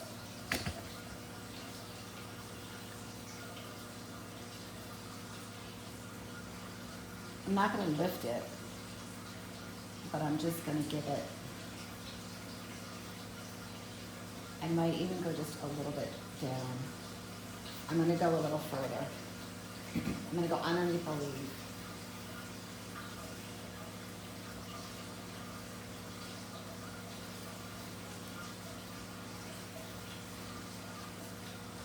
And try that again.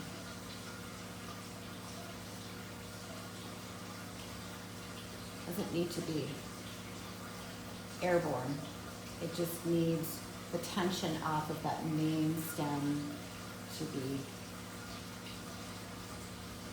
protected. There, and I'm not gonna cut my ties in case we need to adjust this, but I really do. I'm gonna get a couple pieces of rock wool and get in there close so you can see what I mean. See how the roots have, you know, they've taken over, which is fine. But I just want to give it just a little more support.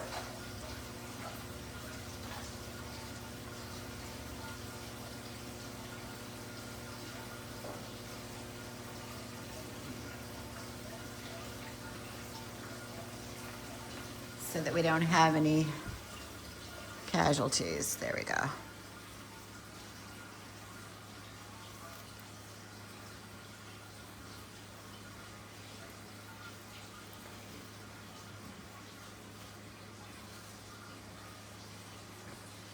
And that looks pretty good. So we'll see, as you can see right there, there's a flower. We'll see if that holds. It should.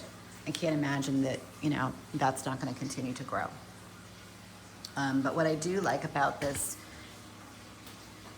I can spin this. Maybe you guys can catch it on the camera. Let me just take a peek on the computer.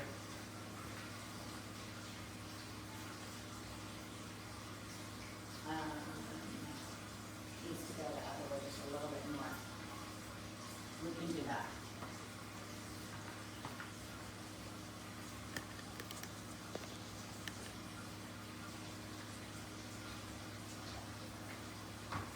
Okay, hopefully you guys can see that. You can see in here and here, this is actually a good side view for the close-up, that it's not shadowing. And what do I mean by that? There's plenty of airspace between this plant growing out and this plant that we transplanted, and nothing above, okay? So I do feel that that's Okay, but I'm gonna clean up that stem just for a little bit. Remember, leaving any type of stem debris. Set yourself up for powdery mildew. So there was just one that was a little, you know, even just that little bit, okay, that will mulch down and create havoc. All right, so let me just clean up all the tools.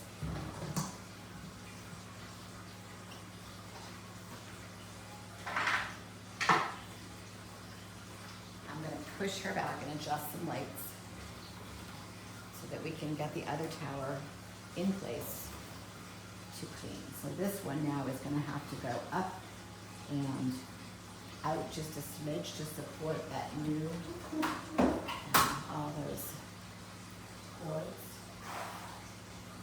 So funny, the wheels on the dolly do not allow you to roll over them, which is probably a good thing. All right, so that needs to right there. I really do think that that plant is going to do well right there, and it's going to provide me some longevity for flowers that I'm going to need. Even that one I'll pick off because we don't need to do that. So I'm going to back this close-up camera here. I'm going to bring and unplug, take off the lights of the old summer squash, and we're going to start taking it apart. It won't take too long unless we run into a problem. We're going to dismantle it. We're going to drain it. We're going to clean it. We're going to put it back together. I don't necessarily think I'll fill it with water today. Just let it sit empty for 24, 48 hours. Maybe Sunday I'll do it, and then turn the pump back on and run any chlorine or stuff that's in our tap water because we don't have a filter. So let's go ahead and do that now.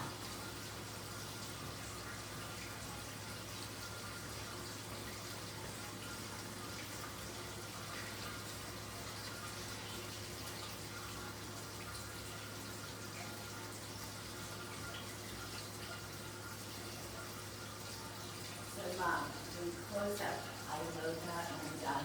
So probably in about 11 o'clock.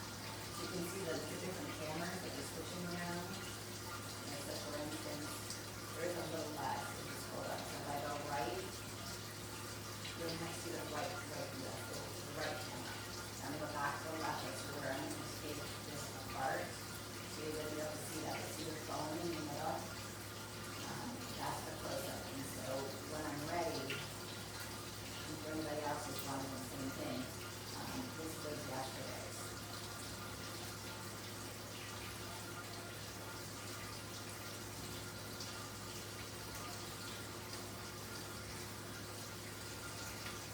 And it's everything that I'm doing close-up right now. Or not right now, but yesterday. So I'll go to the base here in a little bit. But for right now, we're going to go back to the left camera and then clean out and do what we're going to do. But while I've got you, I'll show you the watermelon.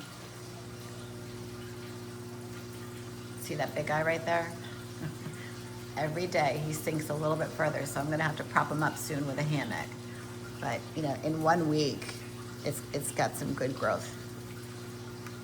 There's a few others, but I don't know until they get more like a teaspoon size. Then I know they're good to go. Sometimes they start growing and I think that they're pollinated, and then they throw a curveball at me and say no and turn black.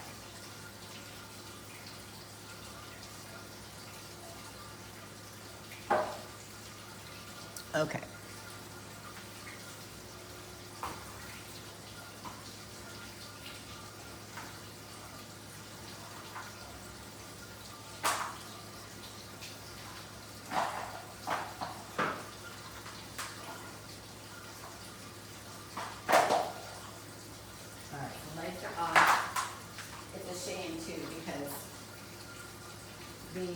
One of the plants on this has two summer squash that need to be pollinated, but I just said nah, I'm not gonna do it.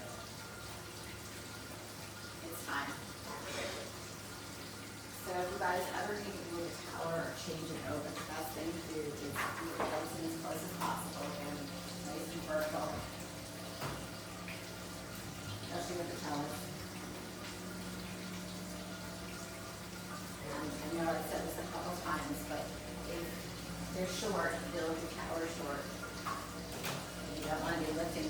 with lights.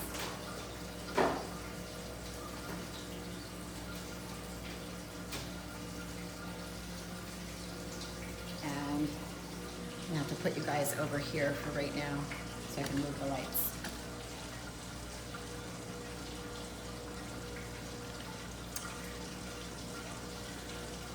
Try to take one hand underneath and give it a little push straight up. Go to the other side.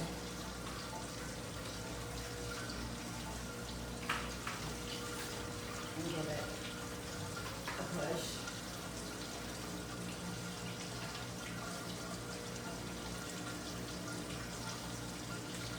And it's like a jar, just keep wiggling it until you have it. Make sure you have a little cord coiled. And then just grab it by the rabbit ears and then drag it out.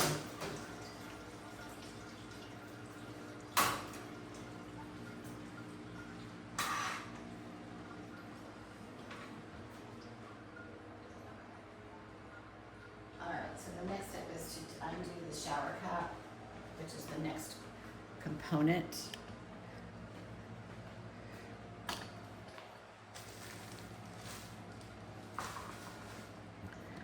But I'm going to wheel this guy.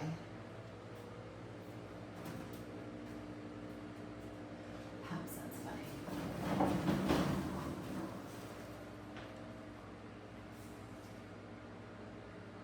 Oh, it's outside. I was hearing a noise, you guys, and I go, oh my God, the pump. There's one of these pumps isn't working correctly. But I've got the windows open, and I think it's just somebody with a leaf blower. Because I stuck my finger in one of the net pots going, there's no water coming out. Like, oh God. All right, so I'm gonna wheel this in the center. Spin her around. Let me check the camera so you guys can see. You should be able to see this tower.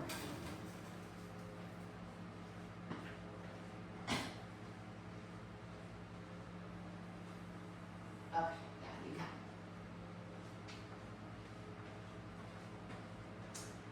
And it'll probably be a little dark because there's no lights. So I will, oops, put the close-up here so you can see. Some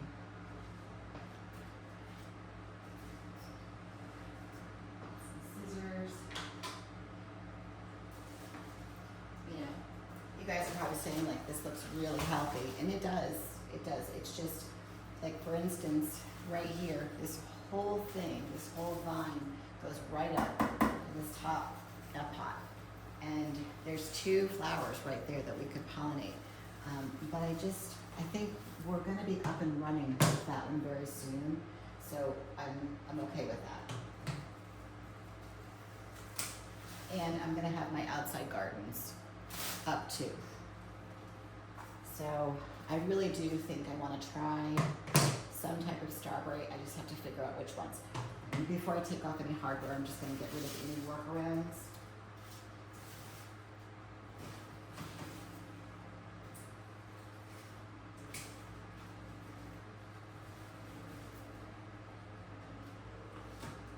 Any string that's around.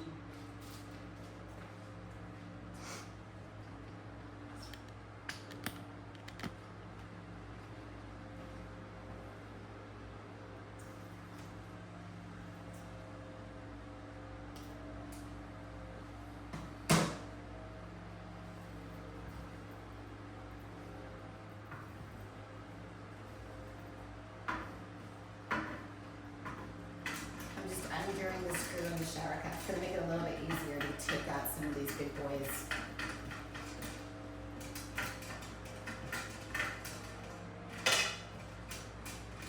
And so far from what I can see on my tippy toes,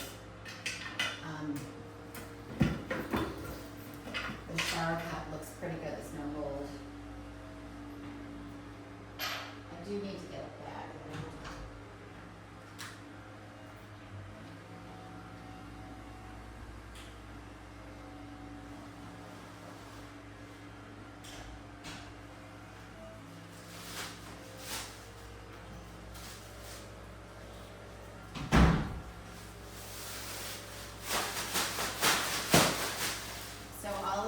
pieces, as you guys probably know, if you've watched my video, they go into the dishwasher, except for the bin.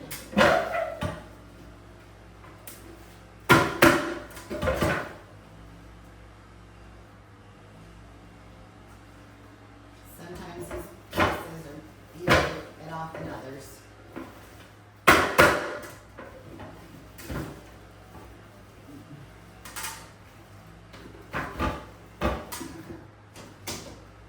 So we'll have to take the trellis at the same time as the components. Not a problem. Just to get a little more leverage. I love the fact that Tower Garden, when they made all of their pieces, whether it be trellis or rods, they made them all with the same hardware, so it's interchangeable. So if you lose a wing nut, it's not a big deal. And they give you extra too.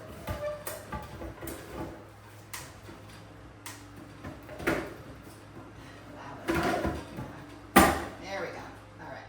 So first piece to go into the wash bag. And this is actually pretty good. So if you guys can see that, let me just make sure that I've got it high enough. There's no mold, which is really, really, really good because this room gets hot.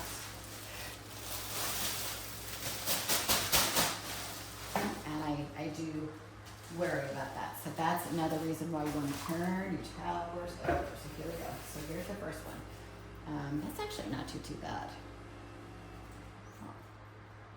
Oh, I don't want to put too many over there. No, I'm going to start fresh.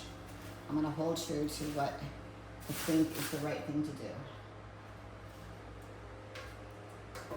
I could put that outside, but again, these things grow so fast. No, I'm not concerned. Here's your next piece. Yeah, these are really clean.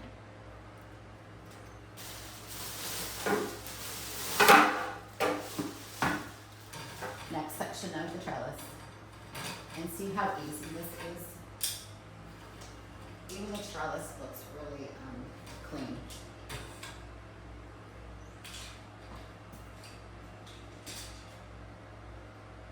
People run into trouble when they don't turn them over. Let me get a bin for the net pots to wash.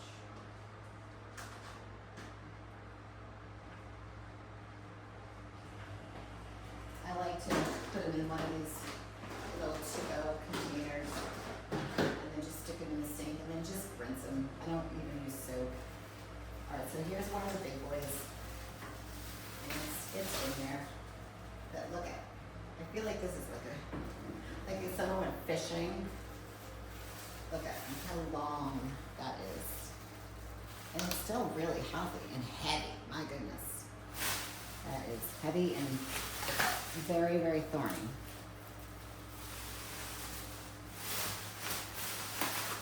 So get that in there. All the roots look really healthy. I'm not seeing any root rot. Next section. Again, still really healthy, lots of growth. Roots look good, no root rot.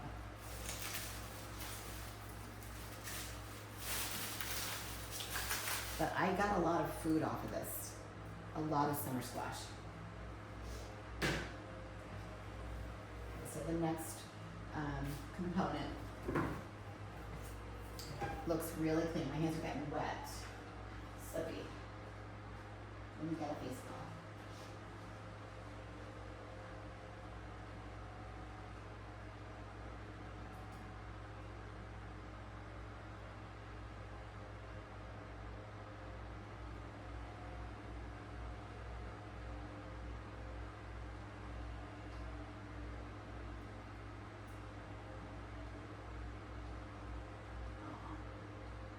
Take some pictures of the yard, Mom.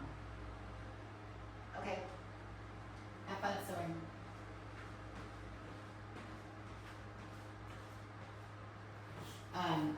If anybody caught the live, was it yesterday or the day before? I was talking about my mom, and sometimes she watches, sometimes she doesn't. but she is a quilter and loves to sew. And it's not just like throw a blanket together. These are a group of women that she gets together with. And I was joking that my husband calls them the COVID friends or the COVID quilters because they always get sick together. And they're her pieces that she made. Here's another piece, really clean, little algae right there, but that's okay, they'll come off. They're art pieces. They're absolutely stunning.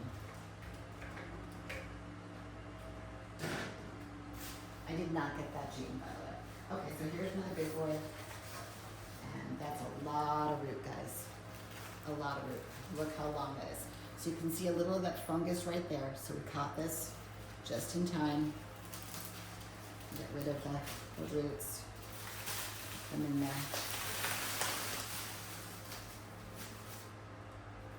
There's no smell in the water. That's something else you want to keep an eye on. If it starts to smell like a fish tank, then you got some problems. Throw some hydrogen peroxide in there. So my hands are still a little wet.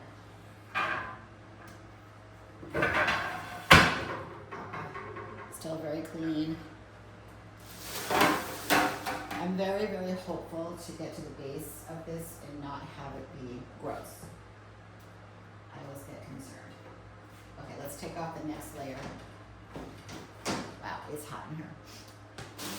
We gotta get that fan.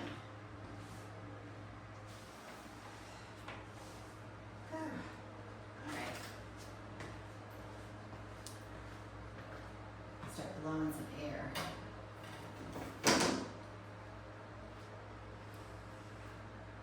Scissors, what do I do with them? I gotta strain. I don't know, they're there. A workaround that didn't get cut.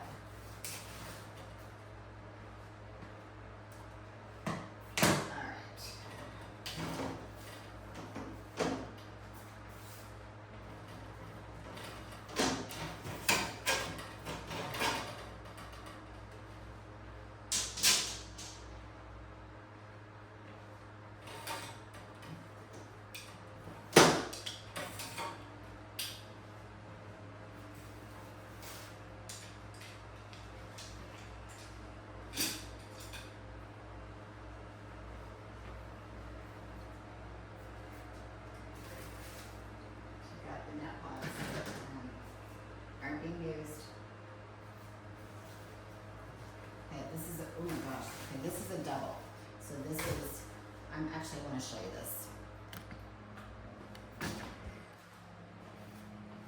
Some people are afraid to put 2 seeds in a net pot, and I get it. But if you look right there and like there, both of these plants came out of one net pot, and they both did very, very well. This one is ripped, this stem cracked. But even with the cracking, look at all the growth that's all right there at the end, because I had that piece of string supporting it. So let me come back around and put this here.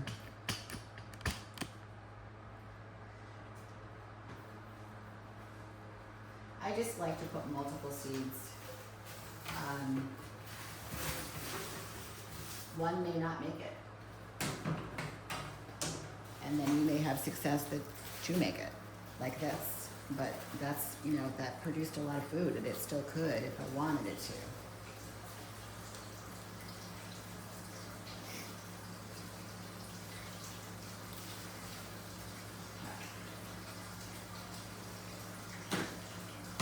I always say, with your tower gardener, you need a third hand.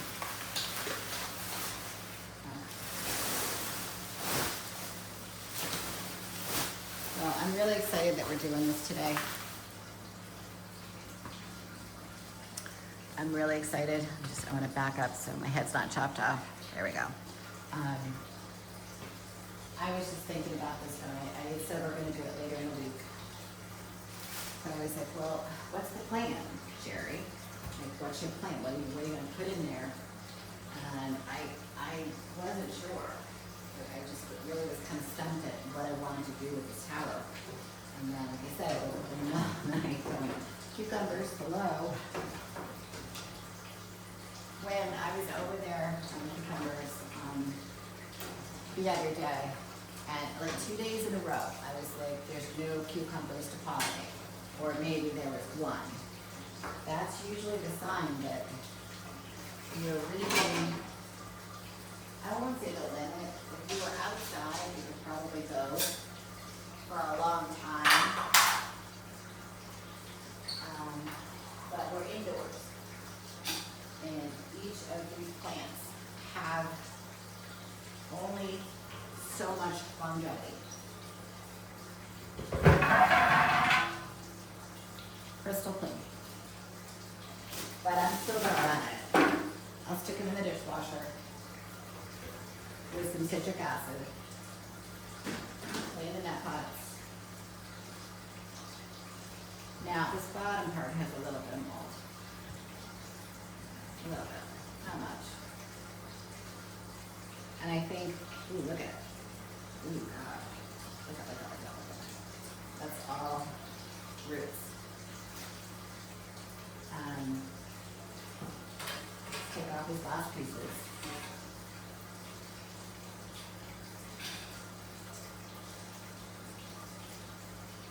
When you turn the tower over, you are keeping the integrity of what you're doing, the tower, and and the components. I've seen towers, people's towers, and I'm not faulting you. Not at all. This is my full-time gig, if you want to call it that. It's my job. So I was working with a nutrition client, and they had a different system, more of a wall unit that could grow lettuce, and I gave her some tomato plugs. And I said, you should really think about getting a tower garden. And she's just like, I'm just way too busy. She's got 3 kids, career, husband, house. I understand. I get it.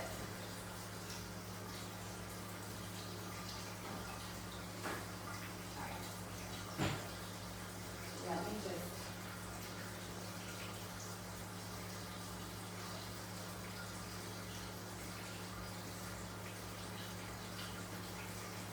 This is where I start to disinfect.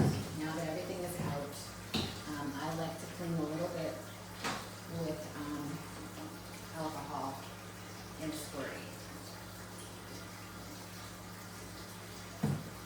It kills mold and algae on the spot. So I'm actually just going to squirt a little bit. And right around again.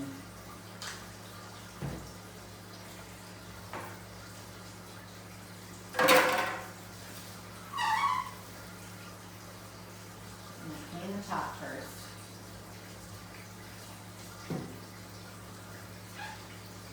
And you can see the alcohol just wipes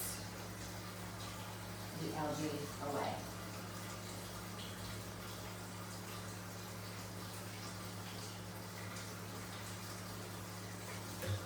Now everybody knows that this top component, and I could probably come in, you don't really need to see me at this point. I want to just focus on the clean.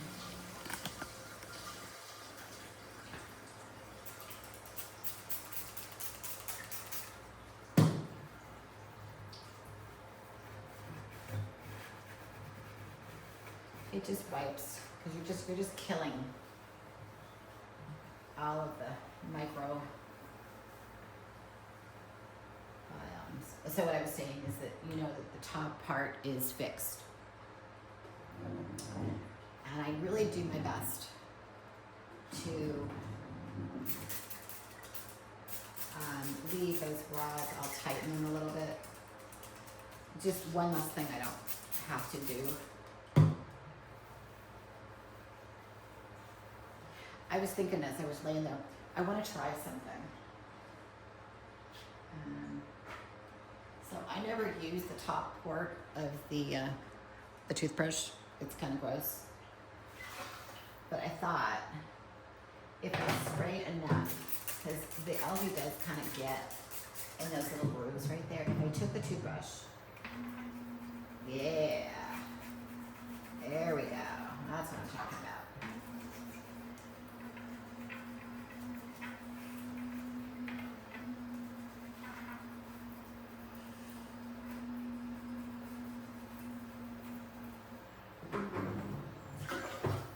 Look at all that. Well, I should have waited to wipe the top, but it's getting, it's that little seal that top part goes into.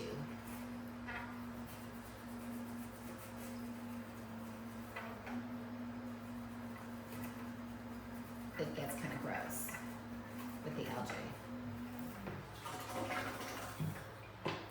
Now I'm going to try to, that doesn't work as well because the citric acid will get that in a minute. But it worked well with this. So there you go. Get yourself a inexpensive electric toothbrush and it's going to get right into the crevices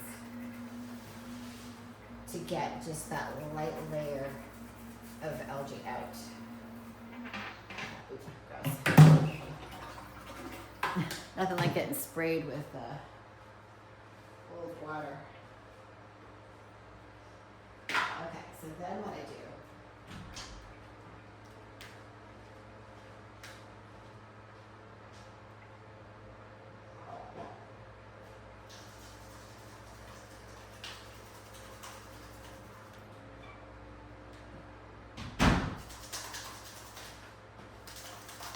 I'm just going to wipe up the excess alcohol. I don't want it pouring on the floor. Oh yeah, look at that. Look what the toothbrush just did. It got all in on the crevice. Look how clean that is. Okay.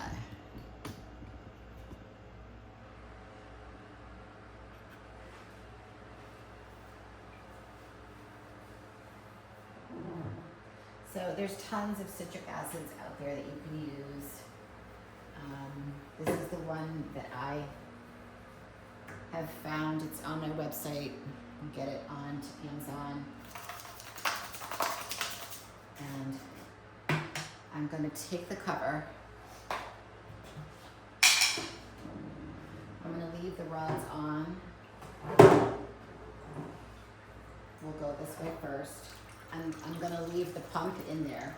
Oh, this is one of those old ones too. All right, so the old ones have the cord, the old reservoir. It's a circle. And then you pull the pump through. So that's fine. So this water isn't too bad. And the basin looks really, really clean. Let me just show you. So the water obviously is just a little discolored. Hope I don't drop the phone. You can see just a little bit of mold, but that's gonna come off in 2 seconds with the citric acid. But the water looks okay and there's no like gross rim.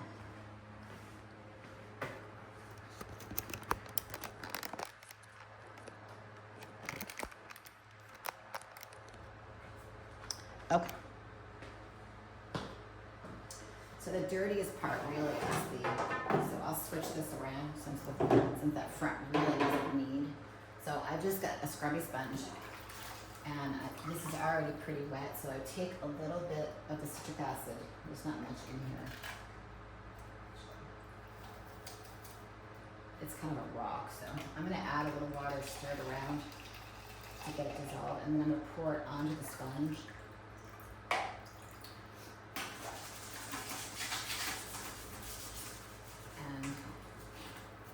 Do your best to, once it hits the water, it will dissolve and clean away.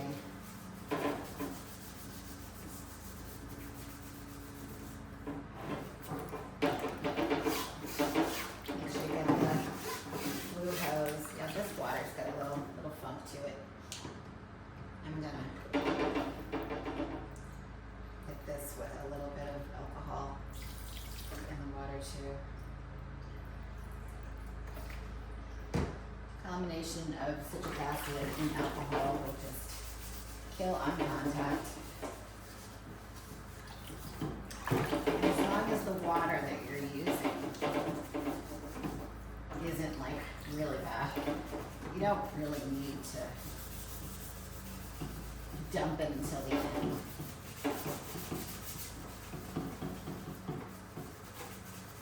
You guys can see that, but and then it's just coming right off. If you're sensitive to alcohol smell, wear a mask. I don't know, I'm kind of crazy. I like to smell it.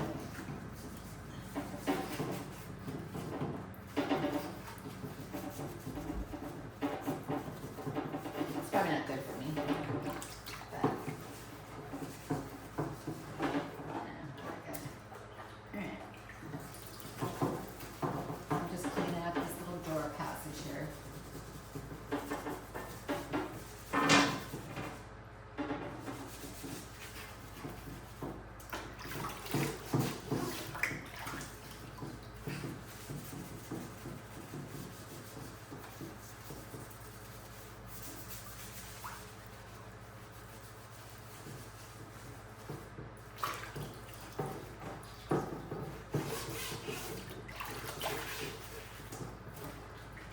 Little balls on the pump,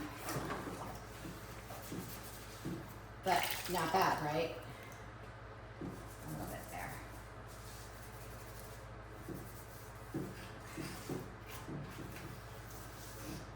And that's pretty good. So now the next thing is really just kind of putting this aside.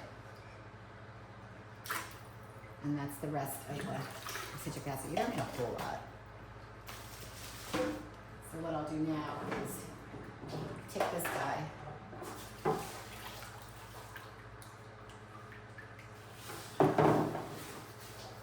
Actually, you know what? I'm gonna rinse. I'm gonna go the other way. Whoops. We will make a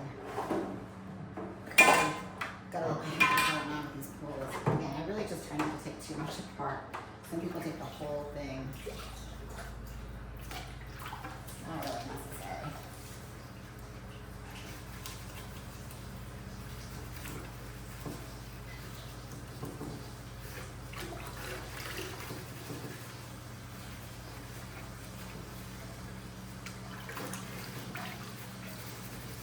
I mean, if this was covered in nutrients and algae and it was really bad, then I would say no. Take it outside with a power washer. That'd be another alternative. I've done that before. But just given that really good squirt of alcohol, you're gonna kill any microbiome. And then I just set this aside.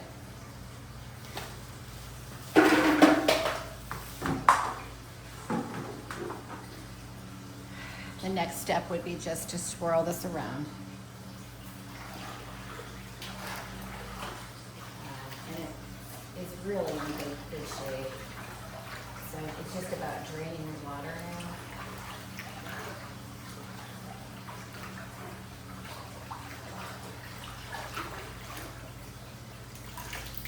And that's easy peasy. I have a pump and a white hose. Draining and then I fill it.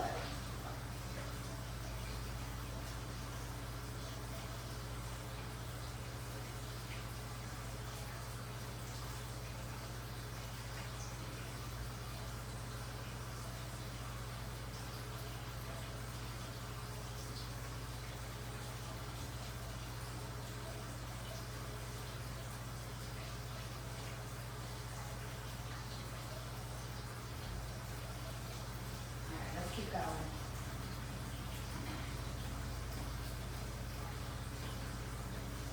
So I literally just take it in the other room with the white hose and drain it.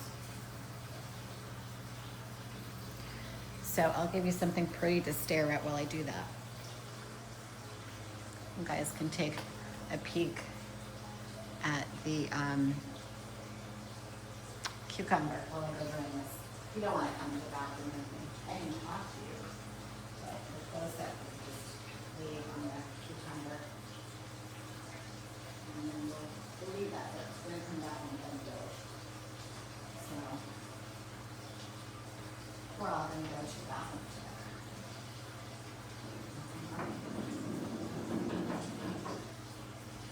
But not what you think. We're just going to go drain the water. I'm going to wipe it out with a towel, and then I'm going to set the hose. Pull that out. Now we're going to go.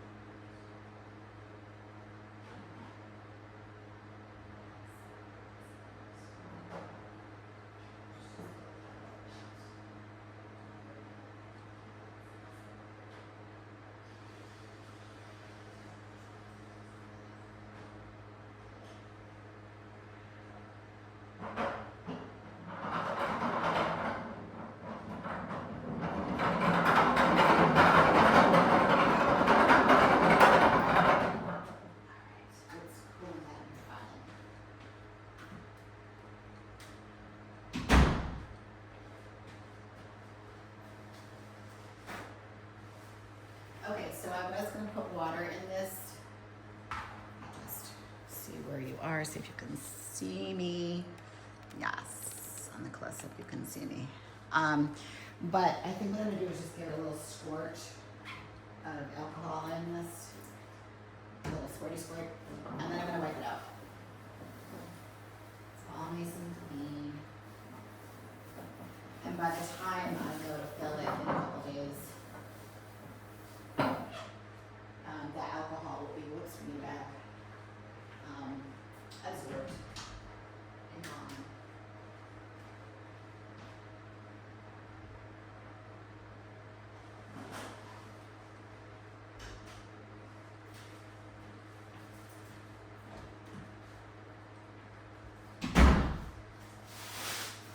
There's a lot of moving parts when you flip a tower. It doesn't take long, that's for sure. It doesn't. It's just a matter of doing it a few times and knowing, you know, what goes where, what the best thing is. If you had or have ever experienced the spider mites or aphids, alcohol is your friend. Nothing is going to survive that. Like I said, if you have a sensitive nose, be sure to wear a mask. You might want to wear some gloves if your skin is sensitive. But I'm guessing as a tower gardener, your hands are pretty tough like mine. I was moving some pots and a piece of sculpture, so my hands are all ripped up today. All right, so this is an older reservoir. And what I mean by that is if you go to buy it on the secondhand market, if you look right down there, right here, there's a hole. That is an older tub. Doesn't mean that it's bad, just means that the cord has to go through that. So when I talk about lining up the lights and the port all together, you just need to make sure that that cord goes through the old, there's a little bit of nutrient buildup there. And while I'm here, before I do anything, I just want to make sure the blue hose is good, my rods are good, yeah, nice and tight, so that the cord is here and the port is here. Give it a little light. That's good.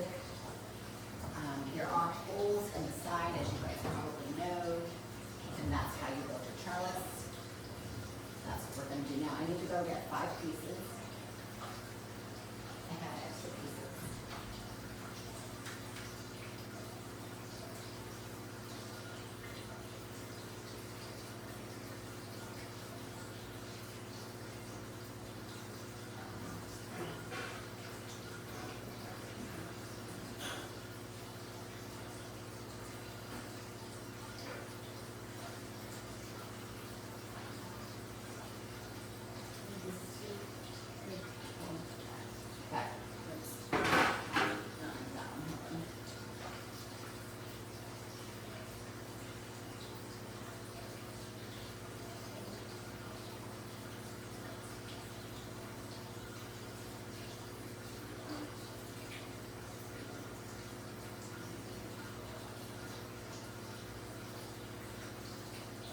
Maybe not the first season, but definitely the second season. You're going to notice the discoloration in your exterior. It's going to start to turn yellow. So your first one's always A. These next. I line my fingers.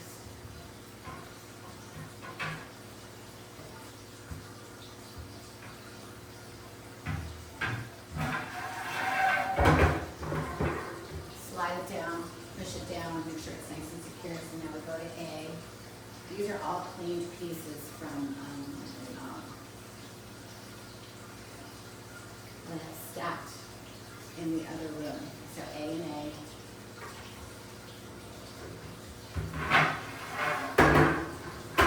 So I got together with my husband. I grow, take care of building and take down, and he likes to wash the pieces. But that one, I don't know. I'm gonna have a chat with him on that one. E on this one.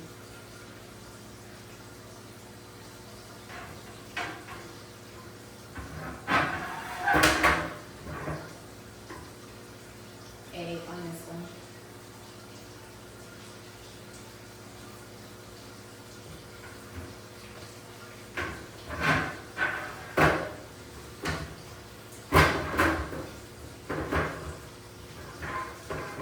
Make sure they're all nice and snug.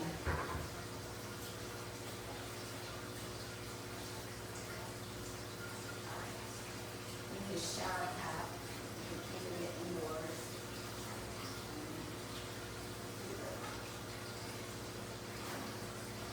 There. We need some hardware. Shower cap can be a little difficult because it's right at the top. So try to line it up with the pods, and usually you'll find your natural.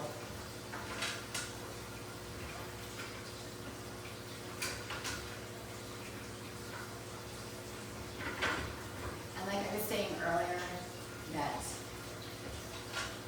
tower gardening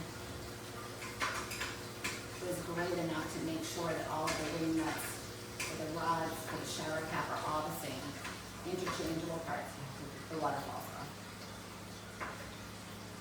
Put one on, put the other one on, and go back and forth until they're nice and tight, until you start to hear that creaky noise. And that just means that all of the parts are fitting together.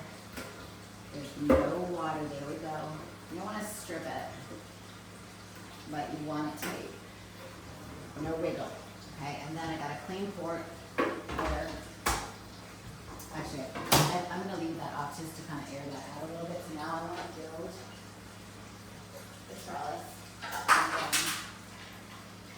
Same wing nuts. A little tip on this, put this in, put your hand underneath, and twist the rod, not the wing nut, because there's not enough room between the gap of the reservoir and the top. I tried to do it underneath, just wing, it doesn't work. So I'm just find that hole. There we go. Wing nut down, all the way through, find the screw, and then twist the pole. There. Okay.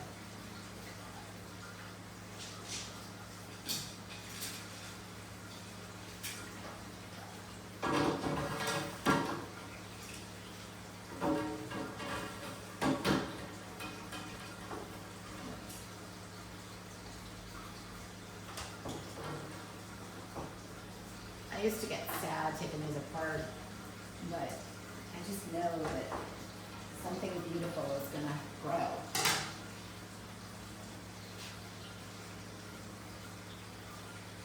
This one's a little dirty, so I'm just rubbing that extra flour off. The grooves go down. Fingers on the holes, just like you're putting the towel pieces together.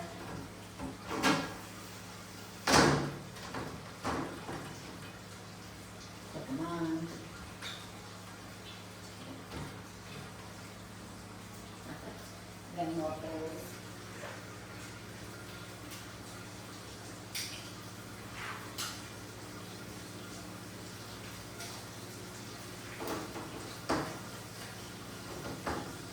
We know cucumbers are going to go on here, so that's why I'm rebuilding the trellis.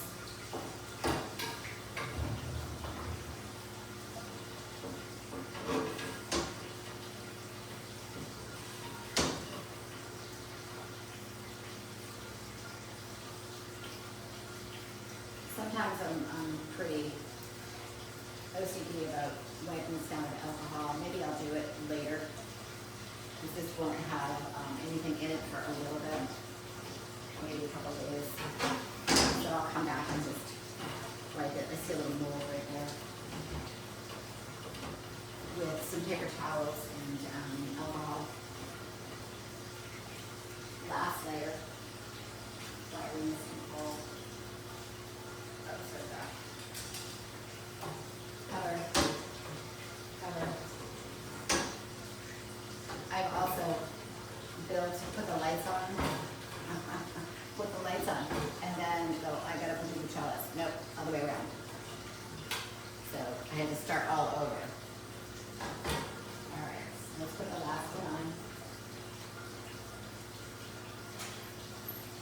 plastic wing nuts, find the holes.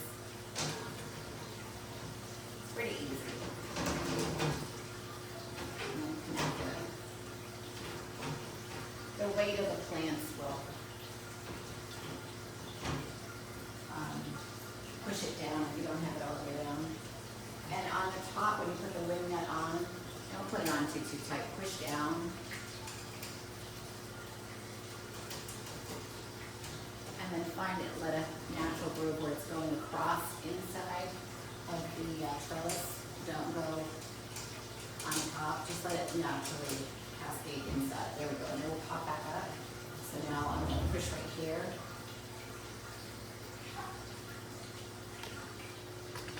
Push you guys out into the smidge. Oh, there we go.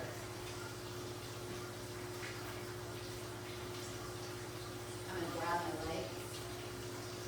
They're still relatively curled up, which is awesome. Cross this overhead. Now remember the gauge for the light needs to be in front, over, water. I like both. Go light over water, and so again, this isn't going to be set up, so I'm going to just adjust. Oops. One light went in. How funny is that?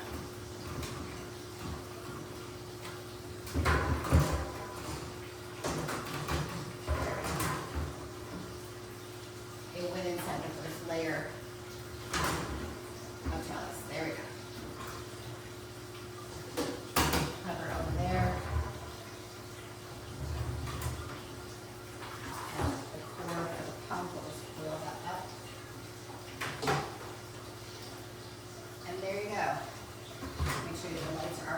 Completely flush down, but they're not sticking up anywhere because water will get out. And we'll go ahead and put this into place. I'm going to adjust the lights just a smidge, even though I'm not going to turn them on. I just like them to be pretty and ready. And move, you guys. All right.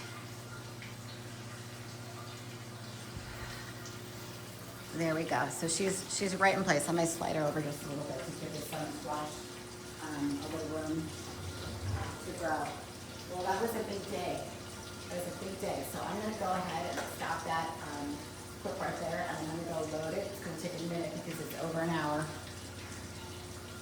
And get a little snack, and then I'll throw this on the loop for you guys.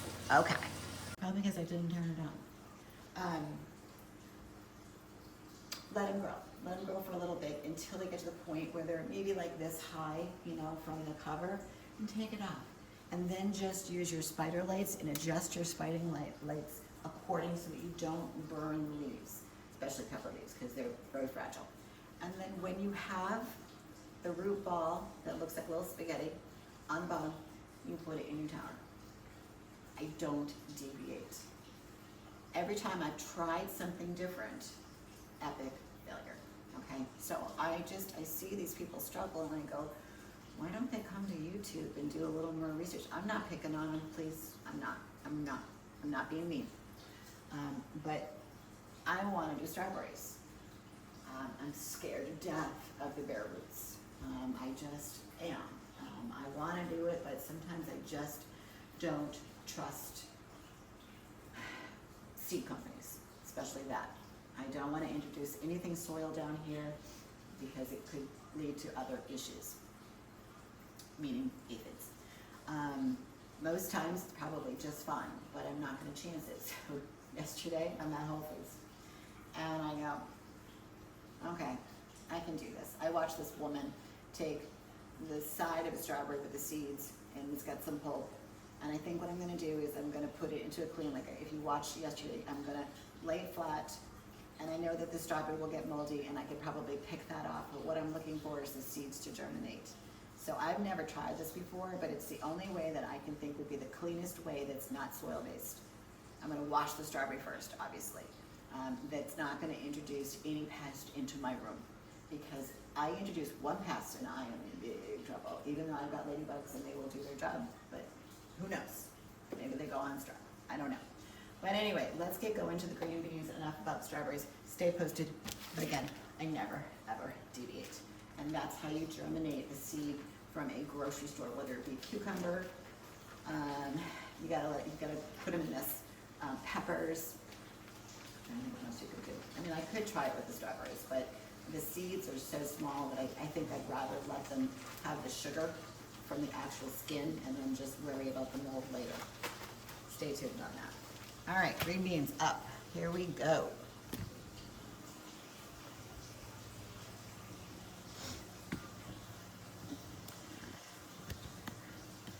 So guys, what I told you earlier, oh look at, there's a little ladybug right there. These things go like crazy, they do. Earlier in the week, as you're gonna see, I'm gonna be posting that highlight reel tomorrow morning. After I load this one into it, I'm gonna just do the intro. So that green bean that you're looking at right now in the close-up, and then you probably can't see it right here on the cameras because it's in a blind spot, but in the close-up you're gonna see that is, I don't, probably 4 inches. That's what it grew overnight, like literally this week. So they just go crazy. And clearly, Mr. Ladybug is in agreement. All right, moving on. So if you saw the live this week, you know that the cloned tomato tower got a little haircut, not a big haircut. It was very, very minor compared to what I did to the other one. So what I did was it forced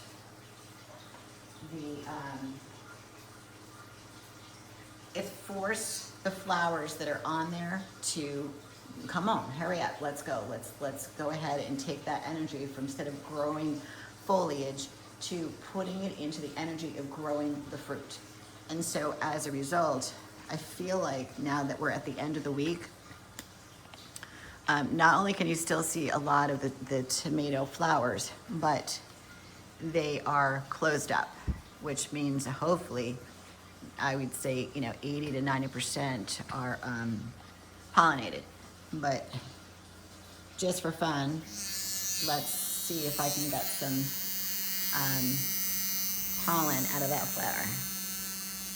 No, I got these pretty good the other day, so I think most of them have released their pollen, and once they release, they close up, fall off. I do. Most of these are closed up, so I'm not really, well, maybe that one. There's a little bit. What I just noticed, there's a branch that's, this is the green bean branch that I've been playing around with.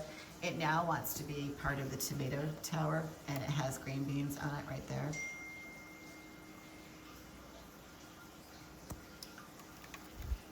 So, yeah, wants to be part of that tower, and that's fine. I'm gonna just let it do its thing. All right, this is our older tower, still in really, really good shape. And if you can go back and you compare, and you can do this, you can go into the highlight reel of last week and fast forward just to the sections of this particular mature tomato tower. You can see that the foliage is what? Grown back in. So what I do love is that, and each day I keep looking, and then there's one right there. So we'll go ahead and just tap that and see if we can't get a little pollen. No, I must have hit it yesterday. Isn't this loud?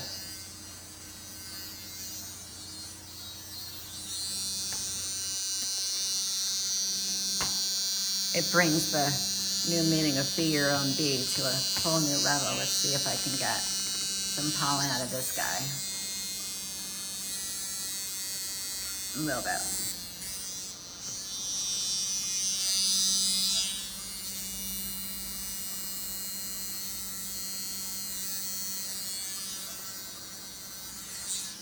I think I got these pretty good.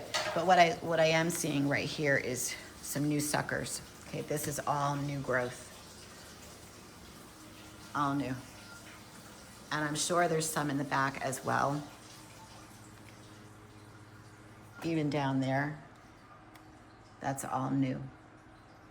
So I'll have to get back there. I wonder if there's flowers back there that I don't see. Give me 1 sec. I'm gonna go ahead and I'm gonna pull it out and see if I can't get back there and pollinate if I need to.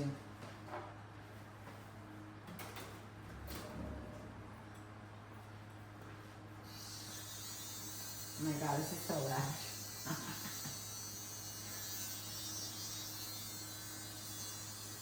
And there's a few.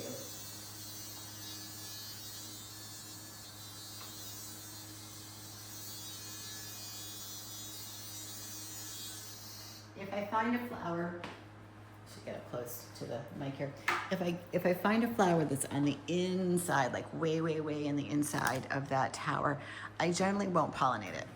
I'll leave it alone because as the foliage grows in, what happens is that I won't see that, and it will rot and create what? Powdery mildew. So I've learned over time to let it go. If you only have one tomato plant, then yes, go ahead and pollinate. I get it. But for me, I got so much going on, excuse me. The tomato pollen is getting to me. All right, let's go take a peek at the broccoli. The broccoli is getting big. It's kind of scary now.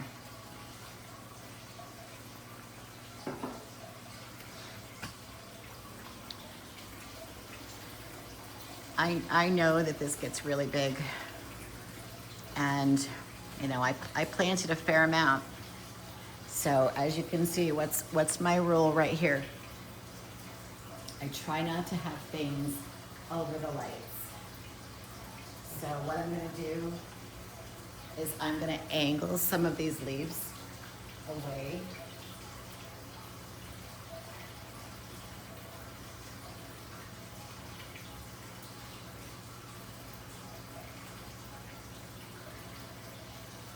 I'm gonna find a leaf that I can, whoops, not crack.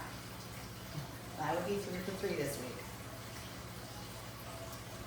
And just kind of keep them away. I don't want to trim them, not yet. But man, oh man, the stems are getting thick. They're getting thick. I'm gonna take you out back. I'm gonna show you one. Look down. Okay, I'm gonna pivot this and see if I can zoom in a little bit to right there. Look how thick that's getting.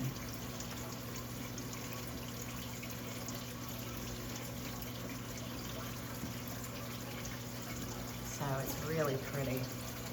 I do love this. And I really am kind of excited to harvest when it's time, of course. I planted it all at the same time.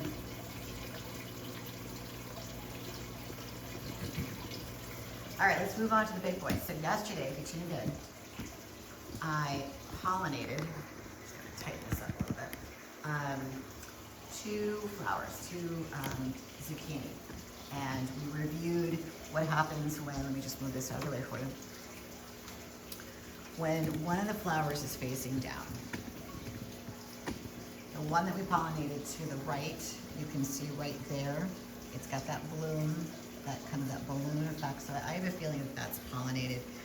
And then the one that's deeper down to the left, behind that flower right there, that's facing down. And again, that has the balloon effect, maybe not as at the same level as that one. I feel like this one's a little more closed, which indicates it's pollinated because it's been 24 hours. And that one is kind of. So we'll see. We'll keep an eye on them because once they're pollinated, I know those guys, they pop and they grow real fast. Although I do see one back here. So why don't I do this? Why don't I pull out the tower?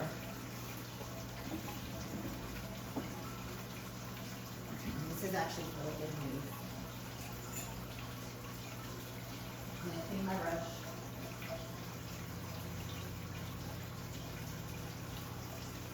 And I do have a flower. I'm gonna skip it because it's in a different region of the tower, and it just makes it easier.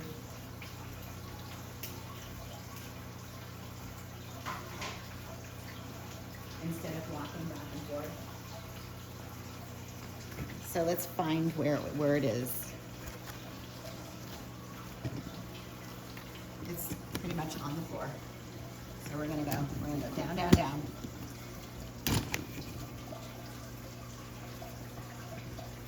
And we're gonna upskirt to where it is, right there. And then you get the flower.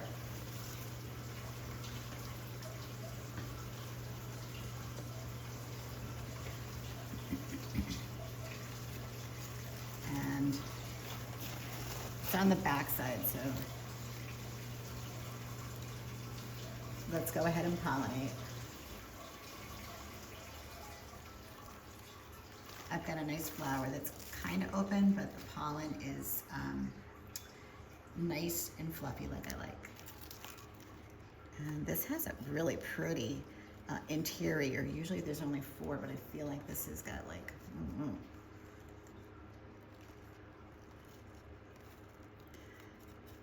looks big.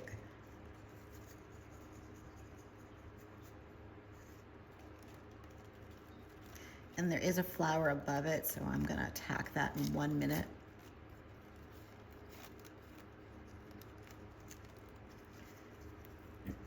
Notice how I like to start on the outsides, kind of coat, and then I just try to get into the center without breaking any of those little nodes.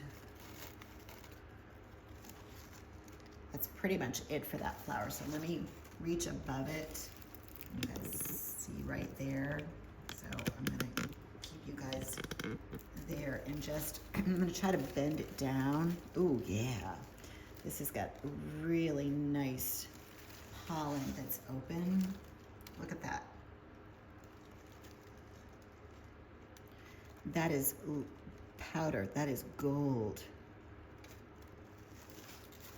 I'm gonna get a little bit more because that is primo. If that was outside, man, those bees would be all over that. They would strip it in 2 seconds. I was amazed at the bees when I had those round zucchini last summer, at the end of the summer. Every morning I'd go out there and every flower that opened, it was stripped. But they were inside, you know, they'd grab it and they'd go around and they'd go do their job. So I feel good about this. That is just really, really good. I'm happy with that. So let me tilt this back up for you.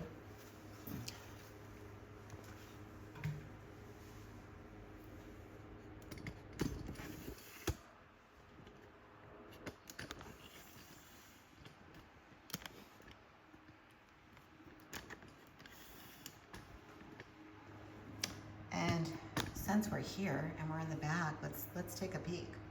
So these are the seedlings that we planted. And look at right there. Look at that baby. I'm telling you, this seed loves the tower. It's the survival seed. And the zucchini brand, or the kind, is called Black Beauty by Survival. You can go to the website, which is scrolling at the very, very bottom of the live right now, towergardeningmadeeasy.com. Go under my favorite seeds. Right there, look at those. One there and one there. You see that? Yes.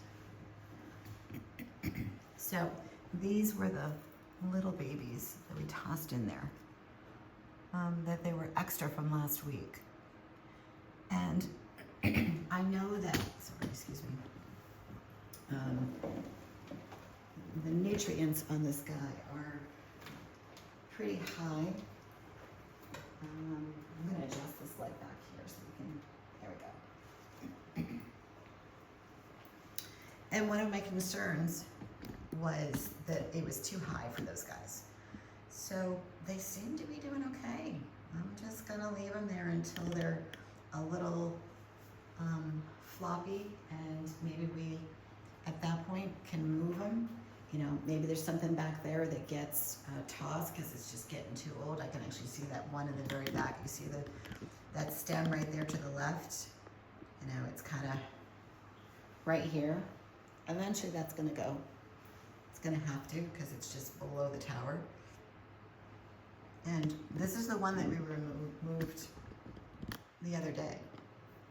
And look what happened.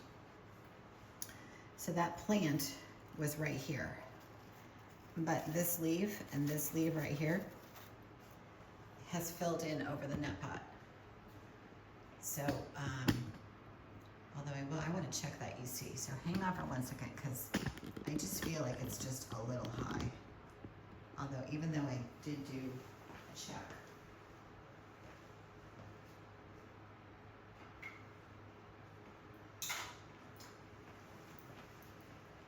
Sometimes when the water evaporates, you know, the nutrients, they're not going to go with it. And it's still pretty high.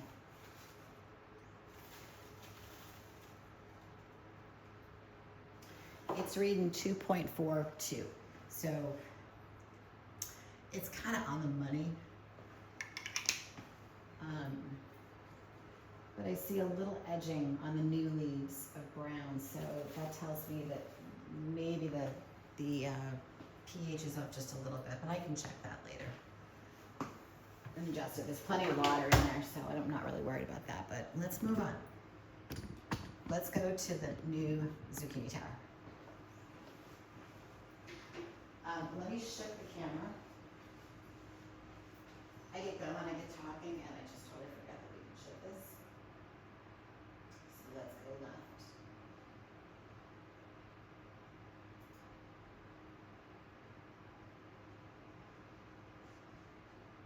Whenever this goes to sleep, it stops sharing. There we go. Let's go.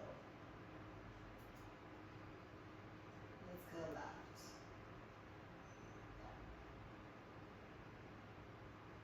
Perfect. I'm just loving the size of this new one. I know this might be a little bit of a blind spot for this camera, so my apologies. Although, you know what? Let's drag it out. Why not? It's Friday. And I'm really, really, really curious to, see what's inside.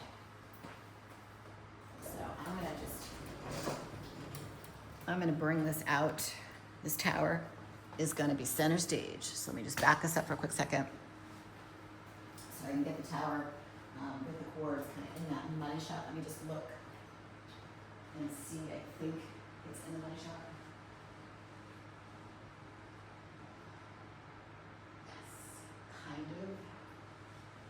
If I move, let me just push the empty tower over a little bit more. God, they're so light when they're empty. There's like nothing in it, no water, no nothing. And move it over just a smidge. I think you guys can see. I'm almost at a cord here. But what I want to do is I want to get the close-up. And, okay, so this is one of the newbies that we planted last week. That actually looks pretty good. Actually better than the ones that are in the big boy. So let me just get under here. This all looks really good. But it's starting to get a little congested, so I do get worried. Okay, so right there, right where my finger is, that's a little tiny baby zucchini. And then down below, I don't know why that's doing that. I don't want that. There and there, those are those newbies. And they've got some good sized leaves. Let's go into this one. What do we got here? I really haven't had to trim, pull. There have been no leaves that have, you know, even suspect. You know, I don't like this though, right here. See how this leaf overlaps this leaf? So when I touch this leaf in the middle, it feels damp. that's a no-no because it will start to rot. So I think what I will do, I got you guys right here.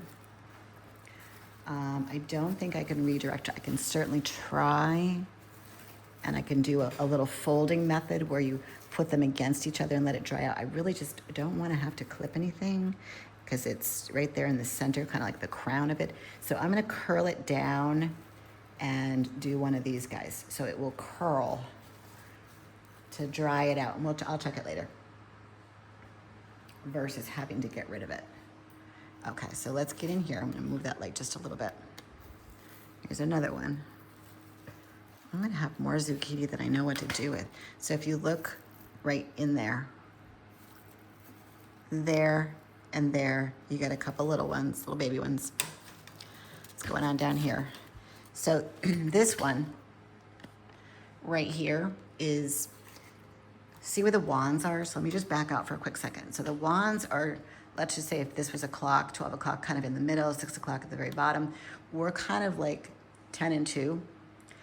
It's a little bit smaller than this one because it's just not getting the light. So I think what I'll do is I'm gonna bring the light and it's gonna move on me. This is the light that gives me trouble all the time.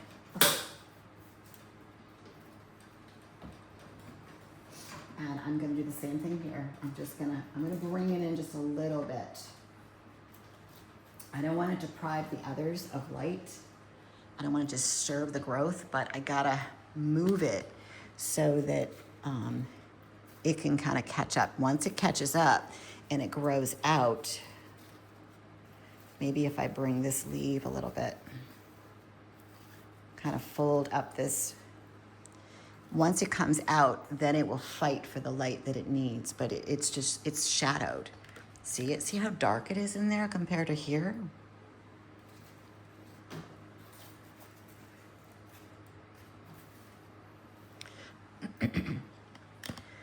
Today's close-up, when I loop this, pay attention to that one little area about how dark that leaf section is. And if you've got a section, then know that that's the problem. Just adjust your lights just a little bit. Don't do it every day. Move them in, move them out a little bit, angle them, and then leave it alone for a couple days and let it catch up. It will. So I'm gonna go ahead and move this back. This all looks really good. I'm super, super happy. I'm very pleased with the stock of seeds that I germinated and grew. It just tells me that I'm right on line with the big boy. We're gonna have big boy 1 and big boy 2. I love it. All right, so let's get to the new summer squash. And now we don't have a second one, so this is the summer squash. And this is what we did yesterday. So let me go ahead, I can pull her out now. Get her in the money shot. I could rotate a little bit too, that's a little bit of cord there. So this guy right here is what we transplanted off of the old one, and I see a leaf that got cracked, so let me get that.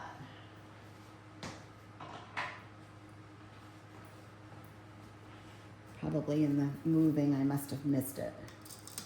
But there's a crack right there. I heard something, but I didn't know where it was. So now we got it.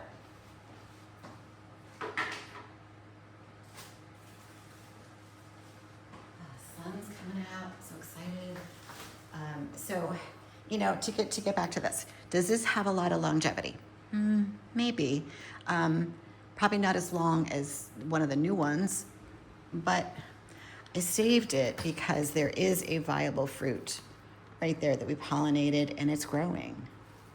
So I'm just gonna leave it alone and see.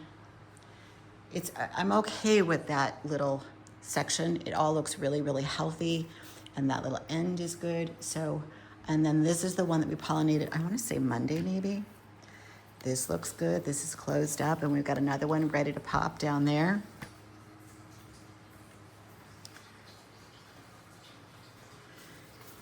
Leaves look better except for that one up there. So let me just cut that. Again, why is it doing that? Because let's look at this. Let's be logical. So because we just did the zucchini, right? So if I lift this leaf very carefully, and then I lift this leaf, and then this one right here, and then I lift that one, what do you see? I know you guys can't see it, but in the close-up, it's yellow, and it's shadowed by this guy. So I'm gonna get in here and just, wow, these stems are really just super fragile. It's so odd. Usually they've got a little bit of give, and then I'm gonna cut that one on the bottom. I'll come back later and then get real close to the stem so that we don't have anything mulching down in there. But that's gonna just give a little extra airflow. And that's a perfect example of staying on point. Oh, we got one right there. But the question is, do we have a flower? I think we do. We gotta pollinate that, but, oh wait, there's one down there. Let me, I gotta try that thing out. It is gross.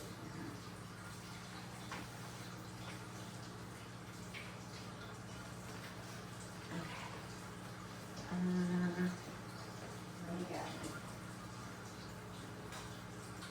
Pollinator.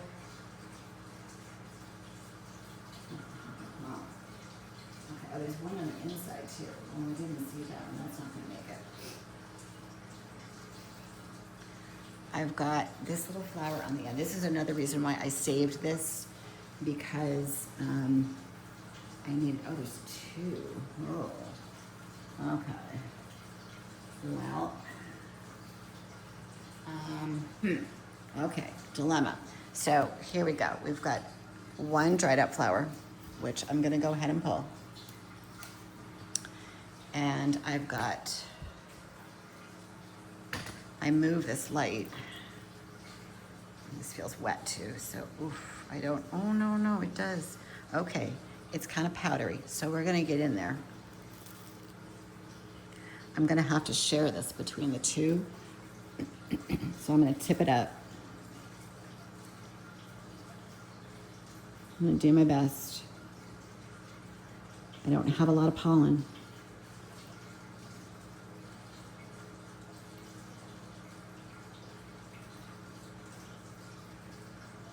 I meant to save some of those flowers. That's why I brought down that Ziploc bag, but of course we got into it and running over, and I think we went like,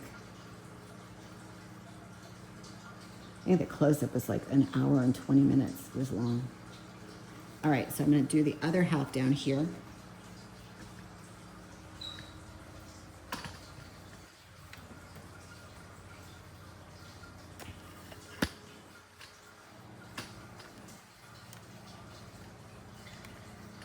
You know, it's real small. I don't have a lot of hope for that because it's kind of open, but you know, while I've got the pollen and I'm gonna just give it a whirl and see. I might need glasses on that one. Yeah, all right, we'll just wing it.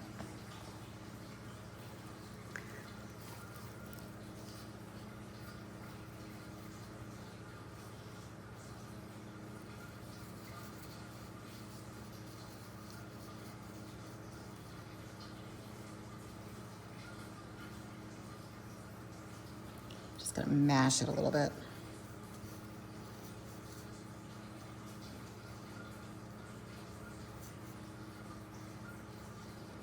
When that little, I don't know what it's called, scepter or whatever it is, falls off, I just kind of mash it at that point, just looking for any morsel of pollen. And that's all I got. That's all I got for pollen. So I've got a flower that's gonna open in there.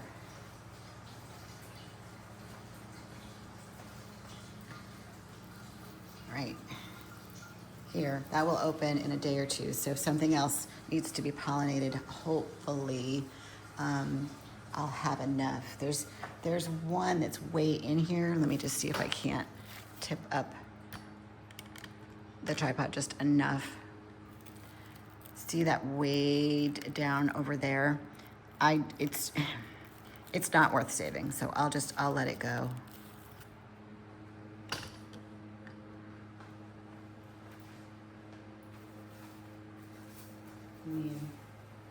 I don't know. I have a little pond, so maybe I can try. I don't know. There might be a couple little morses. I'll give it a whirl. I'm not hopeful, but stranger things have happened. So I'll just close up that little bloom, kind of force it a little bit to see if I can try to save it. But again, I'm not, you know, I'm banking on this guy right here and the one that's over here. All right, so let's get you guys back up and stare at this guy over here for a minute. Let me put this back down. I want to adjust the light just a little bit. There's not much that's crowding maybe on this side, but you know, I think we're pretty good with the distribution of light on this tower. It's pretty rare that you have that.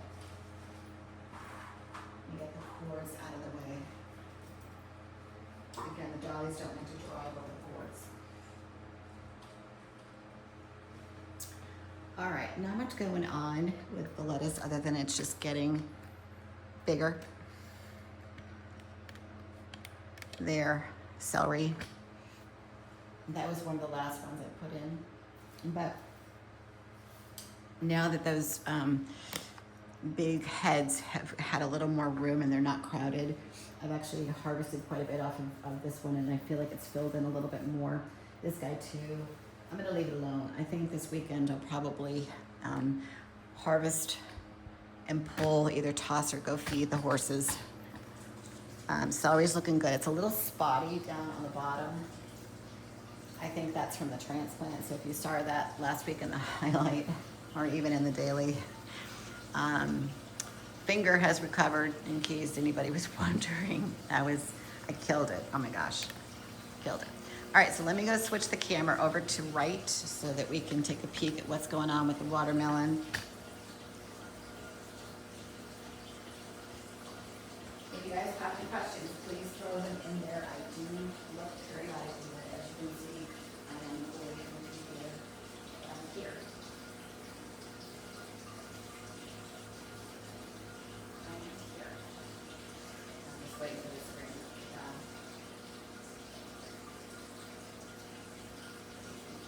There we go. All right. Let's go right.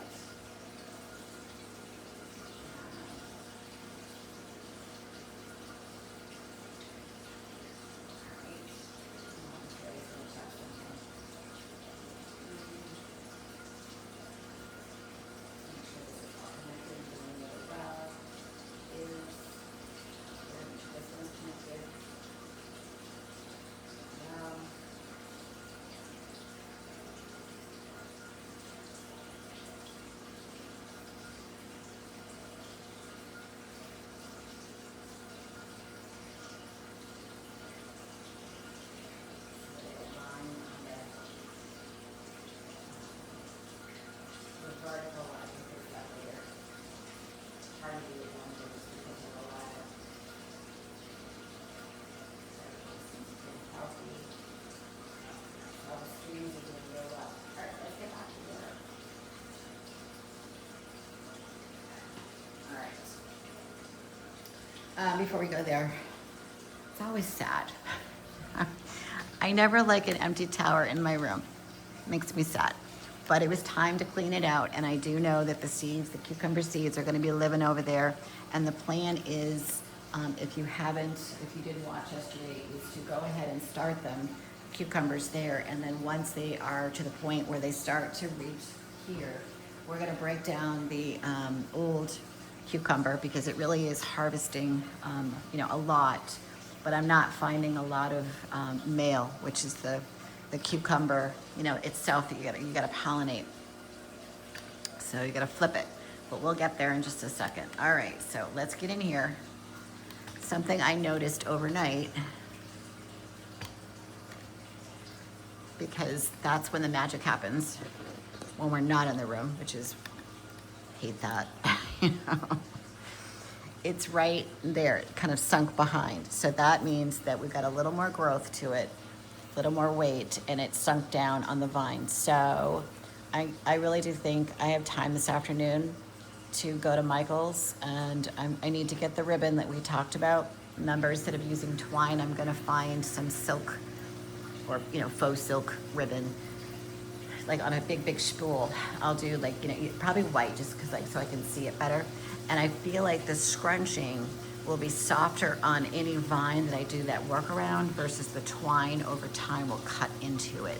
So, and then I need to think of putting that into, so I have an idea, and I think I can get it because they've got like a wedding section.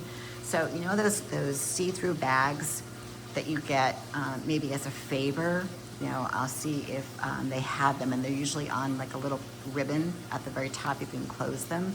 So I thought that if I put one of these in one of the bags and I tie it, then what I can do is I can run a workaround from the top to the bag, and then it can live in the bag and still get the light and expand as it needs, but not have the weight where it will tax the vine. So the other thing too, I will say this, I learned this last year, and I'll share this with you now. I broke my tripod and it's driving me crazy today. So when you look, I want to zoom in for 1 second. When you look at the watermelon, look closely. You have the watermelon here. And we know that these are sugar babies, so they don't get massive, like the ones you see in the big grocery stores. They get kind of like about the size of a little more than like a softball. How do you know when they're ripe? So I had to do a little research. And what happens is see this little curlicue right here? When that gets brown, when that turns brown, this is ripe. I never knew that. I was like, oh, that's so cool. So that's kind of my little indicator as to when it will be ripe, not the bottom, because that's where the flower is, and I can just, I'll leave it. It'll fall up naturally, but that's how you know it gets brown. All right, so let's back out of here. And I'm still looking for others. We have lots and lots of flowers. There and up there, tons and tons of flowers, got beautiful foliage, but we need more watermelon.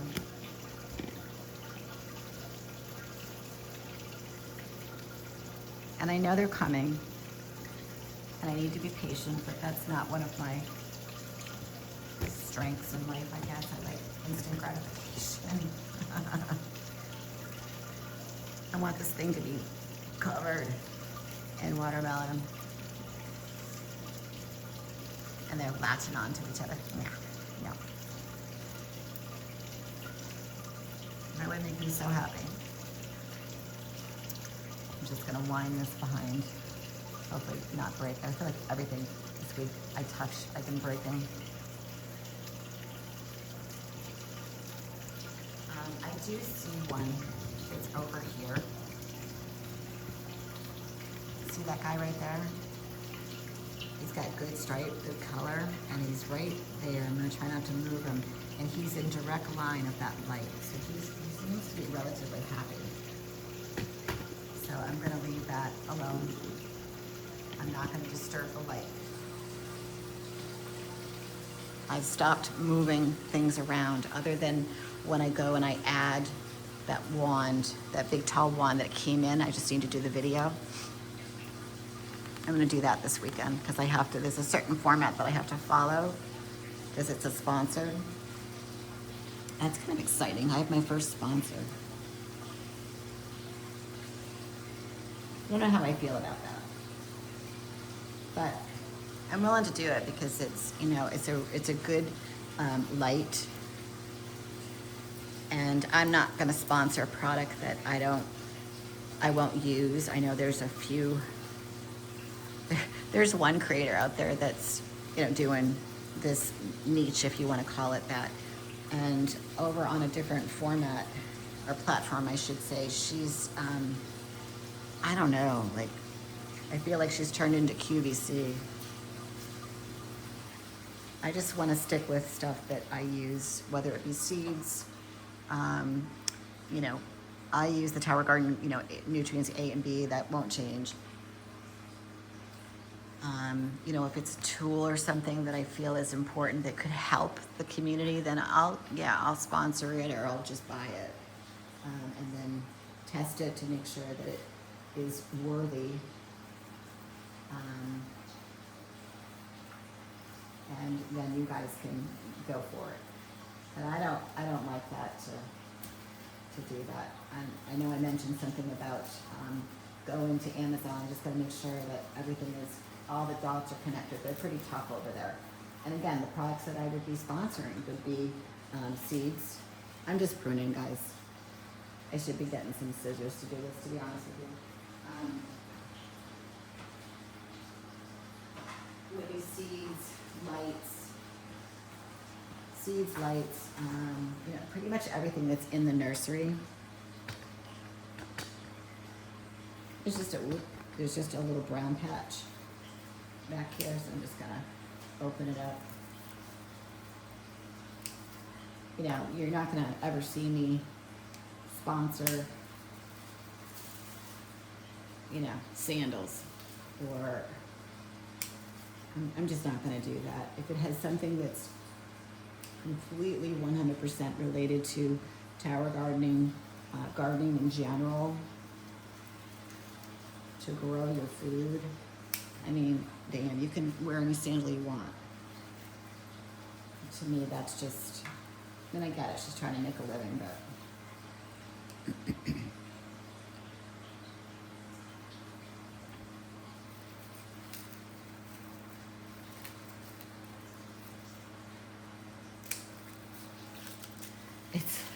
it's like, how do I, if anybody watches The Housewives of, what was it OC? I forget. Or Beverly Hills, that Brandy girl, she did so much filler and Botox in her face that she's now disformed. You know, and she was really like, oh, get Botox, get this, get that. I'm not doing that. If I think it's something worthy and you guys might want to try it or need it, then I would suggest it. That's why when they approached me about this light, I said yes, I'm happy to do it, because I really do think a tall light that has those big wands that I can adjust would be really perfect for something like this tower, this watermelon tower. So there's not a whole lot to pollinate, just a couple, and I might just do that off camera since you guys have seen a lot of that. There's one up there, guys. I think that one right there, he's got really good color and good potential. So again, he's right there and smack dab in the light. There's a little one over here on the side, but I don't see those vertical lines, but it's directly in the light. So, you know, we'll let it be for right now. But as you can see, this thing is, let me just, yeah, it's all the way up. I'm gonna come out here as an angle. You can see, look at, this thing is mammoth. It's really, really, really big. And even at the top, I gotta clip those so that it just stays down just a little bit, because there's no light up there for them. I mean, there is some light that, you know, kind of ricochets off the top, and maybe with the other light, I'll take the spider light that's on the other side.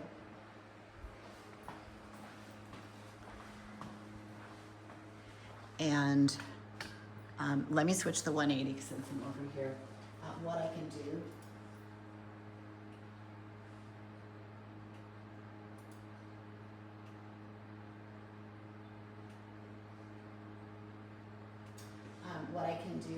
is take that spider light, and instead of being down, I can twist it like the one that's on the cucumber, so there'll be light from the new vertical lamp coming, and then that can be on the top just as a bonus. Got to work that one out. But there's just, see how all that growth is just popping up there? I'm gonna trim it back. And while I've got you, I might just do that now. If I can wind it, I will.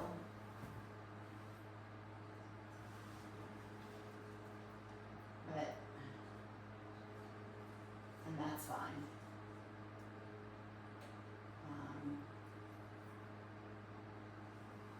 Like this guy just needs to come down. Actually behind. If I can get it to go, yeah, okay, that will work, because then there's a little bit of light, but this guy over here, there's just nothing up there, so I just think I'm gonna hold it over here, like I'm just gonna chop it, and then I'm gonna start to trim back, because I really just want this to focus on growing some fruit, so I'm gonna clip these tops.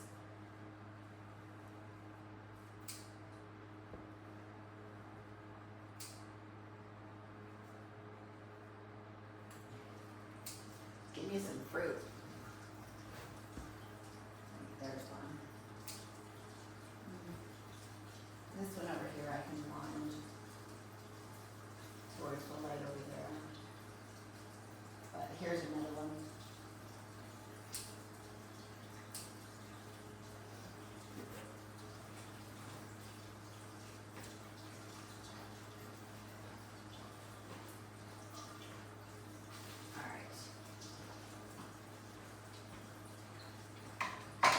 I think what I'll do is I'll come back later and pollinate that.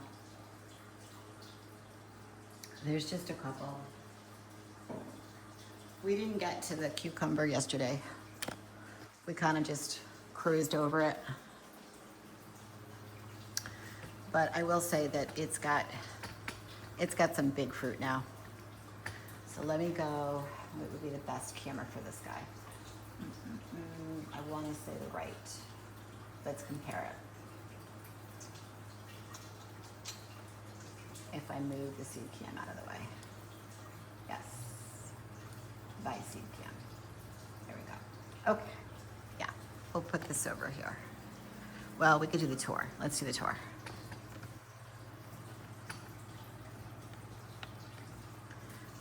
So just big stuff. I need to actually harvest some of these big boys this weekend. There's one on the bottom, just a baby. Two there, one there. I really hoped that I could string some up on the top, but it didn't really happen, but it's okay. I forced it out. One right there. Down there. Ooh, whoops.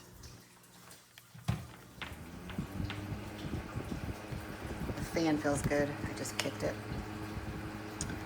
Little baby back there. And there's one on the very bottom over there. So I'm just gonna set this up and see if I can't find, this is where I wanna see if I can't pollinate anything, because I know I can go through these cucumbers that are on here real fast. I love cucumbers, and they're just so good for you. Let me just clean the brush.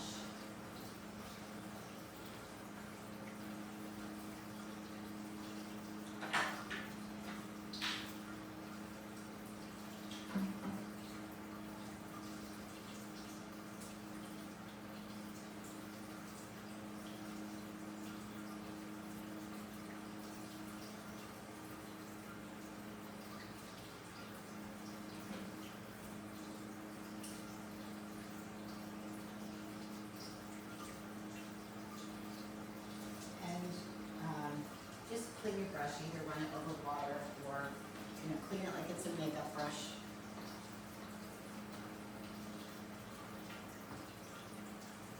I'm just using a paper towel, damp. You can run it over the faucet too, just don't want to leave the room right now. So, to the best of your ability, so it's clean, soft, and dry, okay? And I'm just gonna get in here and see what I can find. I will get glasses because those darn flowers are so small.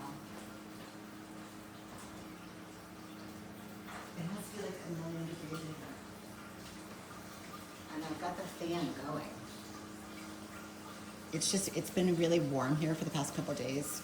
There's just been like this heat, I won't say heat wave, but it's just been a pump. And we're on the, well, not on the water, but we're like, 3-4 streets back. So you get the ocean breeze, which is lovely, but man, oh man, it's warm.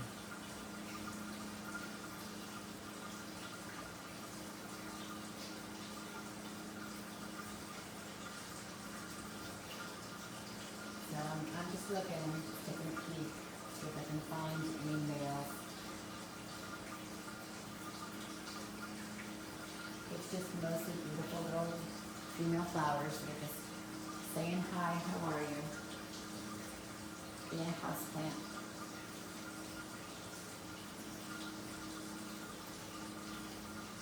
Oh, there's one. Okay, let me get the garbage because those flowers are falling everywhere. One, finally, yes. Alright, so let me grab some pollen. Somebody made a really good observation yesterday that they can't see the pollen when they go to pollinate, and it's true. You just want to swirl your soft brush in the center of the female and then reciprocate to the male.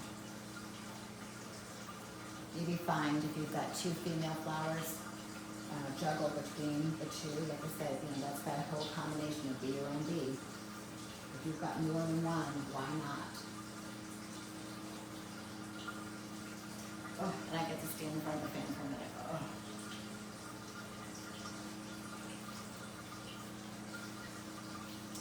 When I was out on my bike yesterday on Ocean Drive, I was concerned that once I got towards the peninsula where you're right on the water, that it was going to be cold. But it wasn't. It was actually refreshing. I took away that I wasn't on the peninsula for too long in case Libby got cold. But she's fine.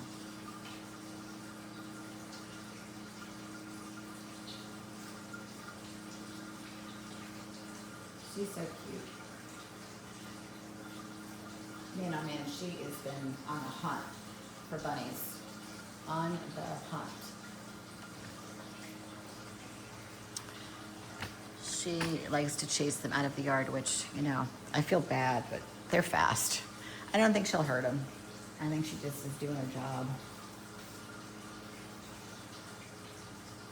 I just don't want them under my shed having babies. That would not be good.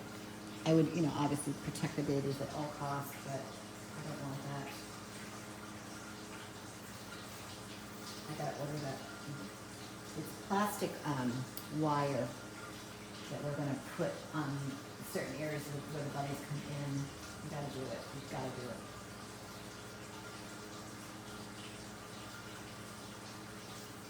Looking around. Got one. I don't like this lead. So funny. Like, I know this tower is super healthy, but it just starts to look shabby after a while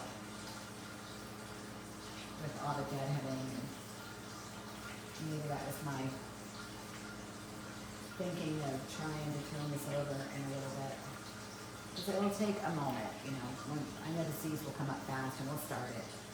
And then once, I get everything harvested, we'll flip it. And maybe at that point, my experiment with the strawberries that I mentioned earlier will take. We'll see. But, you just gotta try. I just watched this woman on YouTube, and I was like, oh, mold. I don't want mold. But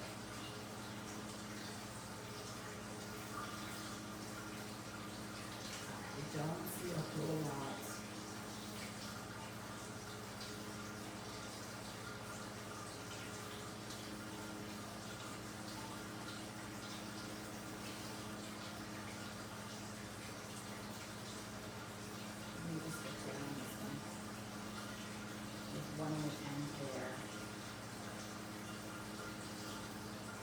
I know people have mentioned that there are self-pollinating cucumbers, that they do exist. But maybe that's for outdoors. I wouldn't trust it on the towers indoors.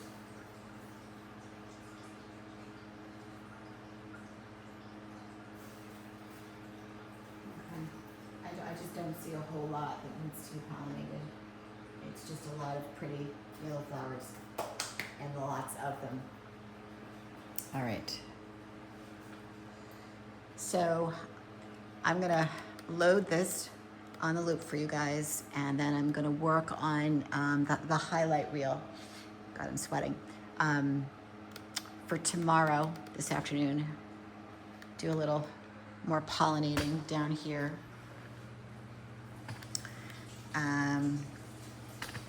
And I'm gonna go to Michael's. That's gonna be one of my projects, to go get that ribbon and see if I can't find those bags. So let's do that. You made it.